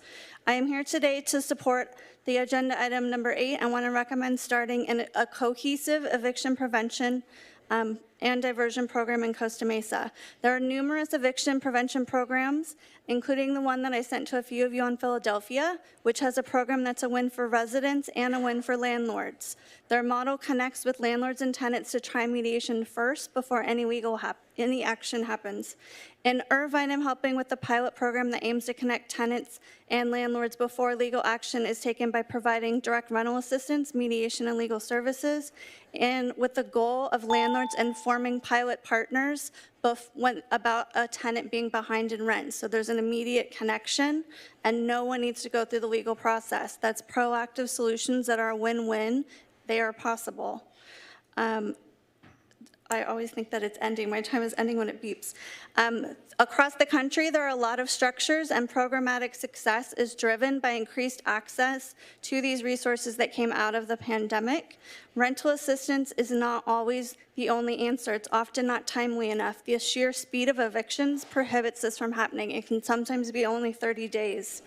Eviction prevention programs substantially benefit communities, including but not limited, reducing homelessness and housing instability, providing fair, just, and equitable systems, strengthening service coordination among community partners, allowing courts to focus on educating other matters, and ensuring landlords remain compensated. Evictions and the harm. Thank you. All right. Nobody else in the chambers? Anybody on Zoom? Mr. Mayor. Close public comment. Motion by Councilmember Marr. Go ahead with your motion. Thank you, Mr. Mayor. I'd like to approve this. I guess, I don't know if it's technically approving the staff recommendation. I'd like to direct staff to come back with a eviction and an eviction diversion ordinance. And I'd like to include a couple of factors. One is the provision of notice specifically. So I'm interested in how much time folks have from the time they're notified by their landlord. I'm interested in this notion of when evictions occur due to some kind of a safety issue, and how we might validate or sanity check whether that's truly a safety issue. I hear mold said a lot. And I'm interested in the enforcement piece and how this city might supplement our proposed ordinance with legal aid, and the types of protections mentioned during public comment to include recurring meetings with the community and providers. I second. I also would first to consider looking at ways for the city to require reporting for evictions as well, so we have data in the future and moving forward, so we're not going blind. And secondly, I also want us to look at ways we can either inhibit or curtail bad actors who are forcing folks to be evicted and then not upgrading their apartments. The maker of the motion concurs with both recommendations. Thank you. Would the maker and the second agree to ask staff to do some analysis and study of the reasons people are evicted in Costa Mesa beyond what has been compiled in this study from the court documents? Yes, as part of a proposed ordinance. So, Mayor, Second, yes. Mayor, I just wanted to make a couple comments because it's an extensive project that we're talking about here. And also, I would suggest that we also talk about the staffing because I think given all of the different requirements that there would be, I mean, exploring an ordinance is the first part. But if we move forward, it could require staffing resources to make sure that we can enforce, because there's no point of having an ordinance if we're not making it live and breathe and do what it's intended to do. And so when we bring it back, I would be prepared to come back with some information about the staffing that would be needed to do this, because I think this is a significant program. If we want it course. to work, if we want it to be good and successful. Do you guys agree? Staffing and a proposed budget. Second? Yeah. Agrees. Okay. So did you have something you want to add to the motion? I guess it's kind of along the lines of what the mayor said as far as analysis was concerned. So the Buena Park ordinance that we have was just recently enacted. Long Beach has been around for a little while. I'd be interested to know the effectiveness of each of those. If there's been any kind of look by the jurisdictions to understand the number of cases. I kind of share some concern raised by the public, and in particular articulated by Ms. Tanaka and Mr. Vucevic about being cautious here and solving the right problem. So I'm supportive of the motion, but I don't want to go so far down the road where we're committed to an ordinance that really may kind of tap us for resources and also to prove not to be very effective. I don't want to give the public some impression that we're going to have some regulation on the book that just can't work. So did you understand what, are you understanding what we're putting in the motion if they agree to that? I got Okay. it. Do you agree to what he just said? I mean, I think he said what you said, so. Okay, then that's good. Sure. Then you should agree with them. Then we're all good with the motion? Yeah, it's like a statement. Now we're good with the motion? Okay, so Mr. Harper. do you want to add something to the motion, not talk about it? Add it, because I want her to have the first crack at supporting her motion. So, I'm gonna have a comment, so Got it. I'll let you guys. so Councilmember Marr made the motion, so you can now speak in Thank favor you. of your motion. I will speak in favor of my motion. Yeah. I have been very clear for the last couple of years that housing is an existential crisis, that we are not going to see massive improvements in the things we want to in our community if we don't make sure that people are in their homes, stay in their homes, and are not subjected to abuse, is some of what we heard tonight, unfair treatment.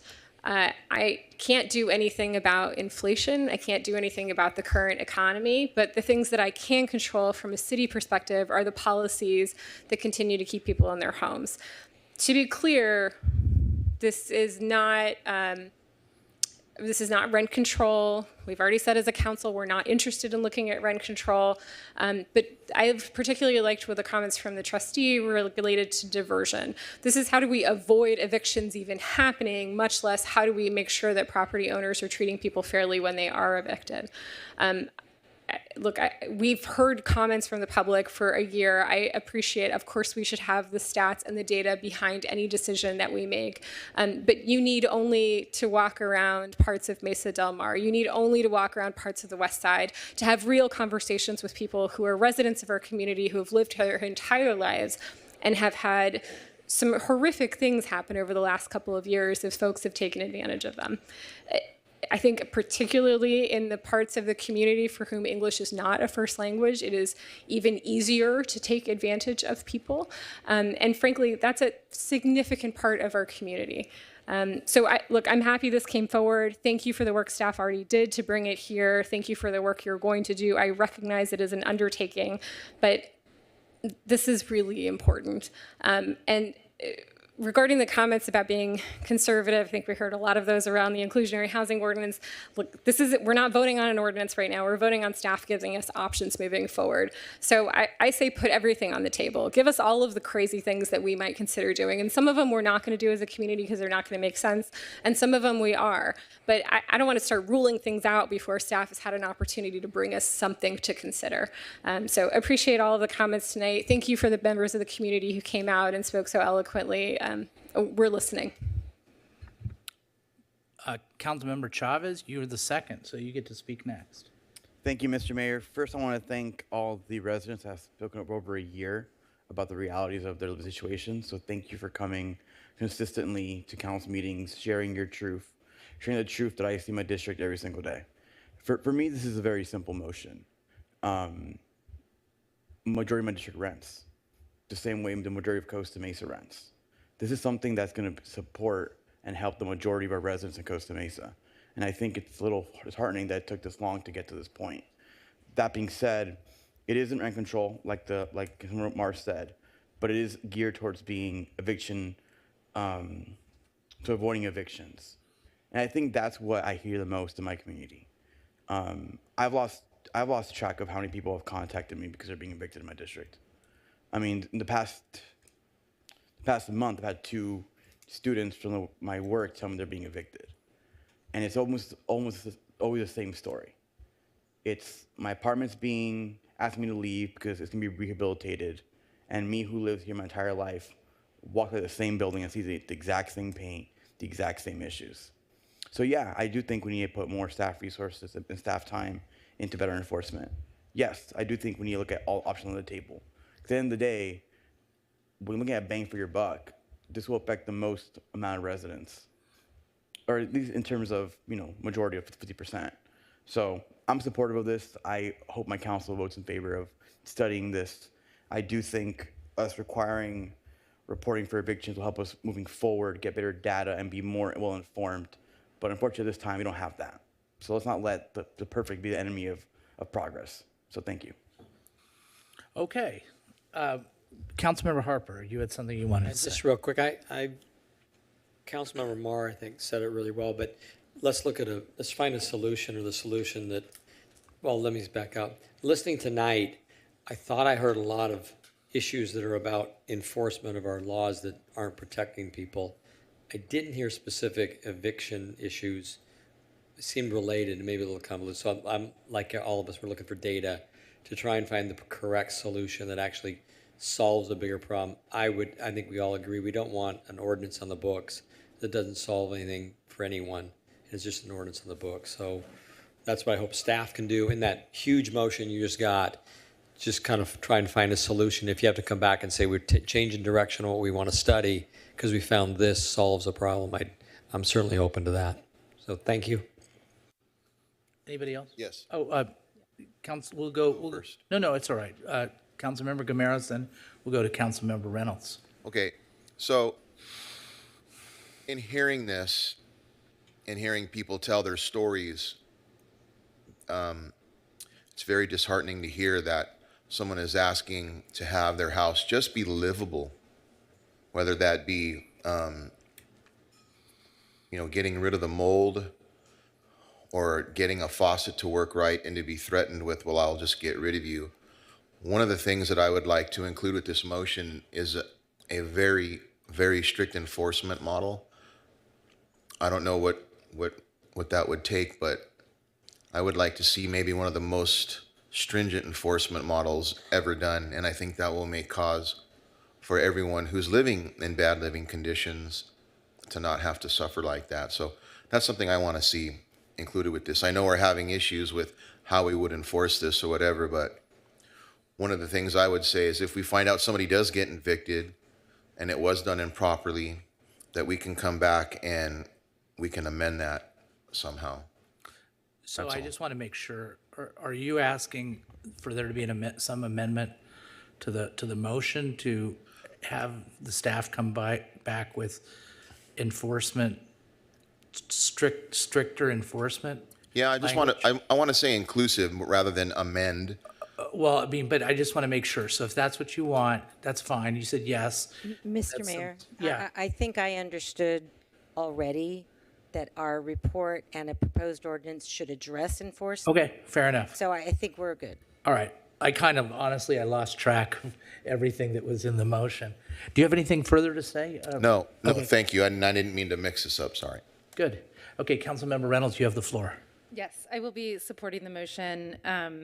Thank you to Councilmember Marr for expanding the motion to really look at the variety of strategies that will best meet the needs in Costa Mesa.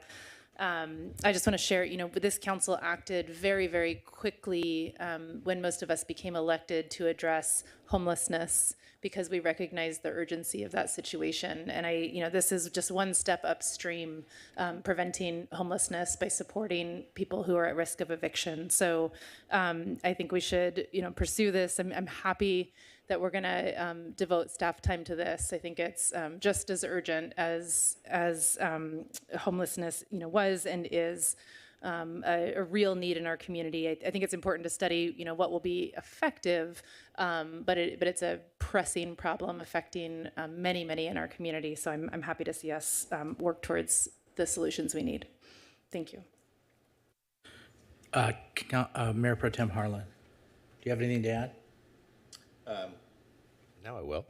You don't need to. No. I think I want to just clarify. I don't want my comments earlier to be misconstrued. I think we should explore this.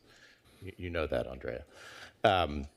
I think it does boil down to the issue that we've all been grappling with, which is housing stability. And my focus has been on housing production, trying to make sure we recover from 6 years of nothing.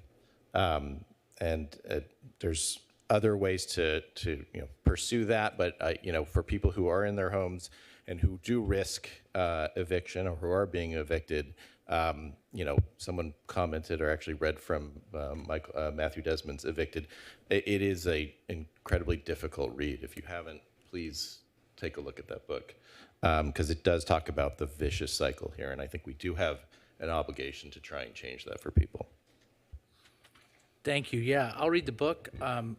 I support the motion. I'm prepared to study this in great depth, but I want to incorporate by reference the comments made by Mark Vucevic. I think he said it right, and I think we have to be, as a council, okay, so I'm just saying, when we're going through this exercise, and we're going to go through it together with the help of our great staff, we have to be mindful of the saying by John Wooden is don't confuse activity with achievement, okay?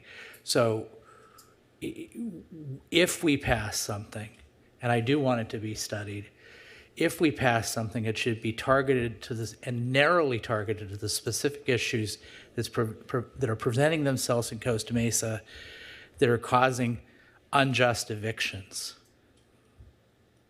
or conditions that are uninhabitable, and a supplement to the, I'll say it, robust statutory law that is evolving in Sacramento that already exists to address those issues.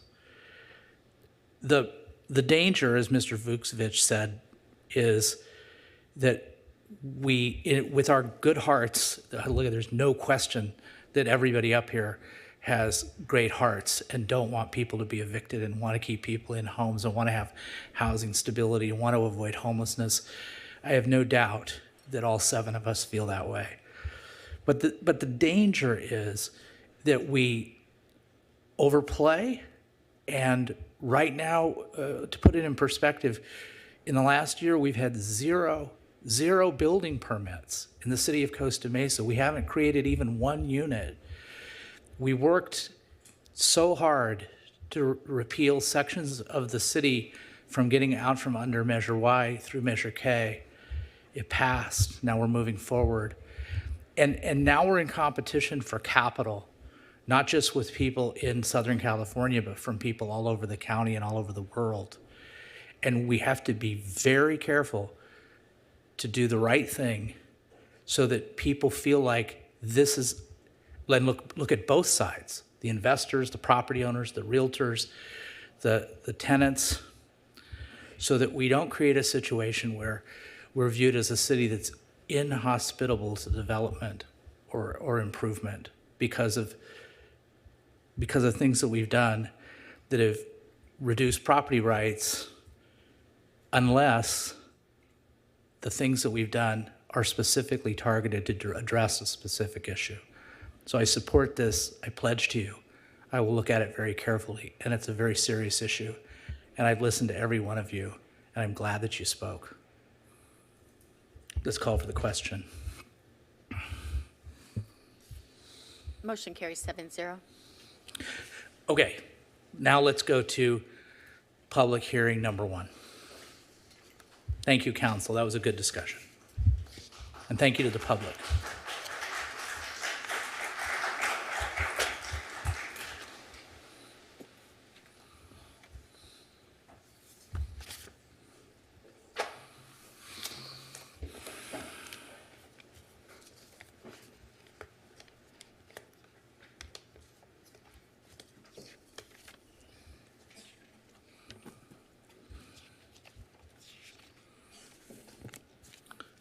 public hearing item number 1, appeal of planning application 22-04 for a retail cannabis storefront business located at 2790 Harbor Boulevard, Suites 107, 109, and 115. Presentation by Ms. Halligan, planner. Okay. So the first, before we get to Ms. Halligan, I have some things we need to do. We're going to call for any ex parte communications from council with the applicant or anyone else pertaining to this item tonight. I have none. No. Councilmember, Mayor Pro Tem Harlan, no? No. No? I have none. Councilmember Harper? None. Okay, so here's what we're going to do.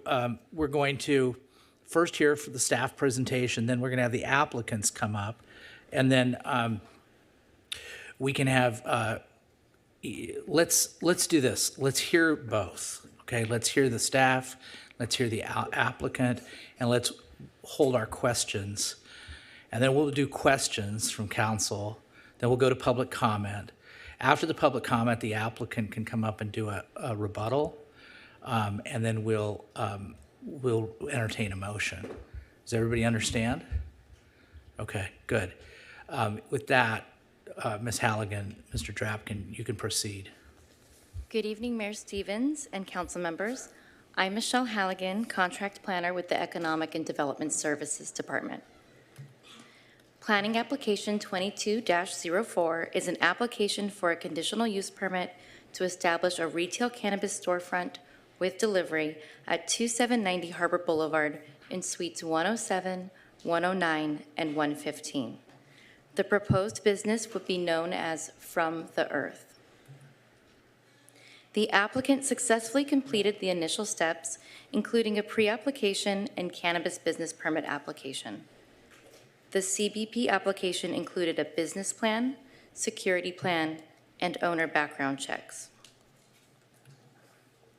The subject property is bounded by Harbor Boulevard to the west, Adams Avenue to the north, and Peterson Place to the east. The site is zoned C1, Local Business District, and is surrounded by commercially zoned properties. There is a multifamily residentially zoned property across Peterson Place. The site has a general plan land use designation of general commercial. The property has a shared parking agreement with 4 adjacent properties. Existing development consists of a 24,603 square foot, 3-story multi-tenant commercial building with frontage on Harbor Boulevard and Adams Avenue. The proposed business would occupy 3 contiguous suites on the first floor, as outlined in yellow. In general, the project consists of interior tenant improvements and limited modifications to the building exterior. No additional square footage is proposed. This is the proposed site plan. The tenant improvement would combine 3 first-floor suites into 1 suite that is shown in yellow. This is the proposed site plan. This is the proposed floor plan.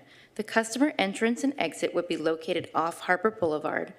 The proposed suite would include 2 main areas, a retail sales area, shown in green, and a back of the house area, shown in red. Customers would only be allowed to enter the retail sales area after having their identity and age verified at the check-in counter. The door from the multi-tenant hallway into the storefront would be a limited access door, meaning that only employees with proper security credentials would be able to enter through that door. In Costa Mesa, there are over 45 standard conditions of approval for cannabis storefronts. For example, on-site consumption is prohibited. The business must comply with state licensing regulations, including product tracking and tracing, and the CBP must be renewed every 2 years. Note that although the Costa Mesa Municipal Code allows cannabis storefronts to operate between 7 a.m. and 10 p.m., the applicant is proposing their own condition of approval to limit sales and delivery to 9 a.m. to 9 p.m. Given that there are residential uses across Peterson Place, staff proposes 3 conditions of approval to reduce potential noise in the parking lot. The Costa Mesa Municipal Code requires that the review body consider and make 3 specific findings in conjunction with a CUP review as follows. The proposed development or use is substantially compatible with developments in the same general area and would not be materially detrimental to other properties in the area. Granting the conditional use permit will not be materially detrimental to the health, safety, and general welfare of the public, or otherwise injurious to property or improvements within the immediate neighborhood. And granting the conditional use permit will not allow a use, density, or intensity which is not in accordance with the general plan designation and any applicable specific plan for the property. The Planning Commission denied planning application 22-04 at their meeting on May 22nd, 2023. The Planning Commission decided they could not make findings related to the health, safety, and general welfare of the public due to concerns regarding the applicant's presentation materials and verbal testimony that the cannabis business would associate with local youth organizations. The Planning Commission also had concerns regarding the proposed new business operation causing an existing beauty salon in Suite 115 to cease operating in that location. Commissioners referred to General Plan Land Use Element Policy 6.7, which is to encourage new and retain existing businesses that provide local shopping and services. On May 30th, 2023, the project applicant filed an appeal. The property owner later provided new lease information for the salon in Suite 115. The new 5-year lease showed that the salon would be relocating to a different first-floor suite in the same building. Pursuant to Costa Mesa Municipal Code, Chapter 9, Appeal and Review Procedures, the City Council shall conduct a new or de novo review of the matter being appealed. The City Council may exercise its independent judgment and discretion in making a decision, and the appeal hearing is not limited to the grounds stated for the appeal or the evidence that was previously presented to the Planning Commission. Per CEQA Guidelines, Section 15270A, CEQA does not apply to projects which a public agency rejects or disapproves.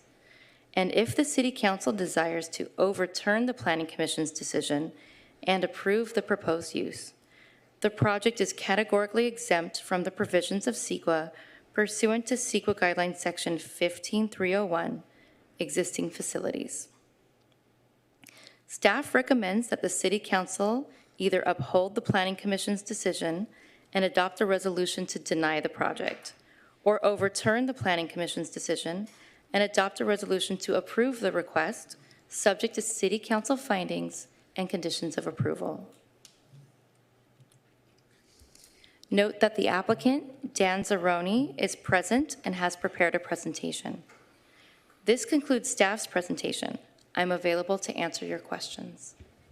All right, stick around. Mr. Zabroni, you have the floor. While you're walking up, thank you for your patience. It's been almost 4 hours since we started our meeting, and thank you for your interest in Costa Mesa. Used to it. Thank you very much, Mayor Stevens, council members, city staff. Thank you for the opportunity to present tonight. We've been pursuing this license for almost 2 years now, so we're always appreciative of getting the opportunity to tell our story. It's another 4 hours, right? Yeah, that's no problem. Like I said, we're used to it. Okay, next slide, please. So we, From the Earth, has been around for a while now. We were one of the first dispensaries to open in Orange County in December 2015 in Santa Ana. We then were the first recreational dispensary in Ventura County. And our Port Hueneme store moved on to Long Beach. And then we've also have stores in Missouri and Michigan and moved across the country. We tend to have a more upscale demographic, as you can see from the pictures. Our stores are very, very beautiful. We take a lot of time and effort to make the designs aesthetically pleasing. As you can tell from our renderings for the proposed Costa Mesa location, we'll continue with that upscale aesthetic. Next slide. We have several locations, and we have a lot of experience in moving quite large product values. We've developed 12 different cannabis properties now, and we've done everything from build ground up, from vacant lots to do substantial tenant improvements. We've done facilities in all chains of the commerce trail, from cultivation, manufacturing, distribution, retail. We've even done event management. We also do this in a way where we want to become a very valuable asset to our local community. And I don't usually read quotes, but our Port Hueneme Police Chief, Andrew Salinas, had said about us, "From the Earth" is the absolute model of how a cannabis retailer can serve a community not only as a revenue source, but as a steward of humanity. And that's part of our corporate DNA. We're not just about selling products, we're about becoming an asset value to our community. Next slide, please. And in doing so, we are a hyper-local business. I mean, most of our customers are coming from directly within a few miles of our store. And so we want to provide preferences to local businesses. We're advertising locally, internship programs. We have preferences for our local residents in hiring. And we try and do strategic partnerships with local businesses, so they're benefiting from the substantial traffic that we tend to produce. Next slide, please. So in this particular location, it's a very highly walkable and bikeable location, very centrally located at the intersection of two major thoroughfares in Costa Mesa, Harbor and Adams, a commercial heavy district, so that when our customers are coming to our store, most likely they're going to be shopping at other local establishments as well, improving the entire community and business environment. Next slide, please. Our operations, as Ms. Halligan said, are going to be 9 a.m. to 9 p.m. We tend to have a more upscale demographic. We have higher value products, which appeals to professionals and medical patients, seniors. In order to do this, we're very focused on the customer experience. We practice a one-on-one model where all of our sales specialists are paired up with a single customer. So they like to give them as much education as possible, tell them about the products, how they work, what the effects are going to be as well. We do a lot of training. We have over 100 pages of standard operating procedures, and training is something we focus on not only at the outset of our employee joining the company, but annually, quarterly, and throughout their time with the company. Next slide, please. We've also invested quite heavily in the customer experience. We have our own proprietary delivery platform. We use very advanced software to make sure that we have complete track and trace capabilities, and we understand where everything has come from, and we're always available to provide information to local governments or licensing authorities. Next slide, please. Security is something we take very, very seriously, and we're very proud to say that in over 7 years of operations, we've never had a significant criminal incident at any of our stores. The closest we ever came was we had somebody try and break a window at 2 a.m., and our virtual guards saw them through the cameras, yelled at them, and the potential criminals ran away.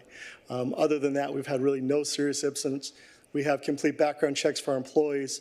And I do want to note, like, there was an earlier call where an attorney mentioned that crime goes up in areas where cannabis stores. That's really not been our experience. Not only are there numerous studies that say crime actually goes down, anecdotally, I can say in Long Beach, Port Hueneme, and Santa Ana, where we've had locations, crime has gone down in our area.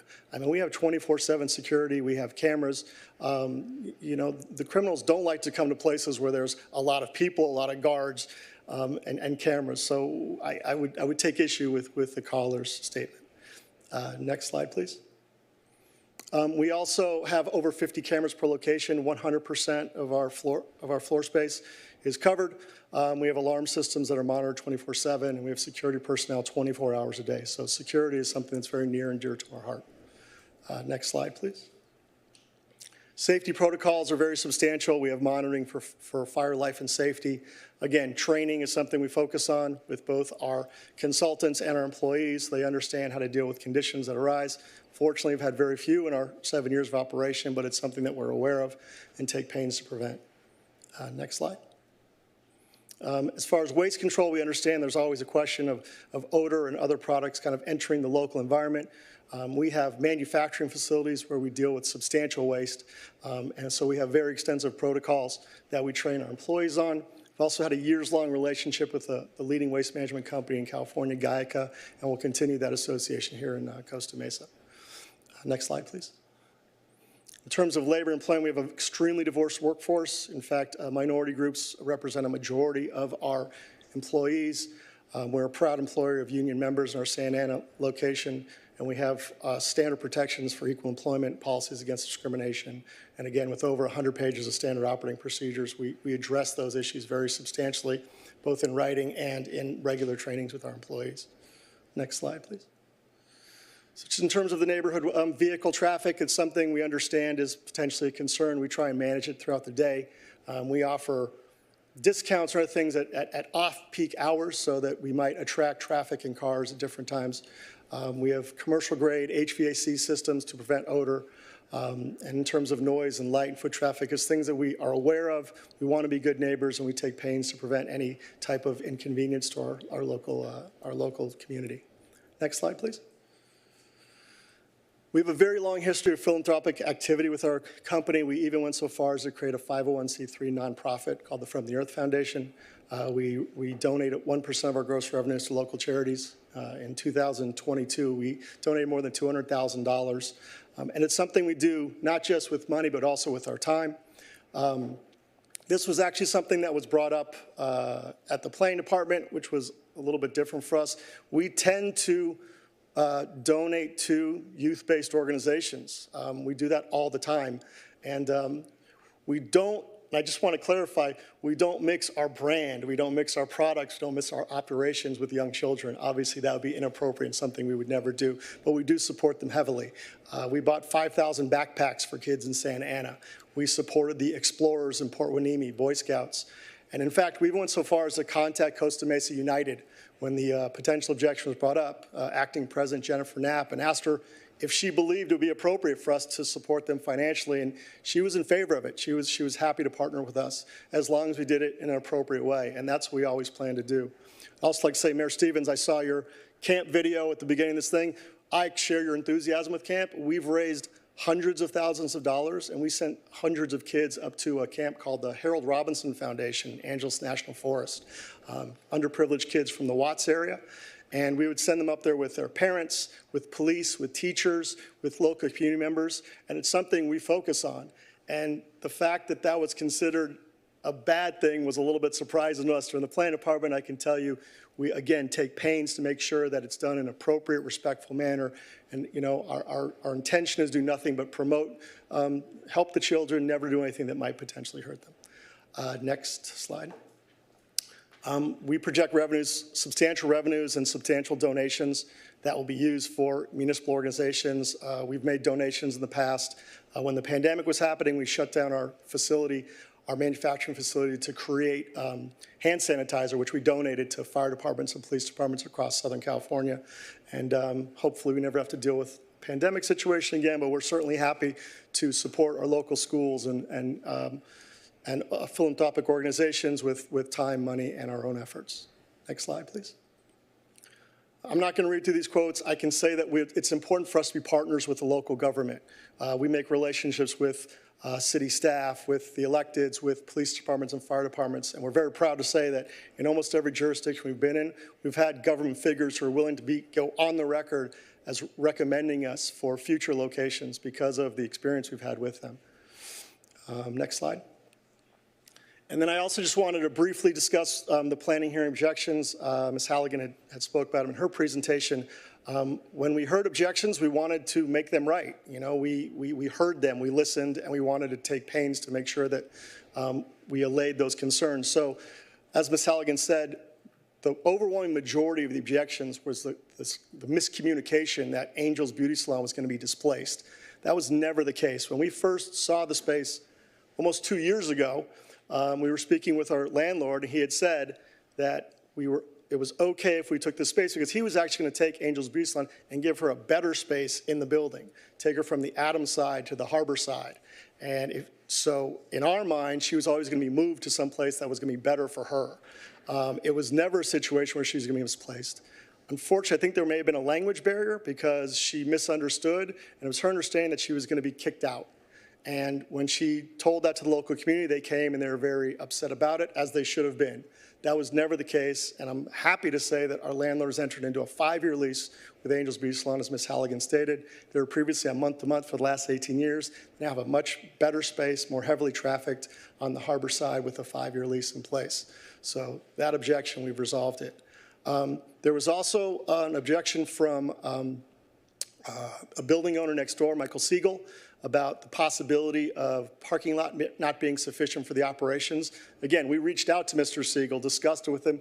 We entered into a written collaboration agreement to make sure that we would take steps to, if there were any issues with the parking lot, that they would be addressed by us. We would take care of it. We reached out to him. We literally entered into an agreement, and his attorney withdrew his objection today. And finally, as far as the youth-based programs, again, it was an objection we've never heard before. I don't apologize for donating a lot of money to youth-based organizations. It's something that we're going to continue to do. But again, I want to clarify, it's done in the most respectful and appropriate manner we possibly can. There's never a time when it's appropriate to mix cannabis with youth, and we don't do that. However, we do write checks to places like the Explorers, Santa Ana Unified School District, Boy Scouts, and Costa Mesa United at their request. And we're excited to do that in the future, and we think that it's a real benefit to the kids in the community. Next slide. That's it. So thank you very much for your time. I appreciate your attention. Sir, I'm not as experienced as the chair of the Planning Commission, so I forgot to ask you, have you read the conditions in the conditional use permit? Yes. And do you agree with those conditions? Yes, absolutely. Okay. The other thing is, I fear I mispronounced your name when you came up here, and I'm sorry if I did that. Please give us the right pronunciation. It's technically Zaharoni, but I say Zeroni all the time too, just because it's easier. So is Zeroni okay? Zeroni is fine, yeah. Okay, Zeroni. We got it. Okay. Council member, do you have any questions of either the staff now or the applicant? Council member Gamero is your first. I was the first, but it's okay. Oh, I'm sorry. I was just looking that Gamero's my way. first. You Yeah. want to go or you want me? I'll go. Okay. Yeah. So, thank you for your presentation. I have a few questions I'd like to get clear from you, and let me just go back to your slide presentation. So, I just want to establish that do you guys have a partnership with Santa Ana Unified School District? No, we bought 5,000 backpacks for the kids at Santa Ana Unified School District. So you bought backpacks for the kids that go to Santa Ana Unified School District. So did you have a partnership with Santa Ana Unified School District? Like, did the district say, we will take your backpacks and deliver them from you, or did you just hand out backpacks to kids in Santa Ana that happen to go to Santa Ana Unified School District? Because there's a difference. No, I'm actually an attorney for 31 years, and so the word partnership does have legal implications. So I would say, no, we did not have a legal partnership with them, but we definitely consulted with them, and the purchase of those backpacks was done in conjunction with the school district at their request, yes. Okay. Secondly, are you familiar with Costa Mesa United? Yes. Okay. When you used their logo in your first presentation with the Planning Commission, did you have any type of agreement or partnership with them to accept any type of donation the first time you gave your presentation? At the time, no. Okay. How did this logo get up there? So in the past, and we've given more than 20 presentations in the past, we show logos as a representation of the types of donations we plan on giving. Honestly, that presentation was the first time anybody had made an objection to it, and we contacted Costa Mesa United literally the next day to say, if we've done something wrong, we apologize. And again, speaking with Ms. Knapp, she didn't seem to have a real big problem with it, which is the reason why I left it in this time, because she said she didn't think it was a problem. So when you say she didn't have a real big problem, do you have that in writing? Did she write something? Is she here today to support some sort of an alliance with you? No. Or anything? Okay, that's all I have for now. Thank you. Councilmember Chavez. Thank you, Mr. Mayor. I just had one question. You mentioned that you are union operated or union, you have unionized staff in Santa Ana? In Santa Ana, yeah. Do you plan on doing the same thing in Costa Mesa? Yeah, absolutely. In fact, we signed the letter agreeing that we will give them the opportunity to be union members. They vote on it. Like in Port Hueneme, they actually voted against it. So that's why we give them the opportunity, and it's up to the employees. All right, thank you.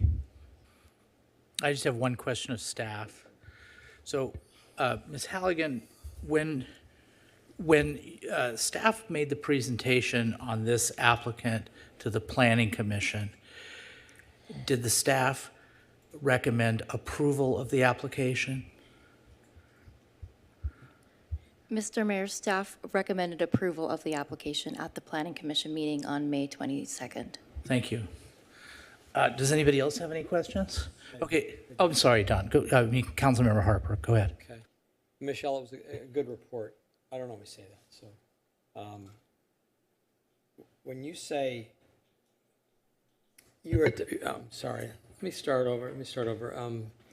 Councilman Camaros was asking about. Excuse me, Councilmember.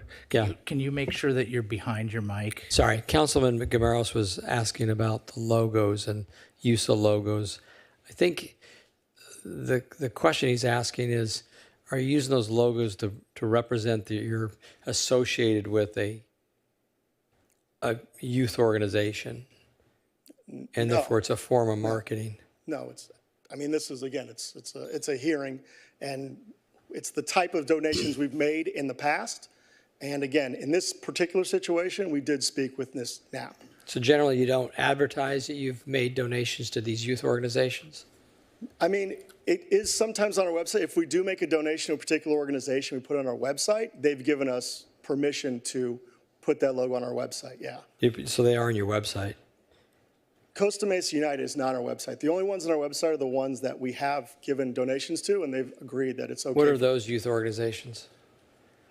You know what, I'm sorry. I haven't looked at our website in quite a while, but. It's interesting, we're trying to process this issue. The Planning Commission said no, 5-2. I'm going to let you try and answer, why did the Planning Commission deny your application? And that's an odd question, but I No, want it's you to actually address not. I mean, it was an overwhelming response from the community in objection to our store based on the concept that we were displacing Angel's Beauty Salon. I mean, there were 20 people who were emotional and passionate and were very much against what we were doing, again, based on what was a misunderstanding. There was never an intention to displace Angel's Beauty Salon. If you had taken, and there was maybe 30 people that spoke against us, I'm going to say 25 of them were speaking about Angels. Mr. Siegel was there speaking about the parking lot. And then there was some general objection to just cannabis, which you're going to be, on line item number 7, you're going to be talking about the concentration. There were some, objections based on concentration of cannabis in the city, which council is aware of. But taking Angels out of the equation, my sense of it is that there's not nearly the objection that existed during that Okay. hearing. Were there the backpacks you donated, the logos on them, just just backpacks? Yeah, no logos. No logos. No. Again, we don't mix our brand into any of the donations. You just children's- blindly make donations because you believe in, this is your organization and you're finding a way to make donations through this. I mean, we like donating to kids' charities, to be honest with you. When we raised $150,000 to send, several hundred kids from Marco Middle School in Watts to camp, that was just, we wanted to do it, yeah. I think the concern that I have, and maybe other people see it and maybe they don't, but I know how big tobacco marketed. I know the strategy. And I'm very concerned with what I'm seeing in the data regarding health amongst our youth and our younger people, how cannabis impacts, and there's some hard data now that impacts. And I think the concern of the Planning Commission that I heard from one of the commissioners was that water bottles, backpacks, all these T-shirts would end up in our youth in Costa Mesa, really helping promote cannabis. It would never do that. There's no logos, there's no association, there's no name, there's no brand name. There's no. The kids, the 5,000 kids who got those backpacks didn't know where they came from. I can tell you the several hundred kids from Marco Middle School who went up to camp didn't know who sent them. We understand that association, and I agree with you. And we would never, that's not our intention, but we do as a company have philanthropic DNA. We like to try and help our community. And so that's what we've done. Interesting. I think that's nice. I just don't know what it has to do with processing a cannabis application with a planning commission. It just seems disconnected. Well, when the Planning Commission member said the reason he was not going to approve us was because we want to promote children's organizations, we were a little bit surprised too. I don't know how that applied either, but that's what he said. I think the Planning Commission was surprised at some of the things that were said during that meeting that implied what I'm implying. Right. And I'm just giving you a chance to respond to it. And again, that's just why I Fairness. wanted to clarify, because we thought there might have been a misunderstanding that it was more marketing to kids like, Joe the Camel. That's not what we do. That's Okay. not what we do. We never have. What's the foot traffic you expect in your store on a daily basis? What does your model say? How many people are you going to eventually have coming in the store? I mean, look, in Santa Ana, we have anywhere from 200 to 300 people a day. But Costa Mesa, Well, we believe it's going to be roughly comparable. 200 to 300? Yeah. And you'll be able to compete, I guess, with, is it Steezy's, is Stizzy. right? Is Yeah, it right well, there? Interestingly enough, I mean, cannabis stores do tend to congregate and they cluster because of the zoning issues, but we've found that it's more like a food court situation. You have McDonald's and Burger King right next to each other. They generally tend to help each other out. When we opened up in Port Hueneme in 2018, we had a store in our building next door, 5 feet away from us, and we were terrified when we first opened. It turned out it was good for both of us. They had different products than we did. If they were busy, people would come in our store. So it really didn't cause the problem. We thought it was actually a benefit to the consumer. Ms. Halligan, this is my last question. Thank you very much. But what other stores are planned in that general area, cannabis, or are either applied for or permitted at this point? Councilmember Harper, there was an application at 2800 Adams, which is just across Adams from this location, but that was formally withdrawn months ago. Okay, so just these two. All right, thank you. Mr. Mayor. Of course, Councilmember Marr. So I'm going to pivot and talk about parking for a moment. So reading from the Planning Commission agenda report, utilizing the city's shared parking method to analyze the parking demand based on all uses, the peak weekday, I'm on page 12 of the Planning Commission report. The peak weekday parking demand is 300 parking spaces occurring between the hours of noon and 4, which exceeds the available parking on site by 53 parking spaces. Later, it says the proposed cannabis retail store will replace existing retail floor area without intensification. Therefore, the proposed project satisfies the Costa Mesa Municipal Code parking requirements. We really don't think this is intensification? That's a question for staff. Councilmember Marr, staff has been observing the parking lot here intently and noticed that even with Stizzy, other than a grand opening, there haven't been any parking problems. We also did an analysis of the different tenants in the area and showed that the parking is adequate.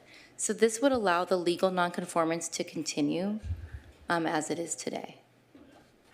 And if I can also add to that, Councilmember Marr, the reason that it says it's not an intensification is because the retail parking rate is 4 spaces per 1,000, and cannabis is a retail use, and therefore the parking requirement is the same, 4 per 1,000. Did anyone ever go into that men's clothing store? I struggle to think that the intensity of that men's clothing store is anywhere close to a cannabis retail use, but okay, I've had complaints already about Stizzy taking up some of the parking spaces. So to what extent has staff, we've been out there, have we done a full-blown parking study, or was this just sort of anecdotal? We've been out there a few times and it hasn't been a big deal. Councilmember Marr, we've been observing the parking lot on a regular basis, multiple staffs, different departments, planning as well as code enforcement. Okay. And, all right, I won't belabor this anymore. It's a long night. Thank you. Thank you. Mayor Pro Tem Harlan. Okay, thank you. I don't want to belabor the youth group issue, but I do have a question about it. So if you approach a youth organization, they have every right to say no thanks, correct? Of course. Okay, has that ever happened before? I can't remember ever a time where we offered a donation to an organization that it's been turned down. We were working with the police explorers with the Port Hueneme Police Department. The chief of police, I read that quote from the chief of police.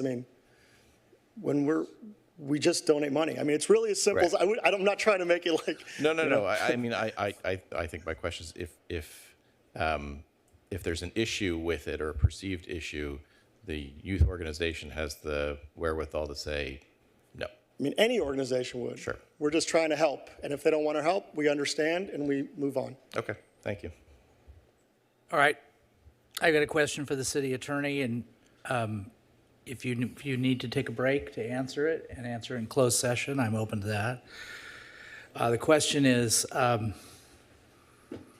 what I think we're talking about when we're talking about donating money to a youth group and the youth group accepting it voluntarily and it being donated by voluntarily as a form of association.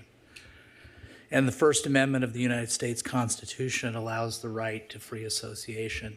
And as much as we're the government, would it be unconstitutional for us to consider or deny an application based on the voluntary association of youth groups and this applicant?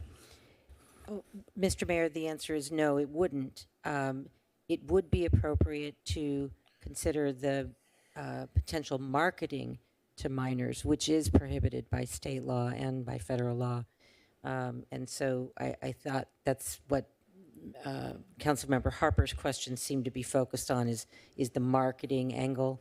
But purely just the donations to youth organizations, no, that's not an appropriate basis to deny an application. Okay. So the pure donation and the acceptance without marketing is tagged with it would not be an appropriate reason to deny the application. Is that what you just said? Yes. And is that due to the First Amendment of the Constitution? Yes. Thank you.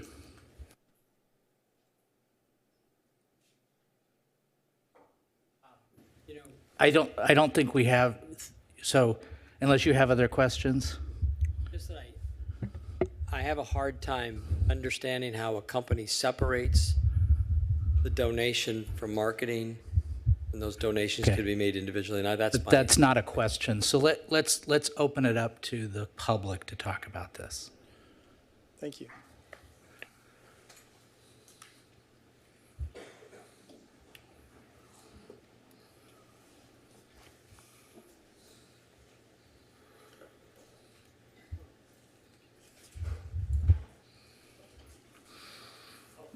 Mr. Vucevic, you have the floor. Good evening, Council. I don't smoke cannabis or partake, but I guess I'll make a comment in response to Councilmember Marr regarding parking. There was a pretty in-depth analysis done on the robustness of local government's parking minimums and where those standards come from. And I think it was 2.9% of the efficacy of the local parking minimum was attributed to the square footage of the business. 2.9%. So that means 97% or so of the reason that a business needs parking is not related to the square footage. And I just want to use this moment to make kind of my own point in the sense that our standards for developing and determining parking minimums are arbitrary and not validated. And so the fact that we kind of put this what I'm going to go as far to say is pseudoscience on small businesses continues to baffle me. So thank you. Thank you very much. Yes, sir. Yes. My name is Randy Nguyen, and I've lived in Costa Mesa for more than 30 years. Right now, I live in a neighborhood which is in the very close proximity to the Harbor and Adams intersection. Right now, there are already 2 large dispensaries existing, operating there at that intersection. And I would have big problem to see another dispensary, moving into our neighborhood.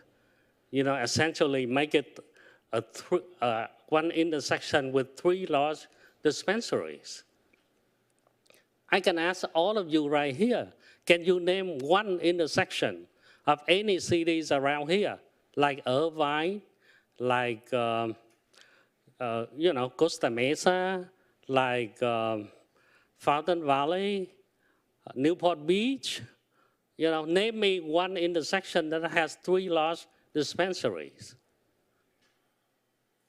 So, that is one question that I have. And if this is going to go forward, who knows? We might end up having not 3, but 4, maybe more. I understand the city need money. That's why we're doing this. But I think this is very short-sighted if we allow this to go on. Another thing I want to bring up is not only just my immediate neighborhood, but the information that I have obtained is we have, in Costa Mesa, we have more than 20 dispensaries right now, and we have so many other applicants in line to open more dispensaries. We as a city, do we want to be known as a magnet for things like dispensary or massage parlors or things of that nature? I don't want other people to have that perception of Costa Mesa, of where I have lived for more than 30 years, and I will continue to live here. Another thing I want to say is because something is legal doesn't necessarily mean it's desirable for a Thank you, sir. Thank Yes, you sir. very much. Yes, sir. Good evening, Mayor Stevens, fellow council members. My name is Aaron Snyder, and I'm a resident of the community. I'm asking that you uphold the denial tonight for the cannabis establishment at the location in question. This is an example of what I feel is a major issue with the citing criteria that you have in place for these types of establishments. I know that there's a gentleman that called earlier today about a location on Newport Boulevard. I think, about the fact that there needs to be some sort of an amendment that talks about proper spacing or design guidelines so something like this doesn't occur. The fact that we're talking about a proposal on Harbor and Adams and there's already an existing cannabis establishment in the same parking lot. I looked at some high-level spacing requirements, and it seems to not be more than 1,000 square feet from one another. I think that itself right there is the major issue. Again, paying attention to the fact that the east side of Costa Mesa also has those same close proximity issues. I also think that an example like this begins to set a dangerous precedent that you all aren't going to be able to walk away from, because then you're going to have future applicants go into other grocery store areas and propose another cannabis establishment, and then have a secondary applicant come after that. Costa Mesa is a wonderful town, a beautiful community, and a great aesthetic, and we shouldn't have a proliferation of these types of facilities. I understand the need for them, but in the end of the day, please be realistic about the fact that there's certain such things like wireless facilities that the city already has, and I would like to think that there could be some amendment that are put into place that would realize those types of same restrictions that are in the wireless facility design guidelines and put those into practice with the cannabis establishment guidelines. For example, if cannabis establishments are within a certain amount of feet from one another, they need to have additional criteria there. For the Harbor and Adams location, there's apartments in the budding zone. I drove by there, and there's 2 apartments. You can actually see the front door of the side of the establishment from their second floor window. I think that's completely ridiculous to take into consideration. We need to do better in terms of how these places are being cited. So if we were to add additional criteria in some of the design guidelines, I think that would do better to avoid these types of situations. Thank you very much for your time. I appreciate that. Thank you, sir. Yes, sir. Jay Humphrey, Costa Mesa resident again. How many liquor stores do we have literally sharing the same parking lot in the same corner of our community that are basically separated by the VAC by two businesses? The problem here is proximity, not, and for as far as I'm concerned, is not whether or not we allow a cannabis business to exist within Costa Mesa, but if we don't have any rules that separate them out like we already have for a number of other types of businesses, that we are in fact not serving the community effectively. However you want to measure it, in my perception, those are too close together. Across the street, we've already had an application that was turned down, but right across the street, literally however wide that street is, plus sidewalks, is the dimension across that. Do we in fact tonight set precedents that allows anybody coming in to turn around and say, wait, you allowed somebody else to be less than 500 feet away, so I can be less than 500 feet away. We know how that works. We've all seen precedents drive a lot of different decisions, and that's one of my biggest concerns. I have no problem with cannabis. I have a problem with the proximity of the type of business that is now being proposed. Thank you very much. Yes, ma'am. Hello, my name is Dr. Mary Pham, and I'm a pediatric dentist here in Costa Mesa. And actually, my office is right on the corner of Harbor and Adams, between Stizzy's and the proposed location. I've lived in Costa Mesa for 12 years. My kids are 8 and 6, and we live in the area. And so, because we are considered a healthcare facility, we are not considered a restricted use based on cannabis. So here we are in the corner, in the middle, with the shared parking lot with the cannabis. I will say that there is an issue with the parking, and I say that because Mr. Siegel is my landlord, and a new tenant that just came in repainted all of these parking pylons white and stamped their name on it. So I asked Mr. Siegel, I said, hey, I thought there was no assigned parking, and he's like, there's not. But if there isn't an issue with parking, why would a new tenant come in and start claiming parking spots? So Mr. Siegel said he would talk to him, make sure that he took the stamps off. As far as the Angels Beauty Salon, I was actually there at the Planning Commission meeting. And, I also know someone who works there because we're in the neighborhood. And he did mention that the reason why they decided to withdraw their position was because there was a donation made. I will say, I know Mr. Zeroni said they've never had a donation turned down, but I turned down one.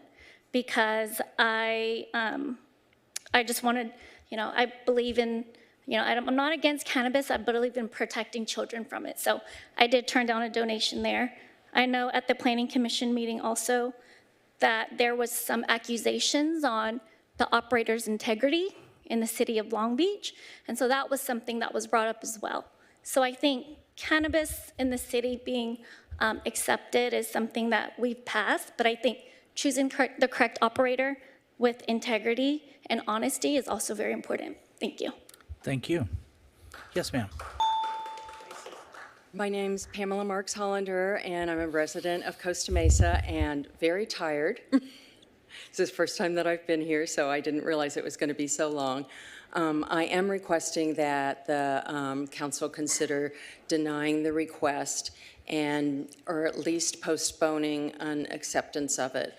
Because when you look at number 7 of where you already want to look at all of the things that people have talked about, are there too many? Do we need to put some different type of restrictions in the ordinance, something to do with distance or how many can be in a certain location? It feels like this one should be postponed because Harbor and Adams, I mean, that's a major hub right there in Costa Mesa. Everybody knows where it is. If you start gathering there, it is going to be a food court. And there are a lot of residents and people that have that concern in the area. So at least if the council would look at what you're going to vote on number 7 and hopefully approve it and do some research on that and see if you're going to make any changes before we start approving anything else where there's 2 in the same area. Thank you.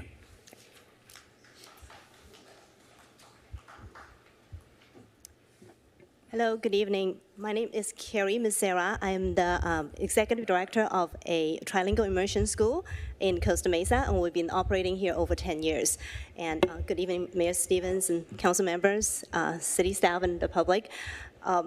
I chose Costa Mesa. One of the reasons was the image of Costa Mesa being a city that is very supportive of education and culture. And that landscape to me has changed in the last few years. I have here anecdotes of the plazas. There are a lot of graffitis happening. There's loiteries, and there's also odors. So I know those are not supposed to happen, but in reality, they are happening. So I would really recommend someone to go actually on site to check on what's happening in reality. So that's one. So I have 3 comments. That's one of my comments. The second one is Costa Mesa is a city that was aging, and I noticed that when I first start operating here. But in the last few years, we are seeing more young families moving in, which is very bringing a lot of energy and all that. But I'm afraid that with cannabis being so prevalent here, that you're going to drive some of these young families away. And there's another story that I heard recently that there's a young lady who walked into a plaza that there is security guards, which, I think that's the idea, right? Have security guard guarding the cannabis places so it feels safe. But in reality, the young lady actually felt scared, so she walked away from that plaza. So that's another scenario that actually I'm afraid that this is going to drive the young families away because they don't feel safe in the city anymore.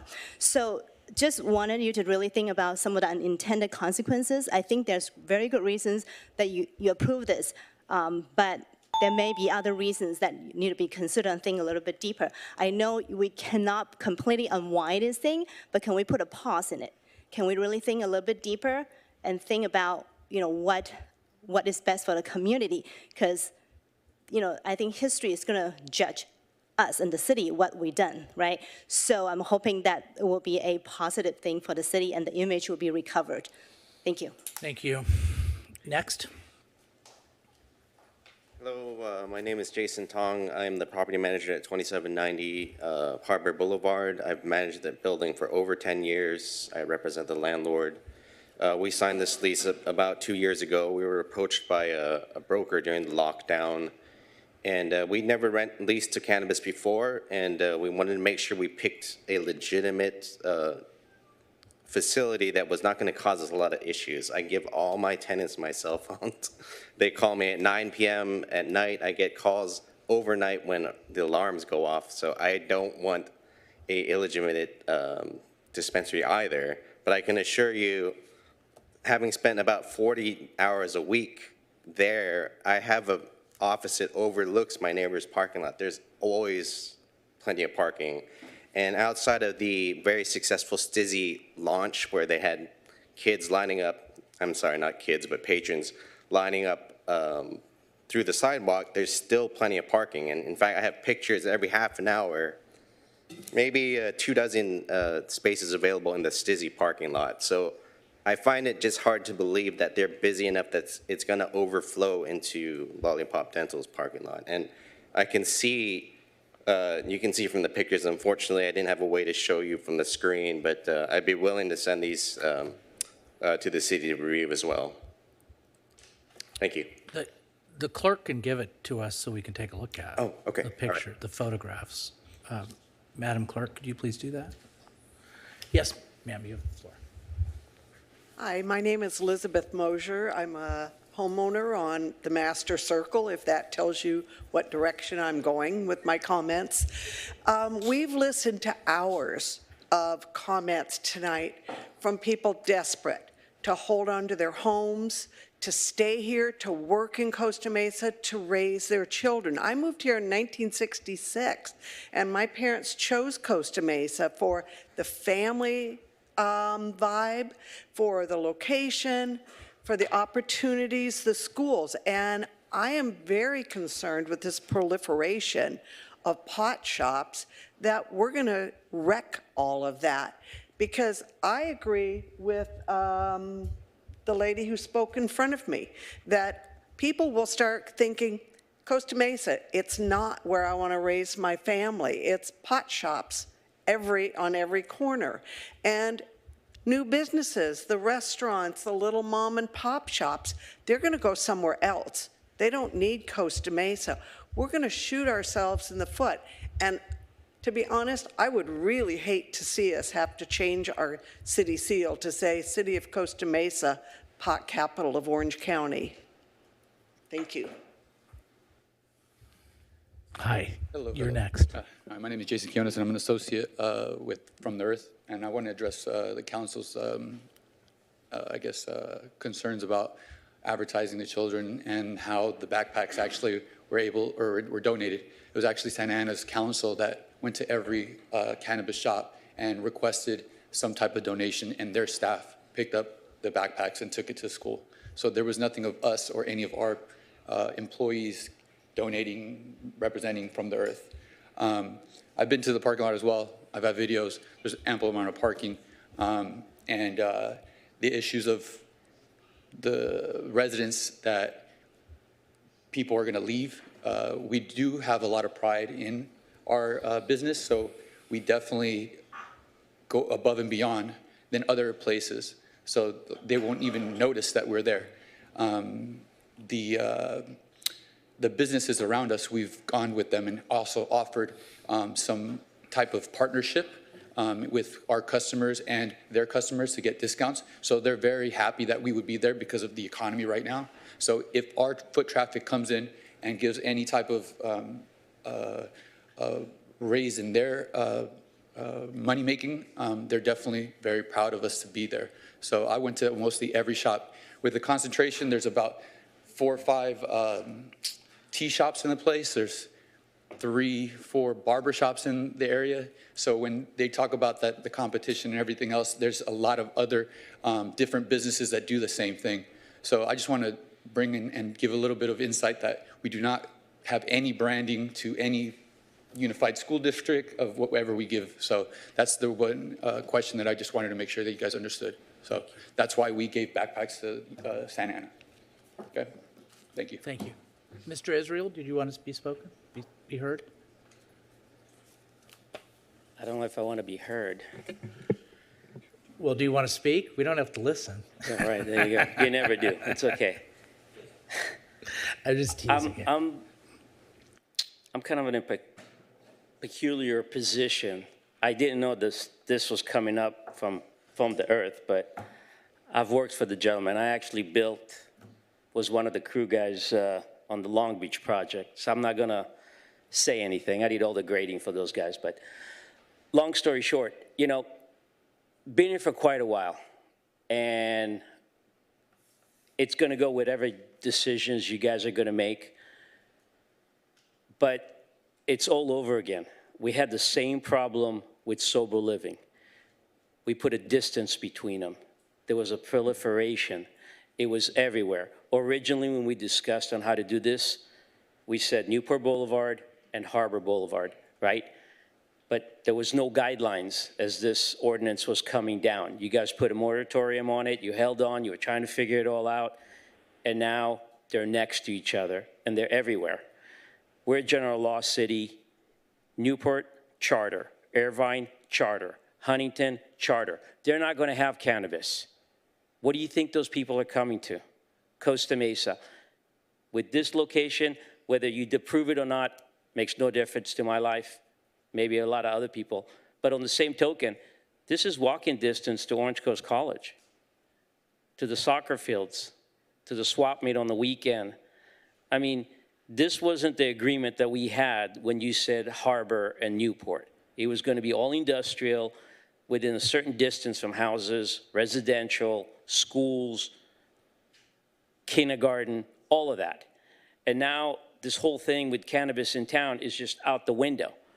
There was another little kindergarten place right off of 17th Street, used to be the ambulance place. The lady vacated. It's going to be cannabis now, right by the car wash. So you start something, but then it goes in a completely different direction of what the initial integrity was going to be. So you guys make the decision. We're going to have to live with it. I'm going home. Thank you. Thank you. Sleep well. Who's on Zoom? Anybody?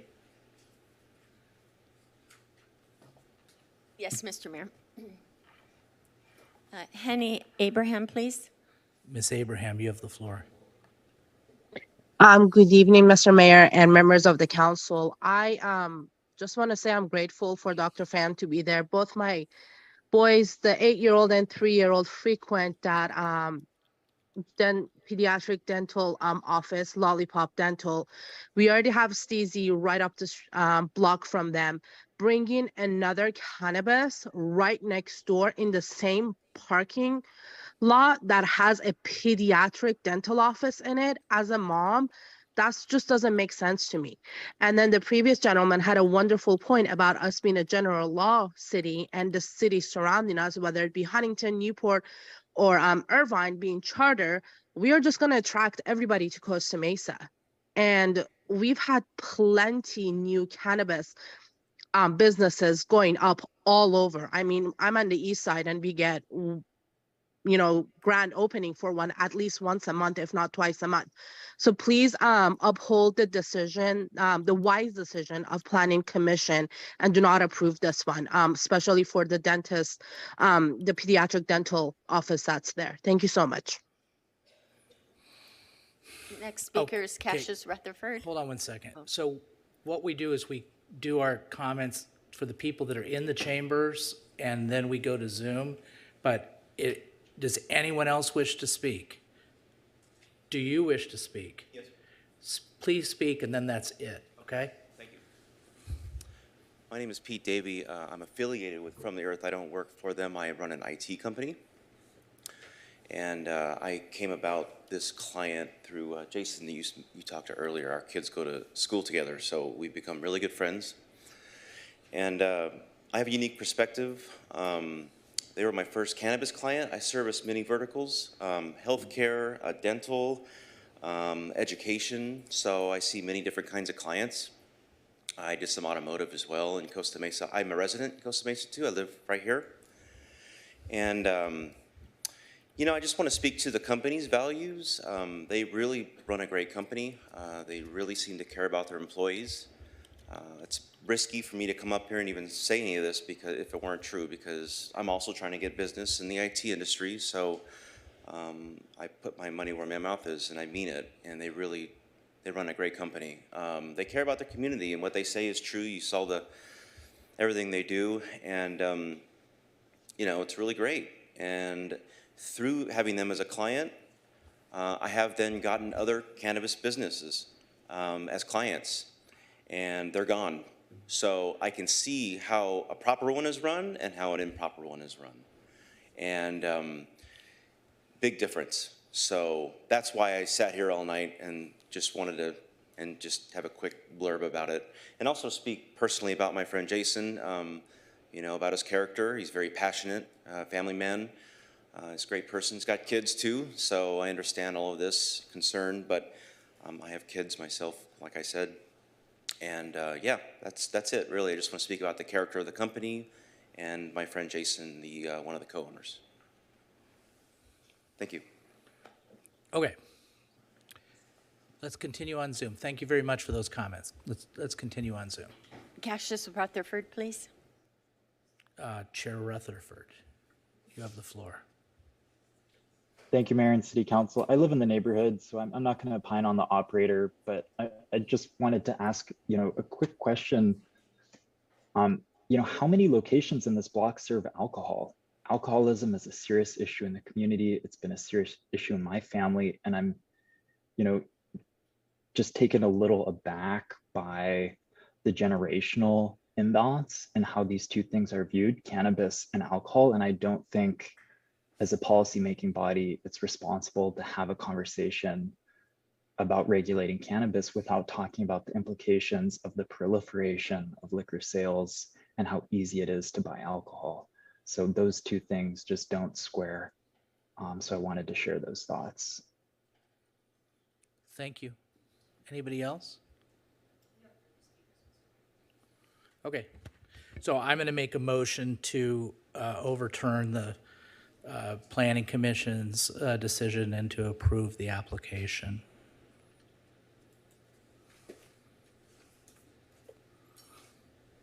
Second. All right.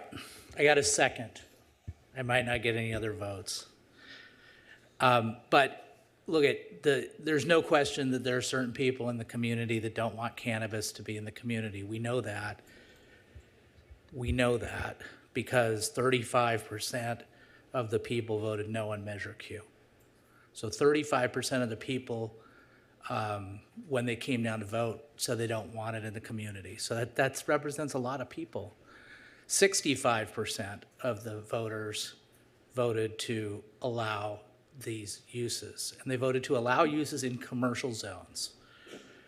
We went through a rigorous process, and we voted to have the ordinance. The ordinance is on the books, and that's the ordinance that was applied under, and this particular applicant has made it all the way to a planning commission hearing, and now an appeal and the city council.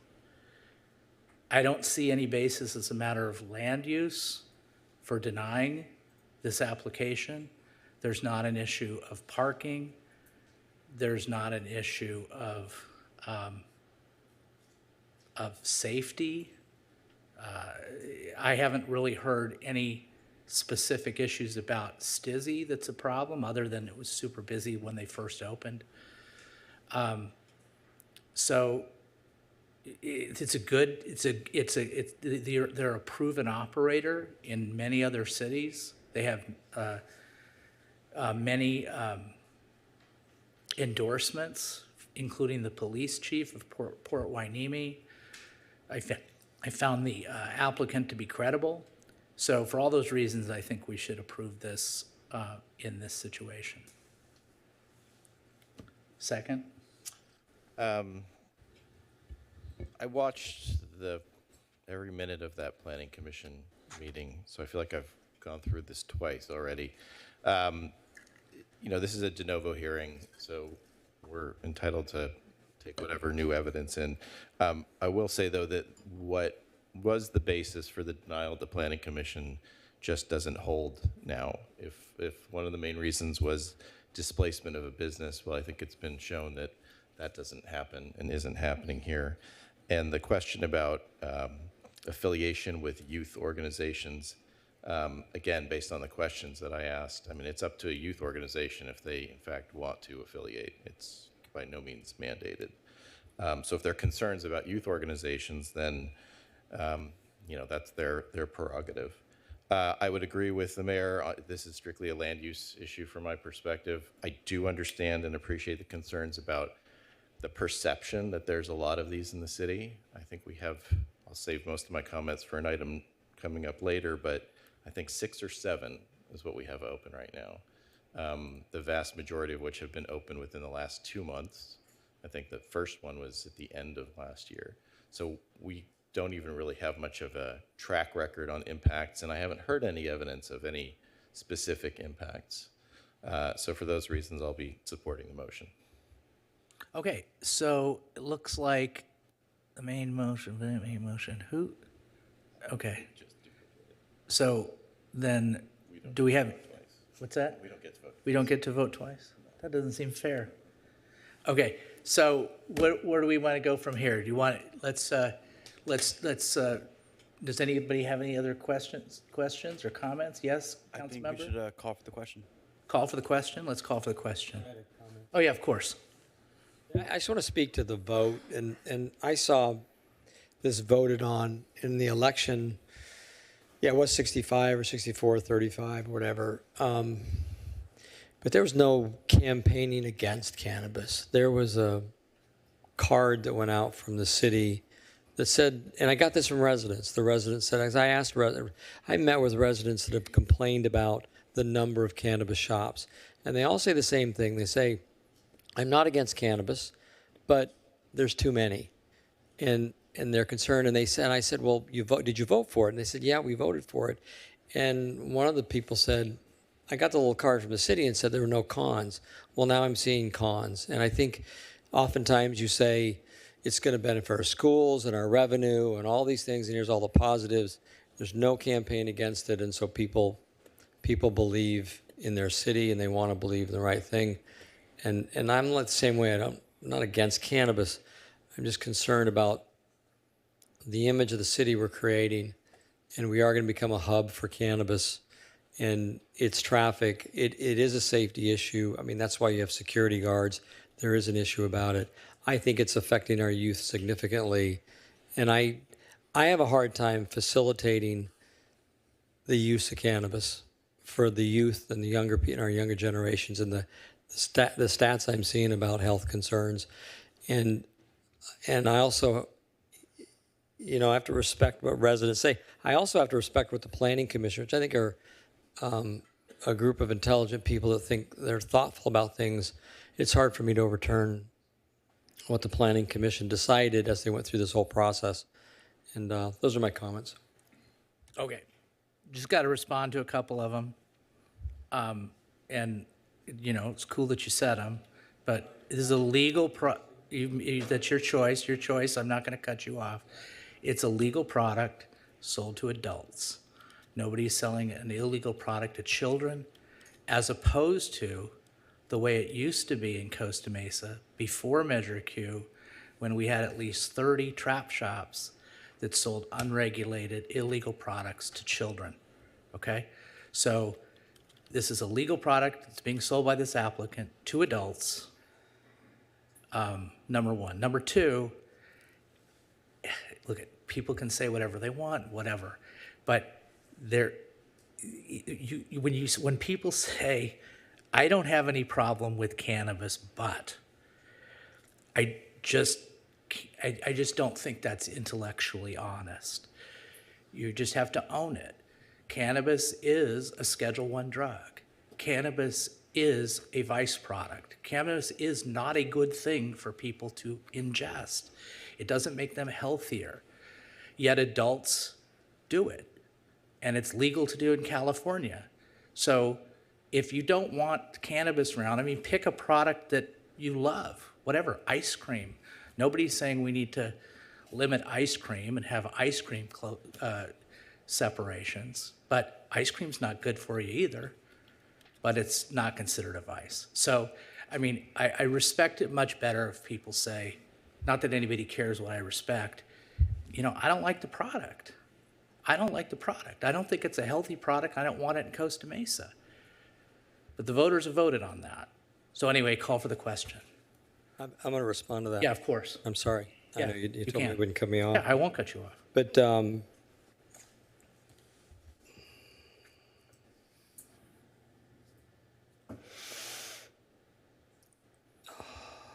I lost my thought. I'm sorry. You could take another bite at the apple when we call the next one. I just I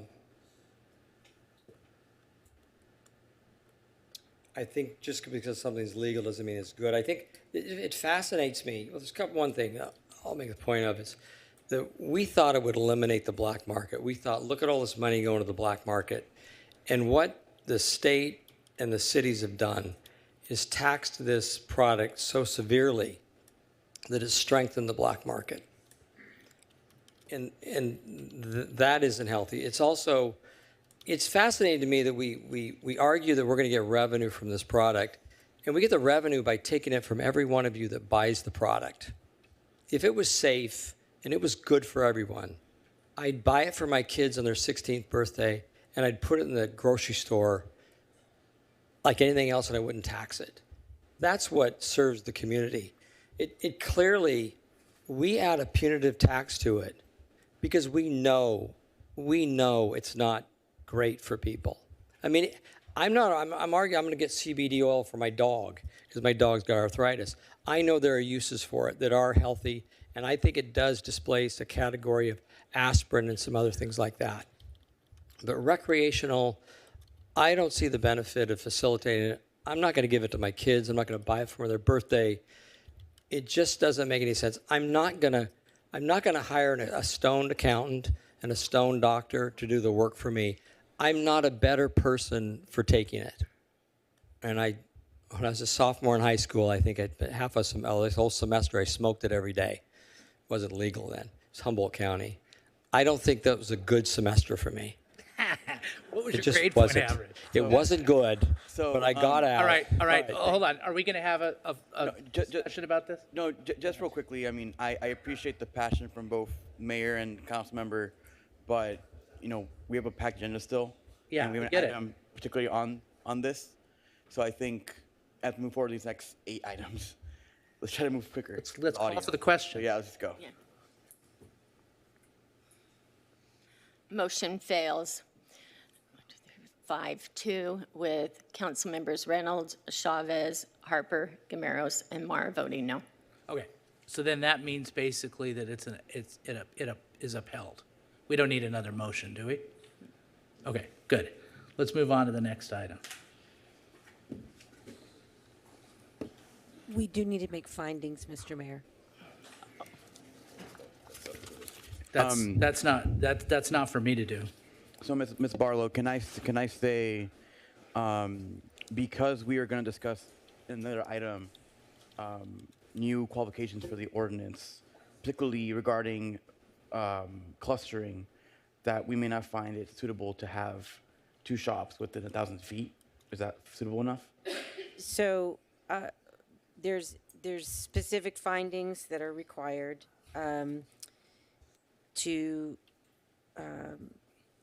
what the applicant is required to prove, let me put it that way. The applicant is required to prove that the project will operate in a manner that will comply with the requirements of our code. So if you don't have any basis for finding that won't happen, then I'll move on to the next one.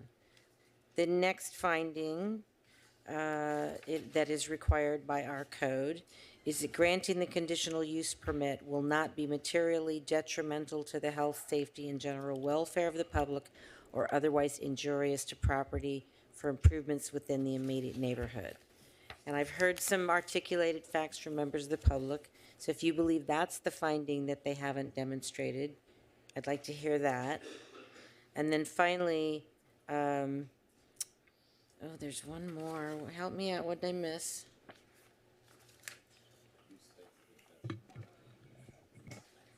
Thank you. Granting the conditional use permit will not allow a use, density, or intensity which is not in accordance with the general plan designation and any applicable specific plan for the property. Obviously, there's no specific plan, but you could make a general plan finding if I need at least one of those. The last one. Use density and intensity, please. All right, I'll prepare a resolution in accordance with the council's direction to uphold the planning commission. Thank you. Yeah, thanks.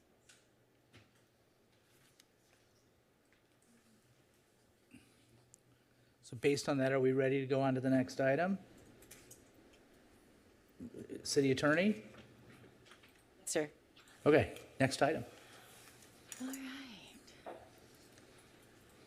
Oh, hey, I want to make a motion to bring forward the, I think it's new business item number, what's the one with the hive? Is that, no, let's not do 7. We've just had the number 2, is it number 2? I'll second, Mayor. Let's move that forward. I got a second, call for the question. Okay, hold on. Let's see. Just 1 second.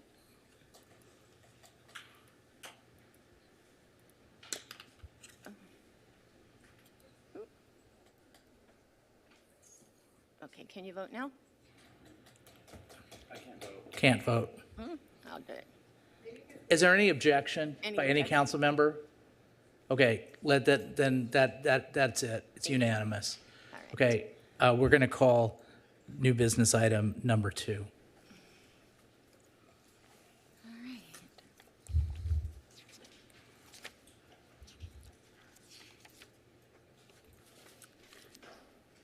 This is a general plan screening request for a proposed residential development on a 14.25 acre site located at 3333 Susan Avenue, Hive Live. Presentation by Mr. Yeager, Associate Planner. Here. Mr. Mayor, staff is waiting in the wings, so they're walking up to the podium now. Thank you. Good.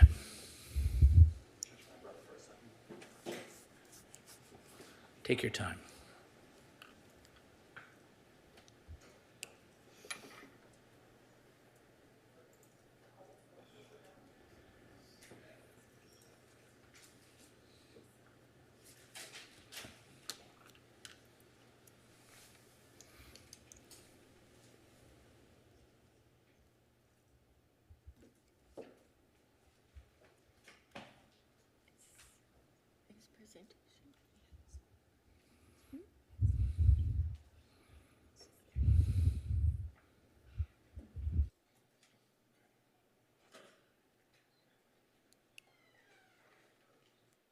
You ready to go? Yeah. You got the floor. All right, thank you.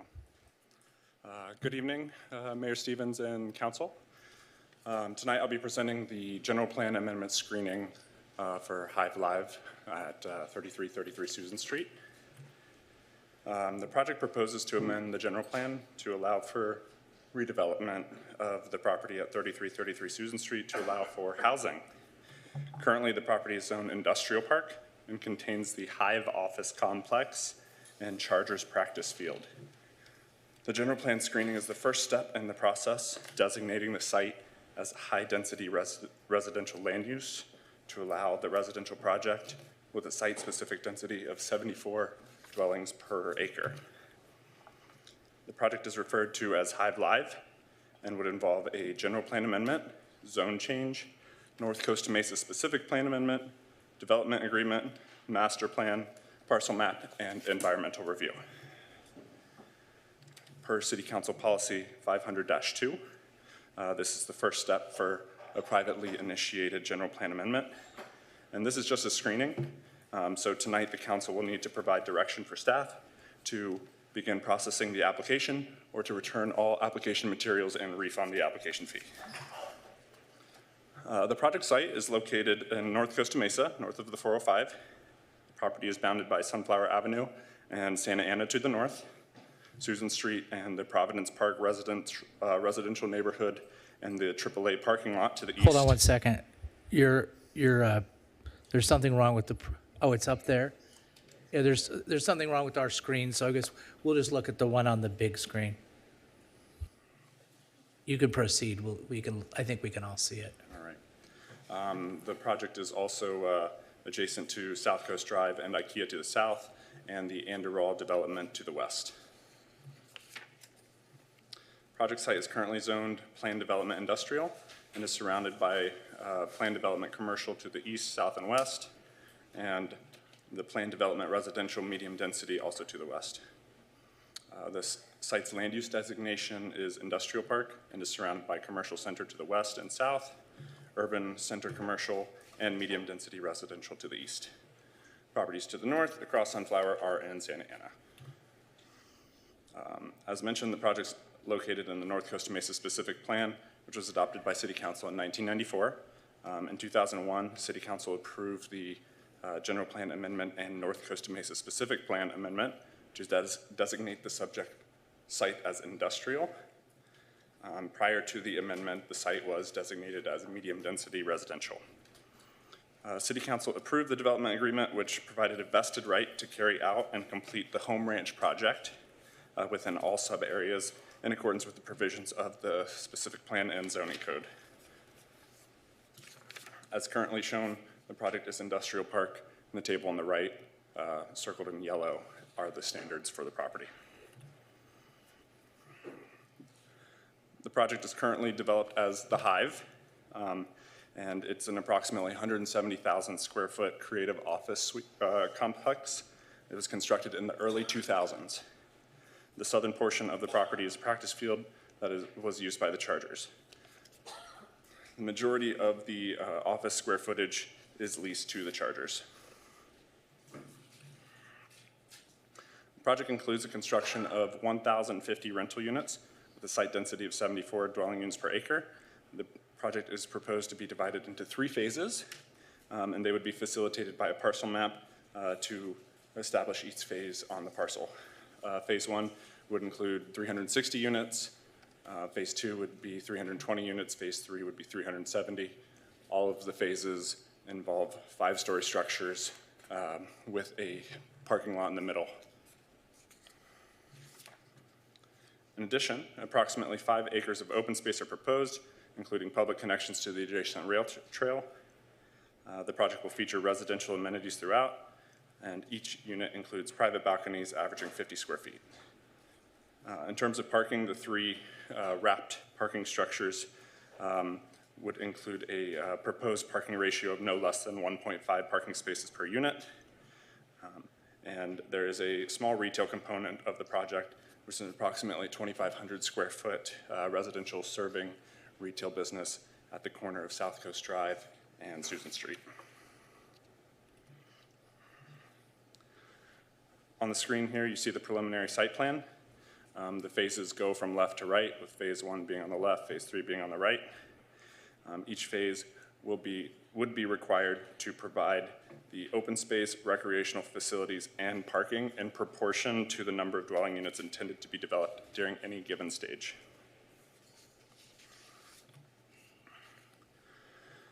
The project proposes plan development high-density zoning designation, and the zone is allowed in appropriately located areas of the city to be developed utilizing more imaginative and innovative planning concepts than would be possible through strict application of existing zoning regulations.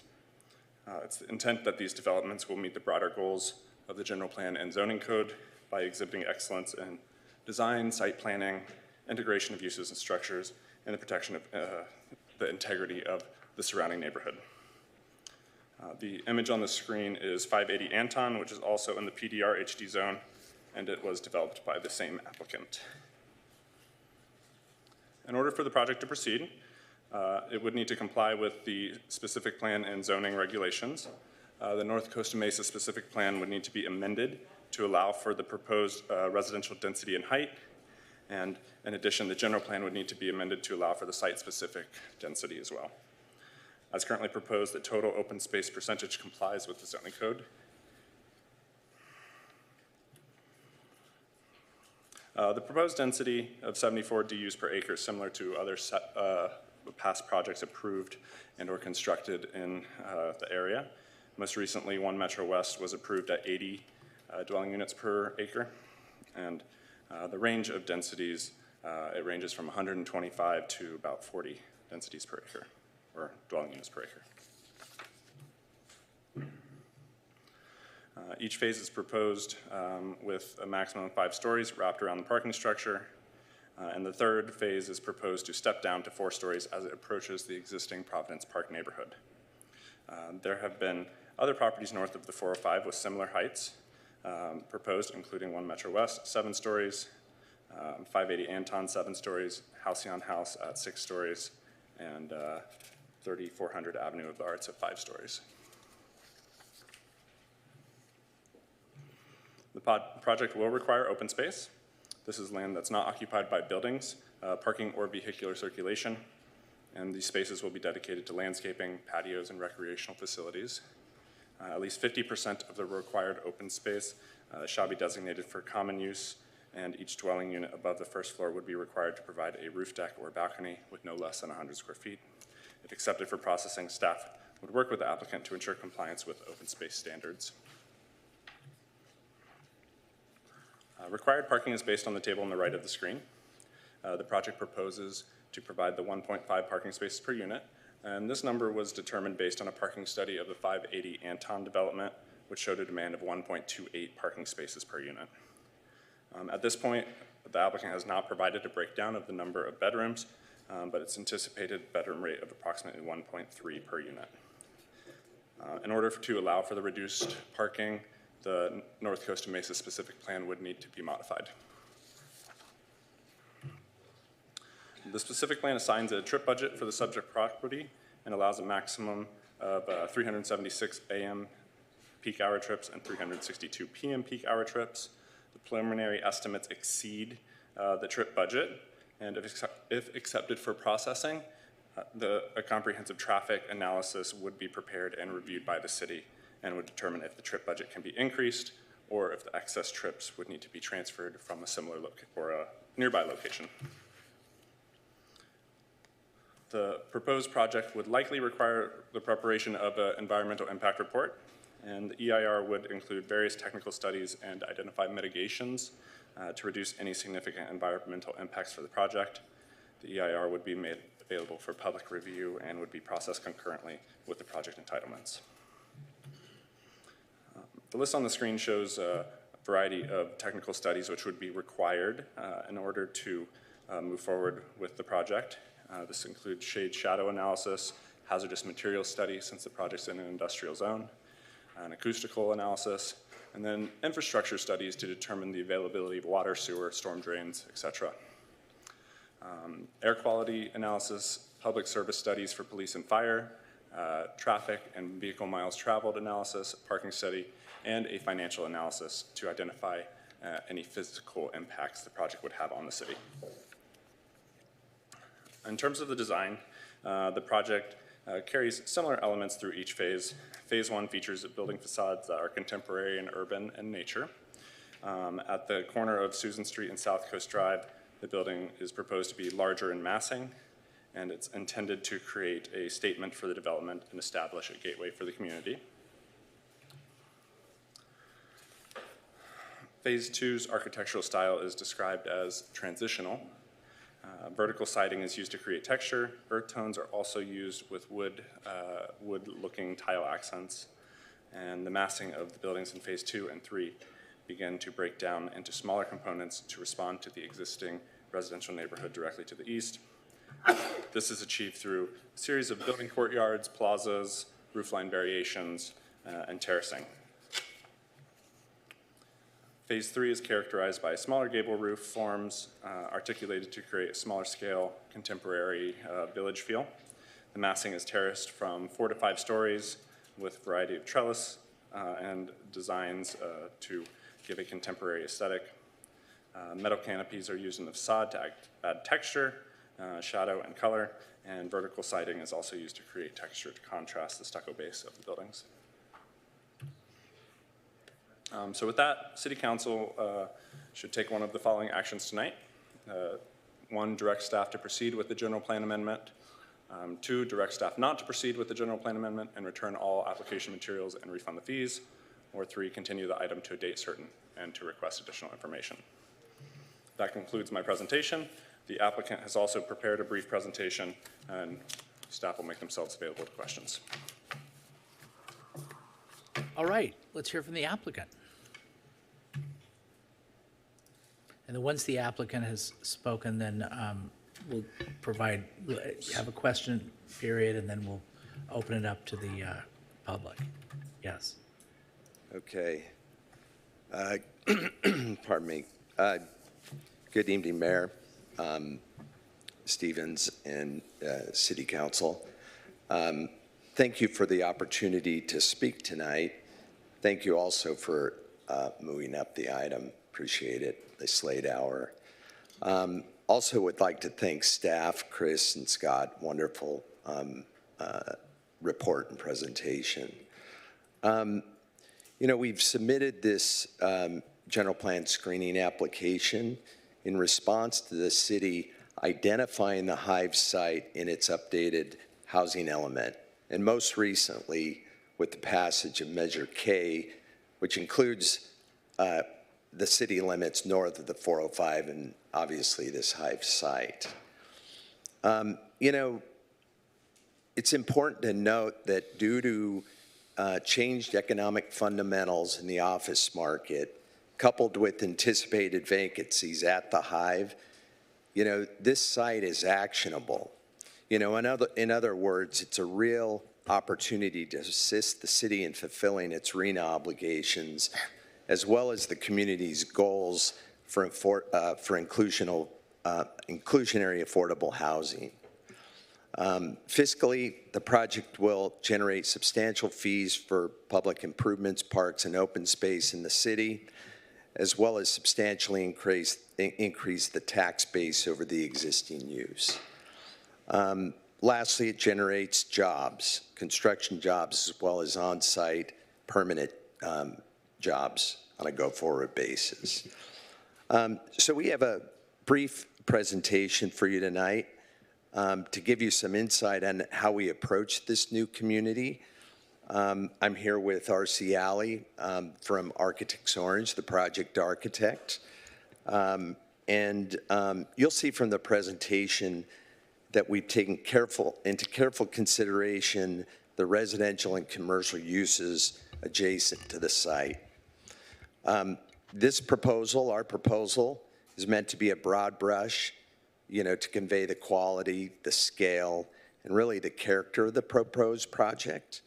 And also, as Chris mentions, it's the first step. It's the first step of many steps, which would lead through a planning and vetting process that will take some time. With your feedback and support tonight, we would proceed with more detailed design planning, along with meaningful community outreach. I'd just like to touch on a few slides. Chris, if you can help walk through it. So, as you can see, Legacy Partners is a company that's been in business since 1969. I've run the Southern California operation for the last 15 years, and yes, we developed the 580 Anton project, which I'm very proud of. I think that and the Bloom South Coast Metro project, which is just around the corner from 580 Anton, is a great example of the quality of the work that we do. We're also partnering with Invesco, who owns the Hive site. They've owned it for the last 5 years. Invesco, if you don't know, is an institutional investor, so they manage pension fund money. And so this investment, this long-term investment, is made up of investors that are retirement accounts for employees, firefighters, teachers, police officers. Maybe advance, please. So this gives you a picture of North Costa Mesa. You can see on the right-hand side our 580 Anton project in Bloom, and moving over to the west, really Hive Live being really an extension of kind of the town center of South Coast Metro. And then just adjacent is the press our former press in the Androl location, which also is owned by Invesco. So Invesco has made a substantial investment, has substantial ownership in Costa Mesa. The Hive site in particular is held in a long-term fund. Chris, please advance to the next page. So, complementing Costa Mesa's vision, when you'll notice 580 Anton is in the upper left-hand corner of the images. When we designed 580 Anton, we set out to make, a project that was timeless, that really displayed a lot of quality, and we did that. It was really a fairly easy job because Costa Mesa has so much great architecture to work from. And even since 580, it's only gotten better with the Modern Art Museum. And so we drawn this architecture to help inspire us in our projects, whether it's 580 Anton or whether it's Bloom. You can move to the next slide.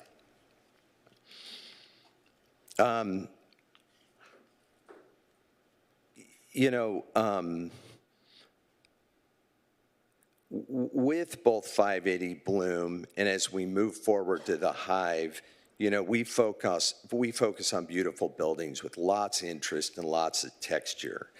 The goal is very much the same for Hive Live. What inspired us for 580 was that, Costa Mesa is the city of arts, and we believe architecture and design is a form of art, so we carry that forward. Our pledge is to carry that forward with Hive Live. Next slide, please.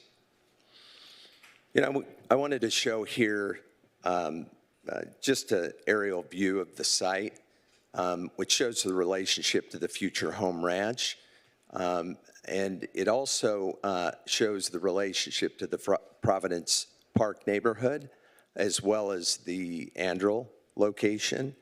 And you'll see in the presentation from RC, how we've worked carefully, to address the adjacency to these sites.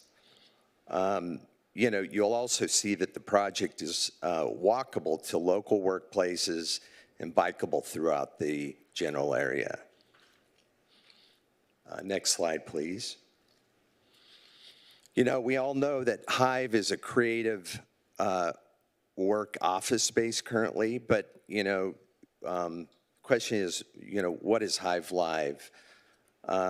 We have these great words that we put up on this screen, but these are all these can all be summed up in creating a community which has a sense of place and is home for the existing residents and future residents of Costa Mesa. I pointed that out earlier this year during some of our public hearings when we're talking about, the updated housing element, that type of thing. 580 Anton, with 250 units, we have about 500 residents there. These are all residents of Costa Mesa that call 580 home. And, and that's our goal for Hive Live. This is a creative, living environment. Next slide, please. We have three different phases, and you might ask, well, how do you separate these phases? And we find that our resident profile really ranges between 20 to 40 years old. We see a slightly older resident profile at 580, but rather than age, what we really see is that renters, residents, just like all of us, have different interests. And so you'll see on this screen that we have the innovator, we have the explorer, we have the eco-enthusiast.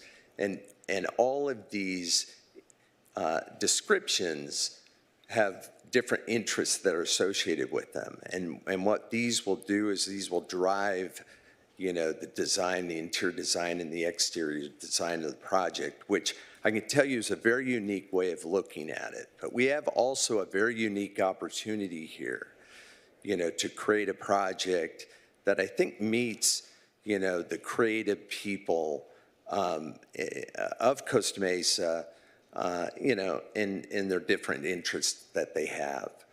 And so, from here, I'll turn it over to RC. He'll talk a little bit more about the specifics of the design, and then I'll be available for questions afterwards. Thank you.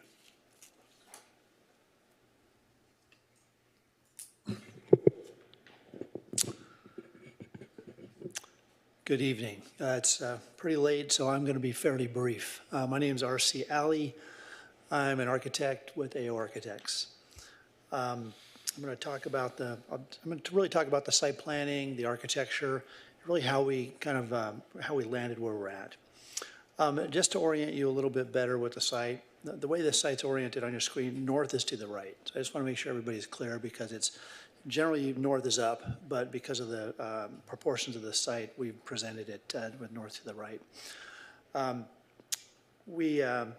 Again, we've really looked at it in great detail and really tried to understand and again, apply an architectural vocabulary that's unique to each building. These are all wrap buildings. Your city has at least 2 of them that I'm aware of. If you've never been in a wrap, they are a very great living experience. They have a central parking structure. If you live on the 4th floor, you drive up to the 4th floor and you park. You walk to an exit, and you walk into the corridor through an entrance lobby, and you walk to your dwelling unit through the corridor. It's a great living experience. It's very, very well, been very well accepted in Southern California. Let's see, talking about the project in general, right now we are anticipating, I think we've stated that the buildings will be maximum 75 feet in height, and I just want to be clear, that's really to the top of the elevator shafts. The elevators have significant overruns. The buildings themselves are actually much shorter than that height that was discussed in the report. Next plan, please. Next slide. Thank you. This really is our site plan, and this really starts the essence of how the project was organized. Really, it's around the public walk system that really goes along Susan Street. Each of the buildings really addresses the walk very differently. On the left, we're really up against IKEA. We've really put the building forward and front facing because the building mass really works well with IKEA, and I'll talk about that when we get to the elevations. We do have, really on that intersection is where we have our ground floor retail space. Then as we proceed north, which is to the right, you can see the buildings really change how they interface with the street. We have courtyards, we have fingers, and we have very significant passageways through the site. Next slide, please.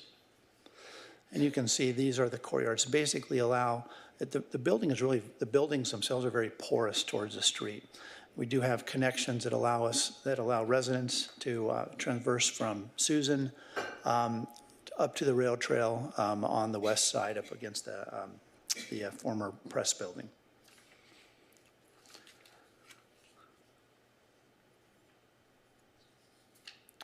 Next slide, please. Again, this is the Innovator Building. And really this, again, the way we designed this, it is a very contemporary building, and it really does relate to the mass of the IKEA building. To the left is the IKEA building and the IKEA parking field.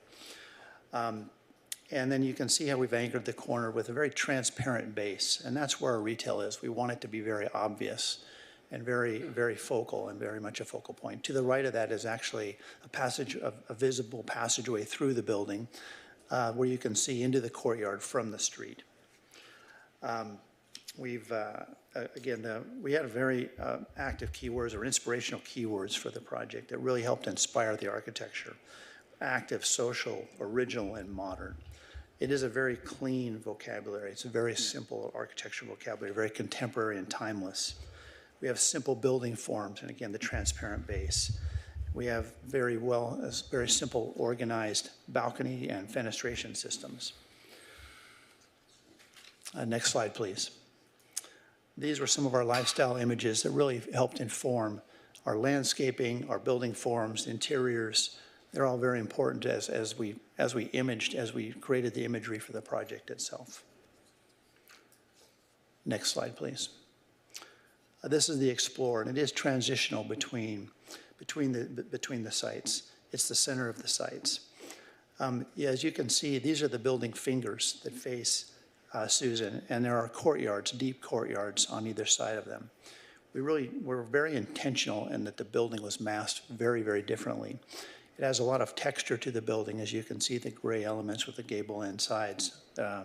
With the siding on them, we have significant wood features on the building to really soften the building and really to contrast the smooth building finishes themselves. Next slide, please.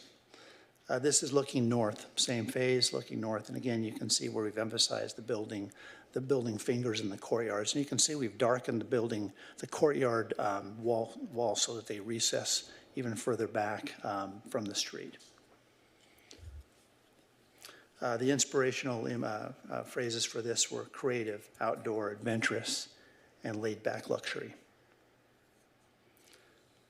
Next slide, please. Again, these are inspirational images. Next slide. This is the building the furthest to the north, the Eco Enthusiast building. You can see we've stepped the building down, and again, this was really meant to, it does interface with the existing neighborhood. That's why we have gable end forms, gable end roof forms. Again, the fingers and courtyards. And really, this is, our inspirational images for this, or phrases for this, were wellness, meditation, refined, and natural. We've been very cognizant on how the building is massed as well. This doesn't have a singular base element, but the base does step up on the building. As you can see, it's lighter base colors. It really anchors the building very well. I did want to note that the palm trees on here is really not what we were anticipating doing.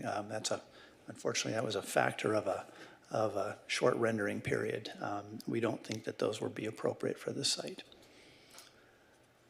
Next slide, please. Again, these are inspirational images as well, and these really form, again, the backbone of everything that we've done. So I'm here, I can answer any questions. Again, trying to keep it brief, understanding how late it is. Yeah, okay. Thank you. Stay right there. Why don't you have a seat? Let's hear from the public. If there's public people that want to talk, we'll keep the hearing open, and then we'll give you our impressions and questions. Is there anybody from the public that wishes to be heard? Yes, Mr. McAvoy, you've got 3 minutes. Can you please put up the slide that I didn't present from the earlier comments? Thank you. From your earlier comments? Yeah, there was an agenda item slide. Oh. An agenda item slide. Oh, I see.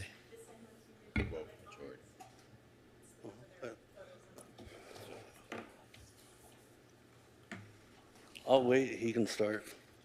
Well, yeah, that's a good idea. So, David, why don't you get going, and then we'll address Chris's slides. All right. So this looks great. I love that we're getting more housing in Costa Mesa. And since it's a Measure K site, it's a housing element site, I don't see why we shouldn't get more housing here. But I'll just provide a few specific comments.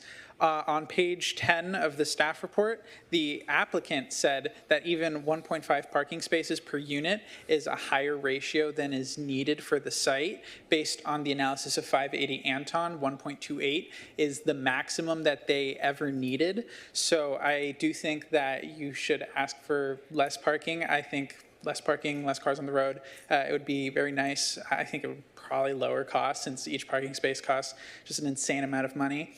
And kind of associated with that, I think we should look at, as a city, at unbundling parking for new development. There's an Assembly Bill AB 1317 that does that for a few counties, but not Orange County. So I think Costa Mesa should just adopt that. Another thing, I think I'd like to see a more commercial on this site. There isn't a lot of like neighborhood commercial, not like a grocery store that's really nearby. And I think a bigger commercial component could allow for more walkability, bikeability, no need to travel south of the 405 in order to get groceries and such. And I think it would also provide for a sense of place that the applicant mentioned, somewhere to go instead of somewhere that you just live. Public connection to the rail trail, it looks nice, but I visited the site a few days ago, and there's a wall on both sides. Now Anduril has a fence, probably, national security, whatever. But if the this development can have the wall removed for easier access to that rail trail, that would be fantastic. And I just see that there's like 9 different studies that need to happen for this. So I'm just kind of impressed that anyone wants to develop at all. So if there's any way for us to make it easier, that would be amazing. I'm assuming that maybe 1050 might be like the base of the, for example, for IHO, and then they'll apply a density bonus on top of that if the IHO is implemented. So that would be really nice to see. Yeah, thank you. Thank you. Okay, looks like we got your slide. Okay, can we get it so the whole slide can be seen on the screen, please? All right, Chris McAvoy, Costa Mesa. And can make sure that the people at home can see this. I think our city has lost their mind when it comes to development. Measure K was a terrible idea, and you guys made a comment that you worked hard. You sent a lot of misinformation to the city to get that thing through. RENA numbers, those would be valid if the governor had had housing elements in his city, but he didn't, and you had a chance to address that. So Measure K, actually one more thing before I continue. You made a false statement earlier Mr. Stevens, where you said there hasn't been any residences built in the city, that's a lie. There's been ADUs built throughout the city this past year. I can tell you that for sure. So another thing that's interesting is decks count as open space. So they can say, oh, look at all the open space, but it's a deck. So they're not having as much open space as they claim. I think if the slide I saw that there's an average of 50 square feet per deck, you can figure out that that's 1.2 acres of open space that's actually on the building. This was a trick that the prior developer majority, which is now you guys are the developer majority, and I need to update this and add a couple more pictures to that. But this is dangerous, downright dangerous. Residents in Costa Mesa are being told to ration water, not use electricity, and your guys' response is, let's just put 11,000 more units in this city. That's completely bonkers, makes zero sense at all. Us residents, we need stability. We just went through a pandemic, and I was sincerely hoping that we would learn from the pandemic, but apparently that lesson was missed by this council majority. There were days in the shopping mart that the aisles were stripped. We run a fine line between society and chaos. And your instinct is to add more housing. I mean, we don't create food. We have limited resources, so we're going to add more. You know, there's only a certain amount of space to build. And this council is going to destroy our city. Excuse me. I can look at who I want. This No. council is going to destroy our city. Hey. You're interrupting me. I have a right to speak. This is respect. Respect what I just said. This council is going to destroy our city. They're going to overdevelop it. It's going to be destroyed. You have no clue what you're doing. All your other decisions, we've seen how terrible the outcomes are. And this Measure K wasn't even written right. You made the claim that it's not going to affect residential neighborhoods. That's a lie. When you put these buildings behind a house, that's going to affect a residential neighborhood. Did you know that there's residential residences on West 18th between Monrovia and Placentia? I bet you didn't, but that's part of this zone. And you claimed in the flyer that no residences. Yes, sir. Jay Humphrey, Costa Mesa resident. Well, here we go. This is the first item for Measure K out the gate. And it's no surprise what it is. It's perfectly expected, the density levels, and you've already said that's what's going to happen. So that's cool. What I'm curious about is because despite the commentary made by members of this council about the need for affordable housing and what have you, all the information that I've read from Hive Live seems to indicate that it's all upper end luxury units, and it's going to take care of our RHINA part of it, the top end, not the lower end. And so I have some very concerns about whether or not this council is going to live up to its own concerns it's talked about, or it's just going to shuffle off to Buffalo. Thank you guys all. Time. Thank you. Yes, sir. Evening, Council. This is exciting. Oh, I love that we have housing being built and being proposed. So first and foremost, I hope you guys got the letter from Commissioner Toller, and I just want to echo in broad strokes his message. If that didn't get to you, I'm sure it will get to you soon. I'll read from just part of it. At the highest level, this is a good project. Parking structures are fully hidden. The entrances to them are not dominant or on the street. There is paseos and at-grade open spaces that look good, and generally good pedestrian connectivity throughout it. With a general worry that Russell Toller says that the Irvinification of our city and wanting development and frankly high density development that can still stand it on its own, look beautiful. I just came from Chicago and I know that it can without looking like the staleness of Irvine, in my opinion at least. And so I think this is so exciting that we just had all these people talking about high rents and getting displaced, and now we're gonna have this housing development that could potentially stop the inflow of frankly wealthy people displacing people from the west side. This is really exciting.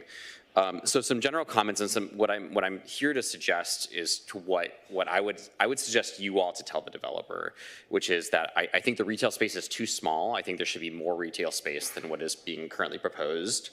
I think in light of the fact that this council has not done a rezoning, consider allowing for a higher dwelling units per acre or a higher height limit. You know, if that was to allow a better project or a more holistic goal of the council for what the housing units could fulfill north of the 405. Remove the standard parking minimums, echoing David's statement about the 1.28 per unit. And recognizing also in any sort of VMT analysis that the VMT per capita is a much more important measure than the aggregate VMT. Continuing to stress on the developer to set the goal towards pedestrian friendliness and housing that orients and frames the street, and that being a priority of this council. Requiring bike parking as a crucial component, and secure and safe bike parking. Requiring, this is a little bit new to me, but requiring car sharing potentially as well if you want to reduce the parking standard. Requiring that the development to have something like a Turo or a Zipcar service within the actual building to reduce private car ownership, even if car trips kind of remain the same. And then lastly, I think one of the most important things is requiring the parking to be unbundled in alignment with AB 1317 that David mentioned, so that people are not forced to pay for parking within the cost of their lease inherently. Those are some of the high-level comments that I'd make and that I'd encourage towards the developer from you on council. Thank you. Thank you. Yes, ma'am. Jen Tanaka, Costa Mesa resident. I just wanted to speak briefly in favor of moving this item along to the next phase in the development process, which is already very lengthy, and we'll have many opportunities to have all of these very good comments incorporated, considered, et cetera. I also just want to note that this was the entire intention of Measure K from my perspective, that ultimately we got a project to talk about, and to talk about bike parking, and to talk about heights, and to talk about densities. That's all great. I'm just really excited we even have the opportunity to have a project like this brought forward. And I just wanted to quickly say that, I completely agree as a homeowner that stability is very important, but stability has also seen the result of that be an increase in rents of, 20, 30, 40%, depending on what time frame you look at. So, stability is great, but it's stability for whom? Our renters are getting crushed. This is a great way to add density, add units exactly where we've already discussed they're supposed to go, on exactly the site it's supposed to be in. So I strongly encourage you to move this item forward. Thank you. Thank you. Is anybody on Zoom to speak? Yes, Cynthia McDonald, please. Ms. McDonald, it's still your anniversary. You have the floor. Thank you. Good evening, Mr. Mayor and City Council members. Cynthia McDonald, Costa Mesa resident. Well, you unleashed the Kraken. This project is exactly what was predicted when you rushed Measure K to the ballot. And here it is slapping the residents with its ugly tentacles. The project is the epitome of spot zoning. It isn't located near retail or services. The residents will have to drive to businesses because there isn't a safe way to walk or bike up and down Harbor Boulevard under the 405. It's elitist. The developer states in its presentation that it has, quote, reputation for delivering and operating luxurious residential communities. You heard earlier tonight and on multiple evenings the pleas for affordable housing from residents, for housing that isn't substandard and overcrowded. But some of you don't want to proceed with an inclusionary housing ordinance for fear it will stop luxury projects like this. At last week's study session, the consultant stated that if the city doesn't couple revamping of development standards with affordability requirements, it will get market rate development, but it will not trickle down to affordable housing. Her final words on the subject were, it just won't. Trickle down affordable housing is a debunked theory. How nice it is that the residents of this project will get a private refuge when the rest of us suffer with overcrowded parks, some without restrooms. By the way, the multi-user path next door has not been dedicated to the city, so any sort of gathering on the path won't include the public. In fact, unless the city gets an easement or dedication, we'll be trespassing when we ride our bikes there. The plans show it's 5 stories, and that's the way One Metro West started, and it ended up at 7. So plan for 7, and there will be no home ownership opportunities, so our ratio of home ownership to rentals will be further unbalanced. Just like the Righeimer years, there's no overall planning or visioning of what the city will be like 20 years down the road. You are allowing developers to plan the city for us without any regard for what is wanted or needed by the residents. Your job isn't to make certain developers make money. Your job, as clearly stated by the state of California, is to plan for the opportunity to build housing for all income levels, with a focus on very low, and moderate incomes. It only takes a few years for 7 people to allow a city to get screwed up for 40 years. It takes much longer than 40 years to unscrew it. I know this is just a screening, but don't get sucked in by the sales pitch. Tell the developer to do better than this. Thank you. Thank you. Anybody else on Zoom? Next speaker is Cassius Rutherford. Chair Rutherford, you have the floor. Good evening, Mayor and Council. Just wanted to quickly echo what's already been said. I think, as a resident and a voter who doesn't live too far down the street, this is exactly what's needed right now. There's a historic housing shortage across the nation, not just here in our community and in California, but nationwide, because cities, not your doing, but prior leadership simply did not plan for enough housing and living space for the growth and jobs that have happened in our community. So I just wanted to strongly support moving the project forward and add my voice to that. So thank you. Thank you. Anybody else on Zoom? Call in user 2, please. Call in user 2, you have the floor. We heard all evening the cries for low and very low income, people with their roofs caving in, ceilings caving in the bathrooms, mold. And now we're talking about 1,000 units of luxury housing. Well, I say congratulations to Legacy. You played the game of Monopoly well. You passed go, you collected $200. Or should I say you collected and passed K, and we'll be collecting not $200, but mega millions in profits. Congratulations for being such a good neighbor and planning your project without any specific indication or even concern for low and very low income units. Congratulations that you funded $50,000 to pass K, and in doing so, blocked input and voting rights of our residents. You played the game well, and your $50,000 was a brilliant profit strategy, reaping mega millions in profits at some point. We look forward to more developers profiting from the Measure K investments. Costa Mesa, or should I say Park Place, is your reward for being part of a questionable process and Measure K. Congratulations. Well played, Legacy. No further speakers, Mr. Mayor. Close public comment. Okay, we're going to close public comment. Is it how important is it? Okay, we're getting here deep. My goodness. Oh, wait a second. Don't say anything until you get up there. Just to answer a few of the call-ins, when did having money become a sin? Why is that bad?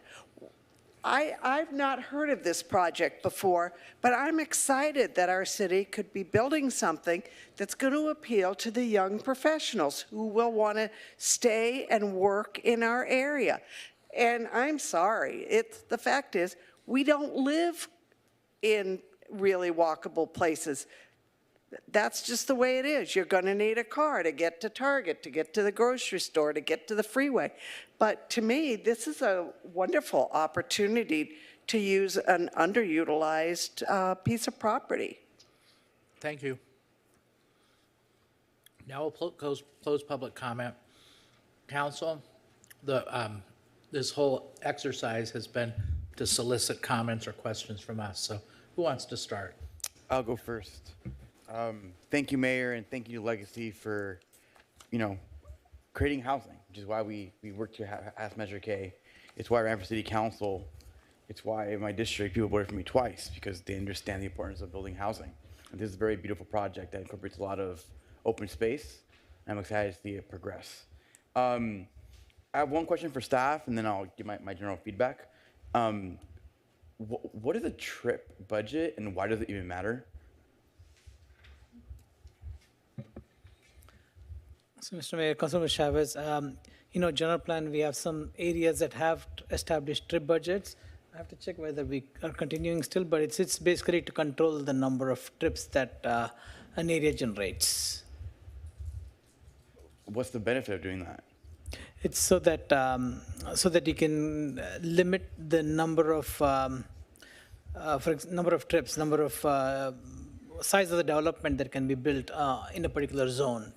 So is that like a way to inhibit development of housing? Because if so, we should probably get rid of it. So, Councilmember Chavez, it's not just housing; it could be any development that generates trips. So it could be office, it could be retail, it could be housing. So it's basically any development that generates trips. It's to have a control on how much you can build. It's another way to. It's like FAR, the floor area ratios, or the dwelling units per acre, similar thing. Okay. But on a trip side. And is this like imposed by the city, or is it like a state mandate? No, it's a city. Can we review this? 'Cause I don't know why we should even look at trips. Honestly, it's weird that we're gonna have them like have to borrow trips from somewhere else. That seems ridiculous to me. Anyways, great project. Couple things I want to just say. Really, four quick things. It's just obviously, as you're hearing from the public, inclusionary is something important, and I know we'll discuss that down the line when we move forward. So I know I've heard that from the applicant already. One thing for me, it's always important is having some kind of local hire component in every project. There's a lot of people in my district that are, they work in construction. And for me, it's always important that we're letting people that live in Costa Mesa have the opportunity to build things in Costa Mesa. Not only does it generate less trips, which I guess matters now, but more importantly, it's keeping tax dollars in Costa Mesa because they live here, they spend money here, et cetera. I agree with one of the public speakers. Why not have more retail? Let's make it a bit more walkable. Let's delve a bit more into that. I know the folks that live there, when you need someone to get coffee, someone to get groceries, whatever you think fits down there, let's do it. But more retail is a positive. And the last thing, just to follow up on my comments during public comment, is, to the extent we can add more EV charging stations, the better. EVs are not going away. If anything, get more popular. So anything we can do to encourage that would be helpful. But those are my four comments. Otherwise, I just want to say thank you for building housing. It's much needed in Costa Mesa. And giving your work at Fighting Anton, I know it's going to be great. Other council members? I can go, Mayor. Yeah. Councilmember Reynolds. Yeah, okay. Thank you for the presentation. I'm going to first list the things that I like, and then I've have a short list of things that I'd like to see be different or explored. So this is a housing opportunity site, super supportive of building housing here, especially replacing commercial office. We know that's a good change based on how our economy is changing and the need for housing. I do think this is the right area for this kind of density. I think there's opportunity to grow in density if needed to address some of the other things I want to raise. I like the goal of enhanced walkability. I think there's some things we can do to improve that. You didn't mention this in the presentation, but my understanding is the intent is that this would be an all-electric development, and that's something that I think is very positive, given some of the earlier hours ago discussion related to climate action. I really like the focus on open space at the ground level and space between buildings. Related to parking, I like that you're pushing down parking to 1.5. My understanding is that's even high compared to what you're seeing, how you're seeing parking be utilized at some other developments. I think there's some, I'm open to going lower. I think you've got a good pulse on the market and need for parking. I really like that the parking's hidden from the streets. I think that the aerial view of this shows like so much of the surrounding area is just asphalt parking lot, and that's just like not a nice thing to see. So I really like that the parking is hidden from the street. I support the comments we heard related to unbundled parking. Certainly young professionals, if that's the target market, is moving towards a more car light or car free lifestyle. Secure e-bike parking, I think, supports the trends that we're seeing going forward, and I like the idea of the car share program. Okay, those were the likes. So affordability wasn't mentioned here in the plan. I know you're anticipating that and planning for that. That's a must. We've got to have an affordable component. You've heard all of the reasons for that. And of course, my interest is affordability for the low and very low affordability levels. One of the general, this might be more of a item for staff, but as we look at sort of this development inside the block that you're working on, and I think it's really important as we move forward in this process, which I'm assuming we will, to really think about the development as part of the broader vision for the area. I don't want to, hold up a single project to do a broader vision, but if there's some kind of like expedited, just sort of simple sketch we can do on what is the vision for making this area, a vibrant, walkable community with, the right mix of uses that support walkability. I think that'll be really important in the kind of community engagement and discussions around a project like this, and in really thinking about how this project sort of contributes to that broader vision. So I don't know what that would be called in planning terms, but I think that sort of broader vision for the surrounding area is going to be really important and valuable. We've heard some comments on this. The other piece, and I guess it's sort of related, is again the interplay between this development and the area surrounding it. So sort of this connections between the public and private realm.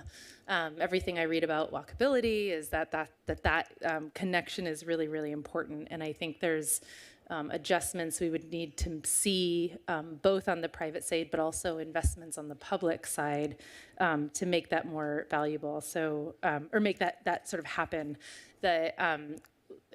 As I've been thinking about, these large developments, and what I don't want to see is what I think we are certainly at risk of, and maybe seen in other areas, and that's just, it feels like sometimes these developments are just like giant cruise ships parked on a block, right? Like all of the amenities you could possibly want are there, but it's all in this like area that's separated, in this one block that's separated from like the next cruise ship on the next block and the next cruise ship on the next block. So I want us to be thinking about this, not just as, what's all the wonderful things that are within the development, but what is the space sort of between developments and the space between buildings, so that we are contributing not just to a great place to live for the people who live there, but to really contribute to, again, a city that's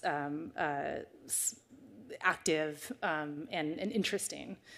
I think some of the investments on the public side, again, if our goal is walkability, which I think it should be and really must be if we're going to address some of the traffic issues, walkability is not just about distance, right? So right now, where these residential units are proposed to be might be a walkable distance to some existing uses, but walkability has to include, safer streets, I think wider sidewalks, slower speeds, shaded sidewalks. It has to be a comfortable walk, a pleasant walk, obviously a safe walk. So I think some of those public investments are going to be really important to really create a community around this space. And then the last item is I am concerned about the open space piece of this. I understand that the sort of total acreage of open space is decent, but again, if we look at the broader area, not having sort of open field space is a real loss, and it's hard to see what is a playing field now. Of course, it's private, but it's really hard to see sort of an undeveloped green space get developed when we do have a shortage of park space. So if I'd be comfortable going taller to make more ground level open Council space. member, we need to, That was my I need last- to entertain a motion to go past midnight. Oh, okay. I'll second it, Mayor. Oh, I didn't make the motion. okay, I guess I'll make the motion. Okay, motion by Chavez, seconded by Gameros. Can we just do a voice? All in favor? Yep. Okay. What's that? Can we just do a voice, all in favor, please? Aye. No, Thank you. I voted no too. Put it on the record. Okay. I'm sorry, continue. Yeah, well, that was my last comment. So just, I understand we have an option for park in lieu fees. My concern is I'm not sure how where else we use those fees to create park space in this area. So really want to solve the need for access to park space for the community that would be moving here and elsewhere, and community around the area. Thanks. Other council members. Councilmember Marr. Thanks. I'll be quick. Yeah, I think one of the speakers mentioned the affordable housing component. I've mentioned this to you directly, Mr. O'Brien, but whether you fell within the inclusionary housing ordinance or we did it through a development agreement, I would expect some level of affordability, at least in the sort of 10% range. I agree with the comments on open space. I was kind of trying to figure out how to couch that. Particularly the perimeter open space is actually what jumped out to me, less so than the interior park space, but just, if we're talking about bike paths and walk paths, having that distance between the street and the building be more open kind of makes it feel safer to be able to walk around. Connectivity to active transportation. I know we've talked about the rail path. And that's a staff comment. I don't know what we can do there to make it more accessible to people, but I would like to do that, obviously. There's been also some commentary from One Metro West about bike lanes that they want to put down a couple of the streets in that part of town. So trying to find ways to integrate that existing connectivity, I think, is important. I don't know what the answer is right now. Somebody else mentioned retail. I think sometimes retail too easily gets repurposed into just being a leasing office. And so to the extent we can actually make sure it's a coffee shop or a bodega or whatever it is, again, not 100% sure what the solution is there, but I'd like to maximize that so we can achieve some amount of trip capture. People aren't having to drive super far in order to go get a cup of coffee. And I think those were my high level. Overall, I'm very impressed with the project. This is exactly the sort of thing that we need. I love the design. I've given you this feedback separately and offline, but I like the design. We need more housing. North of the 405 is where we should be building up. It meets all of my hot button things for what we should be doing. So fully in support. Thank you. Oh, sorry. So let's go with Councilmember Harper, and then we'll go to Mayor Pro Tem Harlan. Yeah, as opposed to EV, I'd like to put a gas station in the middle of your project, and I can help you with that. Everybody thinks I'm kidding. Yeah. And hire your contractors after they visited our pot shop. So I'm teasing about that too. Seriously, I do support anything we can divert funds to do open spaces or parks, even if they're not within your development. I'm really supportive of that. And one thing about all our comments, I want you to build the best project for the market that demands it, and the highest end best project. I hope you guys are a lot smarter than we are in determining what fits best to Costa Mesa. I know you're going to build this project and own this project, and it's in your best interest to build something that really fits our community. And that's the bottom line for me. So that's all. Thank you. Mayor Pro Tem. Yes, I'll be very brief. I echo a lot of the comments of my colleagues. The only thing I really want to say is thank you for bringing this forward. It's the first project since November. It's the right project after November. We've talked about the right location, our desperate need for housing. It's very thoughtfully designed. I can appreciate the architecture and the land planning here. Obviously, there's time to refine all of that, but I think this is a great start, and like some of the public said, I'm very excited for this to move forward, so thank you. Okay, so for my part, I just, again, thank you, and thank you for staying so late. I've seen your work. I was recently at the Bloom grand opening. I think that that's a very good, a good example of the type of work that Legacy does. And if council wants, I'm sure that they can get tours of Bloom. And then, of course, right in our city, we have 580 Anton. So you have a good track record, and I appreciate it. In terms of the idea of, services nearby and things like that, I kind of land similar to where Councilmember Harper is. I mean, it has to pencil out. When we talk about putting commercial services, what we're talking about is putting a small business, and that small business has to be able to sustain itself. And, we sitting up here at City Hall, really are not in the position always to make those types of demands. So I do think that, and I anticipated you get comments about affordability. I think you could see that. I'd like to see a development agreement that we have here where we can, I know this will generate a lot of park fees and things like that, but you are asking for a lot of amendments to our current code. So there would be some quid pro quos in that context. Yeah, and you also have to cater to who you think the market is. I mean, and remember, slated right down the street, well within walking distance, is going to be the related Bristol project, and that's a safe walk from Susan Street on Sunflower to Bristol, and there's going to be plenty of services there. So just something to think about, and a lot of people want to be isolated from commercial areas. We heard that in kind of thematic in an earlier item. Sometimes there's a perceived conflict between commercial and residential.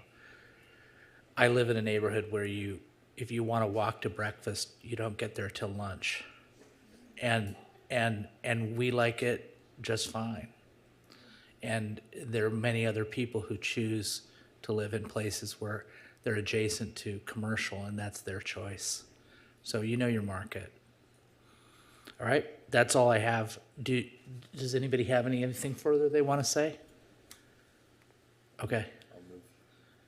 We just need a motion to receive and file. I'll second Jeff. I would move to proceed with the general plan amendment process. What, can we not do, you can do it, you can make a motion. All right, yeah. It won't, something's happening, but Now it's the plan. now Lauren doing it Right. twice. I'm doing it. You really want to get home, don't you? I can't undo it, Jeff. I'm sorry. Make the motion, Councilmember Gomez. Move staff to proceed with. move forward. We get it. Let's call for the question.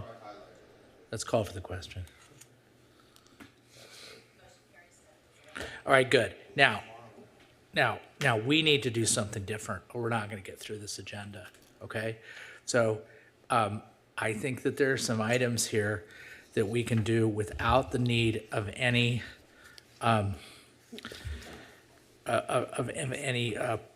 presentation whatsoever. So why don't we call, I've even lost count, what is the recommendation from the city council committee liaisons regarding city committees? What number is that? Oh, that's old business one. That's where we're at anyway. Yes. Old business one. So let's call old business one. Let's have no presentation. We'll go to public comment, and then we'll entertain a motion. Mr. Mayor. Yeah. I mean, do we even have to do this tonight, or can we push this out to the next council meeting? I don't think that's urgent in any way. Okay, let's triage. So old business one, unless anybody objects, will continue to be old business. It's just going to be older business at the next one. Okay. Then new business one is Appointment to the Planning Commission. appointment to the Planning Commission. Okay, that we can do without a presentation, correct? I can do that right now. Okay, so let's do this. For that, I think, no, I don't think we even need it. We have one, here, I'll just say it. We've got one one opening on the planning commission that we're trying to fill. Councilmember Marr has the ability to make the nomination. Before she makes the nomination, she shouldn't make it now. Let's hear from the public on this one.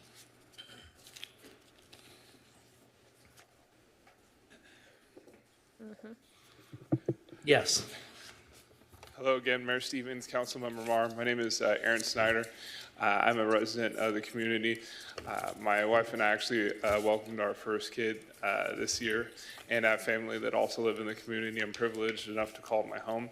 I just wanted to take a moment to talk about my career today and why I feel my experience makes me what would make me a good planning commissioner.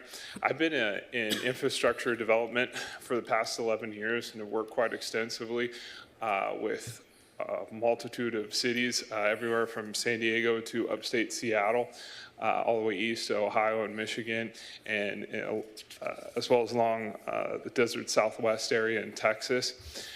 In developing wireless infrastructure, I've worked with all forms of city government, from elected officials such as yourself to different bodies like planning commissioners, homeowners associations, and different bodies of government. And I believe it's those experiments that would qualify me to become a planning commissioner. I would ask as well too that I feel that there's a lot of challenges that Costa Mesa does face. Some of the things that were discussed today, a lot of that has to do with, again, as we continue to face densification with residential housing, some of the things that we talked about with establishment of cannabis shops and the potential densifications. That I'd like you to just consider potentially some new blood to be sitting behind the dais now moving forward, and like for you to potentially look at me to do so. So thank you very much. Thank you, sir. Thanks for applying. Thank you. Anybody else wish to be heard on this item? Anybody on Zoom? No, Mr. Mayor. Close public comment. The floor is yours, Councilmember Marr. Thank you. And thank you for applying, sir. I'd like to appoint Karen Klepak to the Planning Commission. Okay, so we have a motion by Councilmember Marr for Karen Klepak. Here, let's clear these. What's going on? And it's seconded by Councilmember Reynolds. Do you have any, do you want to say anything in support? No. I want to go to sleep. No? Got it? I have a quick question. Yes. Is the applicant here? No. Okay. All right. I'll say one thing about her. Yes. Sorry, Andrea. Karen, I know, is a board member with the U.S. Green Building Council, so I'm really excited the experience that she brings related to building with a focus on sustainability. So I'm thrilled with Councilmember Marr's appointment. Thank you. Call for the question. Oh, hold on. There we go. Sorry. Sorry.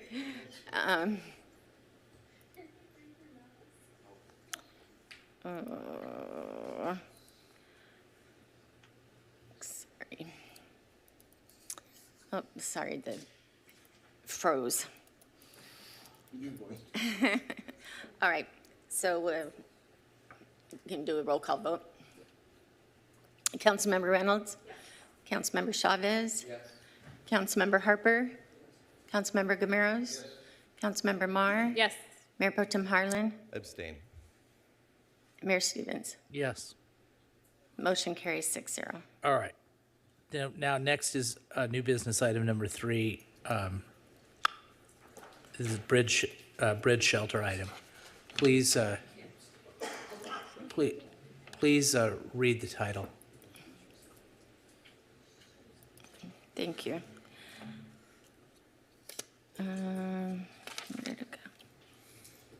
Authorization to submit a joint application with the county to the state for behavioral health bridge housing funds to increase capacity and implement behavioral health care at the bridge shelter. Presentation by Mr. Robbins, Neighborhood Improvement Manager. Mr. Robbins, you have the floor.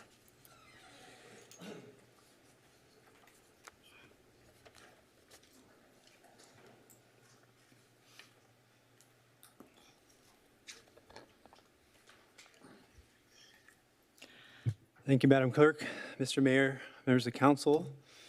I'll be quick. Some quick background. In August of 2022, Senate Bill 1338 passed into law enacting the CARE Act, Community Assistance, Recovery, and Empowerment Act, which I think we've all heard of, at least a little bit, where certain people can be mandated into treatment by a judge. That's what that is. In order to create infrastructure for that program, because you can mandate people into treatment all you want, but if there's no infrastructure for that, it doesn't go anywhere. So to build infrastructure for that act, the state also reallocated $1.5 billion into what they're calling the Behavioral Health Bridge Housing Program, or what I'll refer to as the BHBH program for the rest of the presentation, to, again, support infrastructure and service provision for the CARE Act. And as we all know, in March of 2019, the city of Costa Mesa approved the purchase of an industrial warehouse located at 3175 Airway as a future site of the permanent bridge shelter. I'm going to skim over this. Behavioral health is a big issue. It's the combination of mental health and substance use. It's the most prevalent issue amongst homeless people currently. So the city of Costa Mesa does an amazing job of supporting our residents experiencing homelessness. The one real gap that we have in our system is behavioral health care.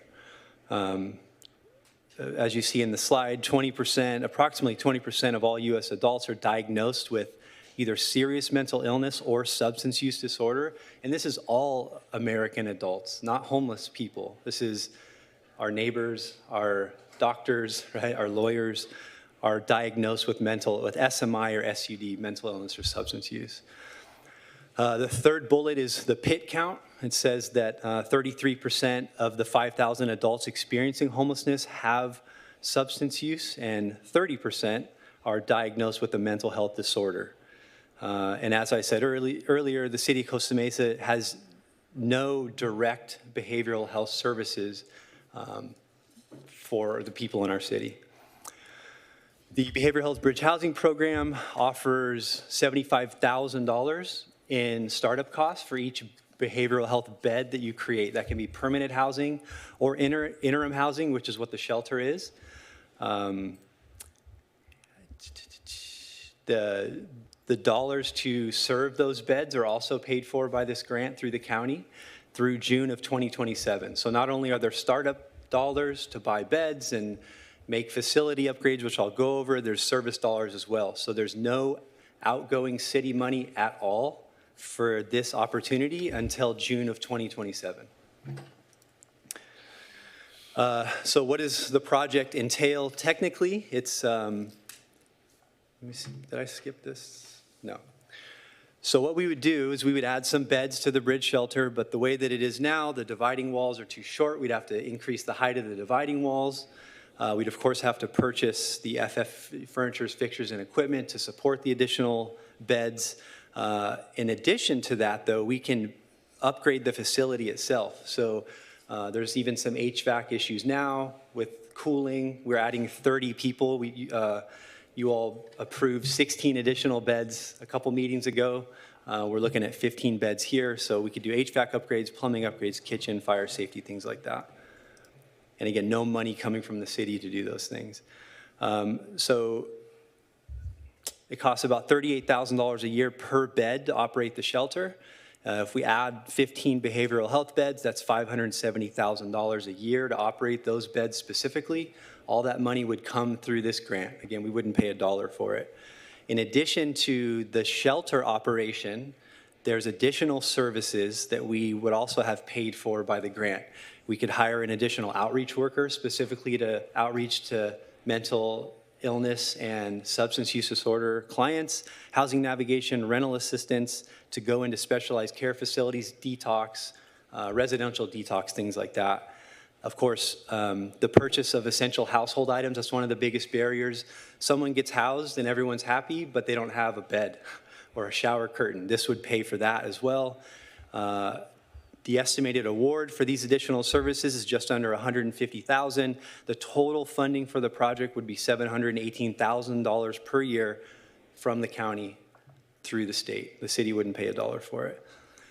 Having said all that, the recommendation of staff is that the council would authorize submission of an application with the Orange County Healthcare Agency to the California Department of Healthcare Services for behavioral health bridge housing program funds to increase capacity at the bridge shelter by adding 15 behavioral health beds and associated services for individuals with SMI or SUD and appropriate all awarded funds of the Housing Authority shelter budget, and then authorize the city manager or his designee to execute agreements and amendments to bring the project to fruition. That concludes my presentation. I can answer any questions that you have. Thank you.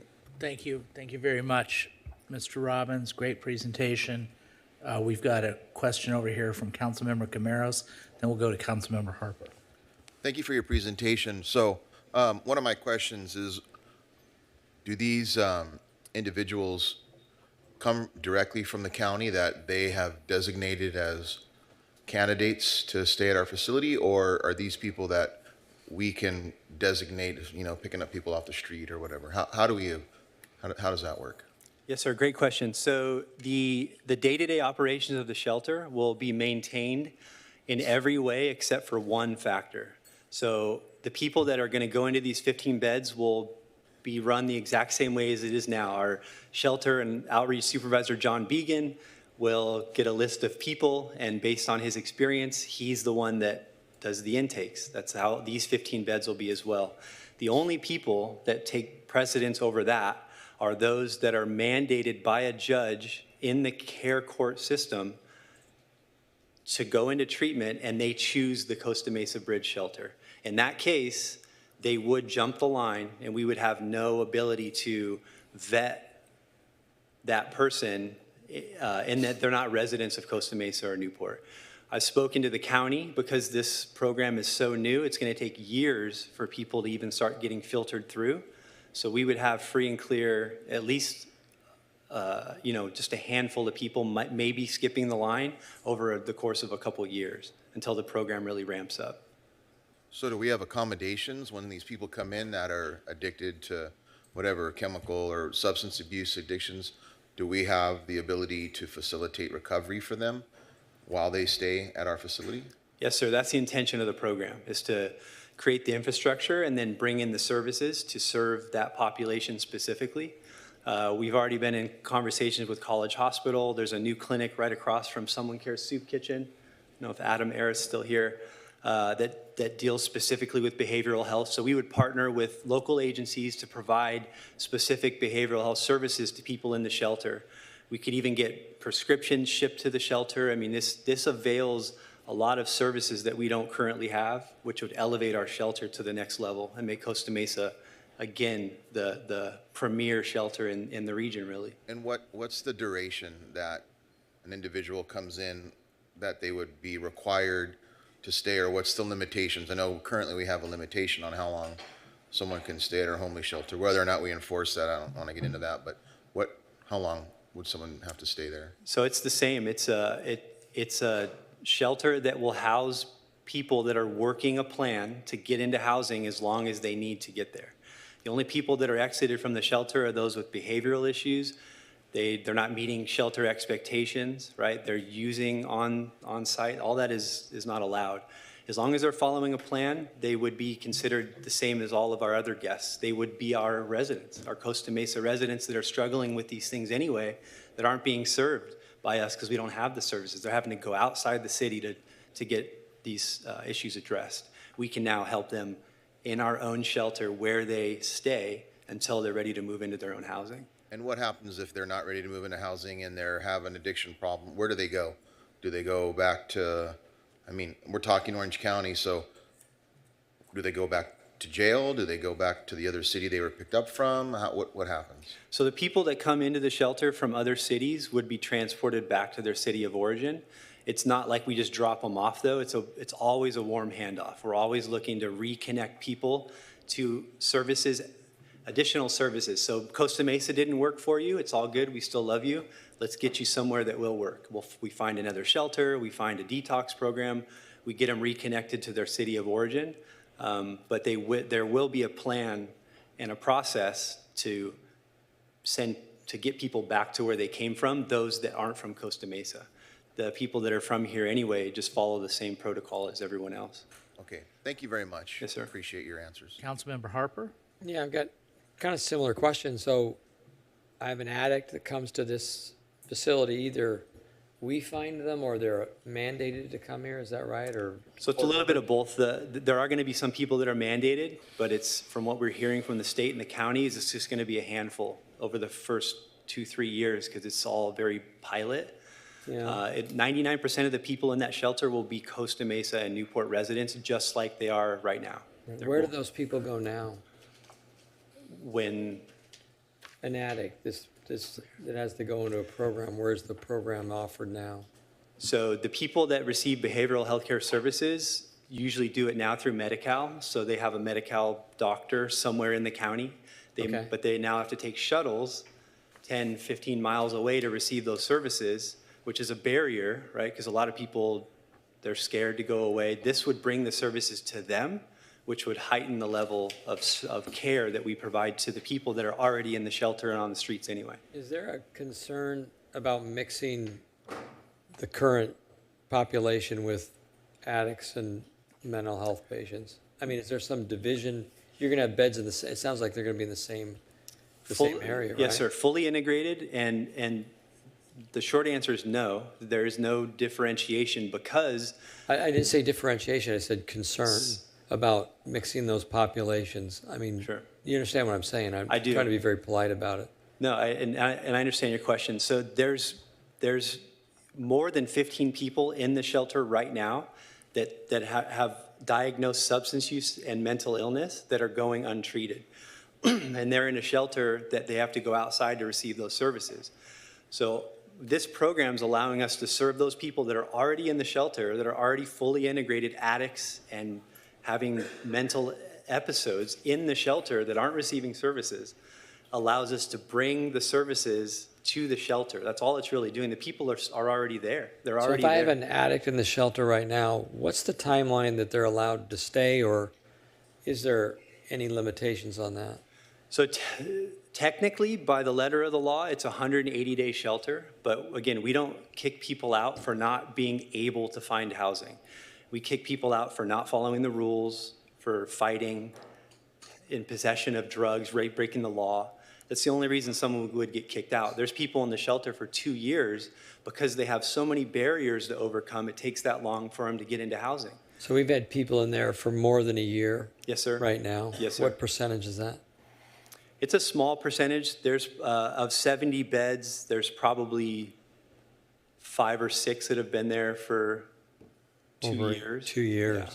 And then But what's- again, it's immigration issues. They can't get the right to work, so they can't gain income, so they can't get an apartment because they need, see what I'm saying? There's these barriers that we have to overcome it's on a case-by-case basis. Each person's different, so some people take longer. What's the average stay?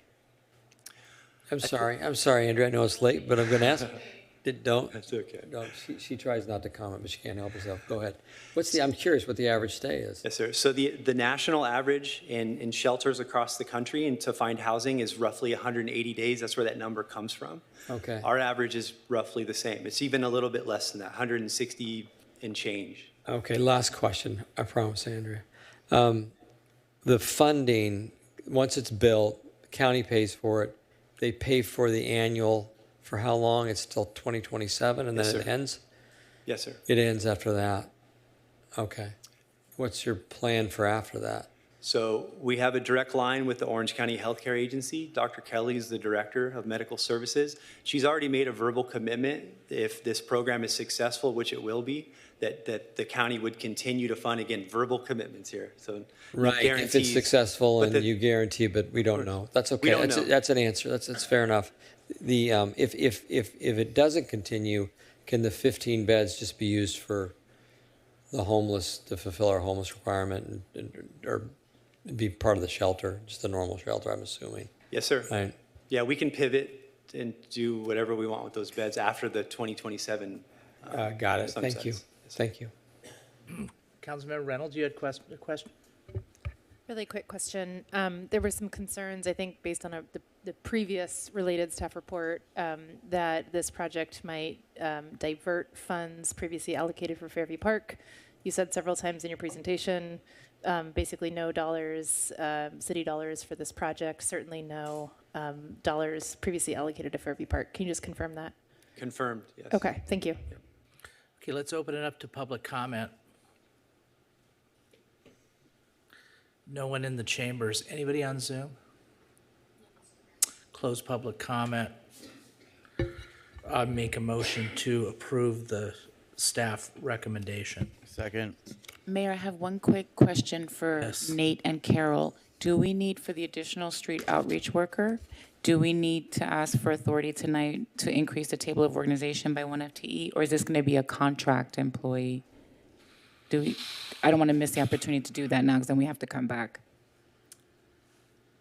I mean, Yes, it's just I a yes. personally would like to hire somebody rather than contract out for that, but Then can we, I would suggest that if the grant can pay for an additional outreach worker, that we should include that in the motion. It's in the So staff moved, report, so but moved. it's not. Second.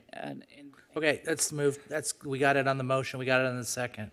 Yeah, I mean, it's very important to fill this gap. I'm not going to tell you, but I went on a ride along. I cannot tell you how much we need this service on the streets and how wide this gap is. So I really hope we can get a majority for this. Thank you for the second, Manuel. Councilmember Chavez. You want to say anything? When we're first name basis. Yeah. No, not much to say. Just this fits the need, and as always, it's always good to get funding from our partners in the county and state. So. Also, yeah, thank you to the county. Thank you very much to the county. And thank you, Nate, for a great presentation, as always. Okay. Yeah, somebody else have anything to say? Okay, good. Let's call for the question. We're back online. Motion carries 7-0. Good job. That's a motion right there. So, all right. So now we go to, I think it's this Fairview developmental thing? Number 4, new business item 4? Yes.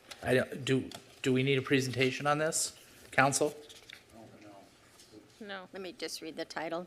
Professional Services Agreement for Community Visioning and Land Use Planning Services for the Fairview Developmental Center. Ms. Lee? Okay, so, and for the public's benefit, we have an extensive staff report that's been provided to us. We also have been provided with the PowerPoint, so the council doesn't feel like they need to have a presentation. Let's open it up to public comment.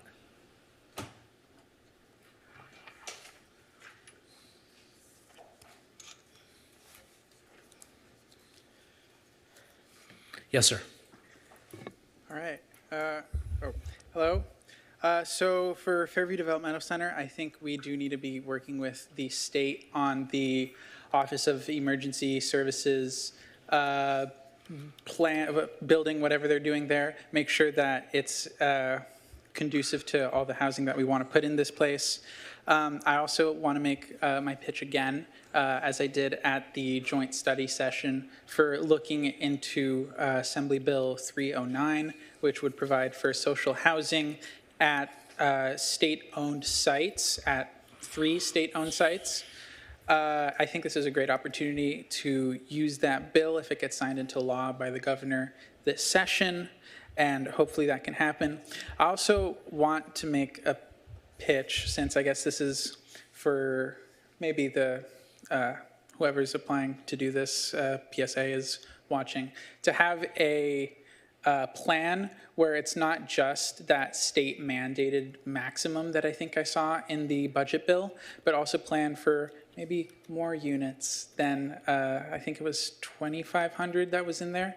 So hopefully we can plan for more than that. I also, I've talked to Russell, Vice Chair Toller about this a bit, and I think we both share a vision for like our car-free utopia. I know it's not gonna be, whatever, but a car light would be very nice to see, and a new place in the city that can support people who don't need to head out a 15-minute city, as controversial as that term may be, would be very nice to see. And I hope that we can achieve something like that. For an example of a car-free area, I would recommend looking into cul-de-sac Tempe in Arizona. It looks very nice, and yeah, thank you. Thank you. Anybody on Zoom? Yes, Cynthia McDonald, please. Miss McDonald, it's not your anniversary anymore. You have the floor. Okay, thank you. You know, I would have liked to have seen that presentation. Technically, you're supposed to provide the public with everything that the council receives, and it's not posted up on the city's website. And what can I say? Another Brown Act violation. Okay, well, last October, I gave a presentation to you entitled First Visioning, Then Planning. I took excerpts from the Guide to California Planning, the textbook that's used in urban planning classes. The message I tried to impart to you in my presentation was that the correct process of a large general plan amendment begins with 2 steps: the creation of an advisory task force and the selection of an outside consultant. Those 2 items are often preceded by, guess what? Visioning! Here's an important excerpt from the book. In many cities, city managers and council members resist broad participation. They believe that an elite group of decision makers will make the most informed choices and prevent the process from getting bogged down. These city managers and council members say visioning and consensus building is unrealistic. Next paragraph is, leaders in many other cities recognize that organized citizen groups cannot be ignored and welcome their participation. The state's general plan guidelines contain a chapter emphasizing the importance of public participation. To help avoid future conflicts, the guidelines strongly recommend early, frequent, and broad participation. So which city do you think Costa Mesa is? I think it's the former. What we see here is no formation of a citizens advisory committee, only 4 community workshops when Santa Ana had nearly 25 meetings of various types. The reports have already been listed because there's no desire for input from the community. You know, the residents expect more. This is why we got Measure Y. Thanks. Thank you. No further speakers on this item. Close public comment. Motion by Mayor Pro Tem Harlan. What's your motion? Approve staff's recommendation. Second. Seconded by Councilmember Chavez. Any comments on your motion? Very briefly, thank you for your patience. It's already morning. I'm very familiar with PlaceWorks and the project team in particular. I am confident they will do a very good job partnering with us on this. I know they understand the assignment and the community's interest here. So I'm supportive of the motion. I concur, and I think we need both housing, so let's go. Anyone else? Councilmember Reynolds? Yeah, I wanted to ask if the maker will add an item to the motion, and this is related to the second part of the staff recommendation about future amendments. It was a little bit uncomfortable. We're talking about a $1.5 million sort of bank. It is grant funds, but just to maintain sort of transparency throughout the process. I also don't want to slow down the process by asking the city manager to come back to us. So my sort of balance in the proposal would be to ask for just a sort of a quarterly brief presentation, quarterly progress update at council meetings with that would include a financial update for any amendments greater than 15% of the contract value. Great, thank you. Second concurs. Okay, then with that, any other comments from the council members? No, I don't see any. So let's call for the question. Motion carries 7-0. Good. Mr. Mayor, Yes, ma'am. can I move that we continue the remainder of the agenda to a later meeting? You can. In fact, matter of fact, I'll second it. Oh, what? I don't want to talk about. I don't want to talk about any of it, frankly. This is absurd. This is not when we do good government or democracy at freaking 1 o'clock in the morning. I voted against going past midnight, so I second your motion. Well, let's vote. Let's call for the question. There's no discussion on a motion to, it's a motion to adjourn. And move them to the next meeting. It's a motion to adjourn? It's a motion to adjourn, Okay. made by Marr, seconded by Stevens. Call for the question? Councilmember Harper? Yeah. Motion carries 5-2 with council members Chavez and Mayor Pro Tem Harlan voting no. All right, but don't go anywhere. Stay right where you are. Don't make a motion, because we are going to adjourn in memory and in honor of Fred Sorsabal, who served our community well as city manager from 1970 to 1985. We stand adjourned.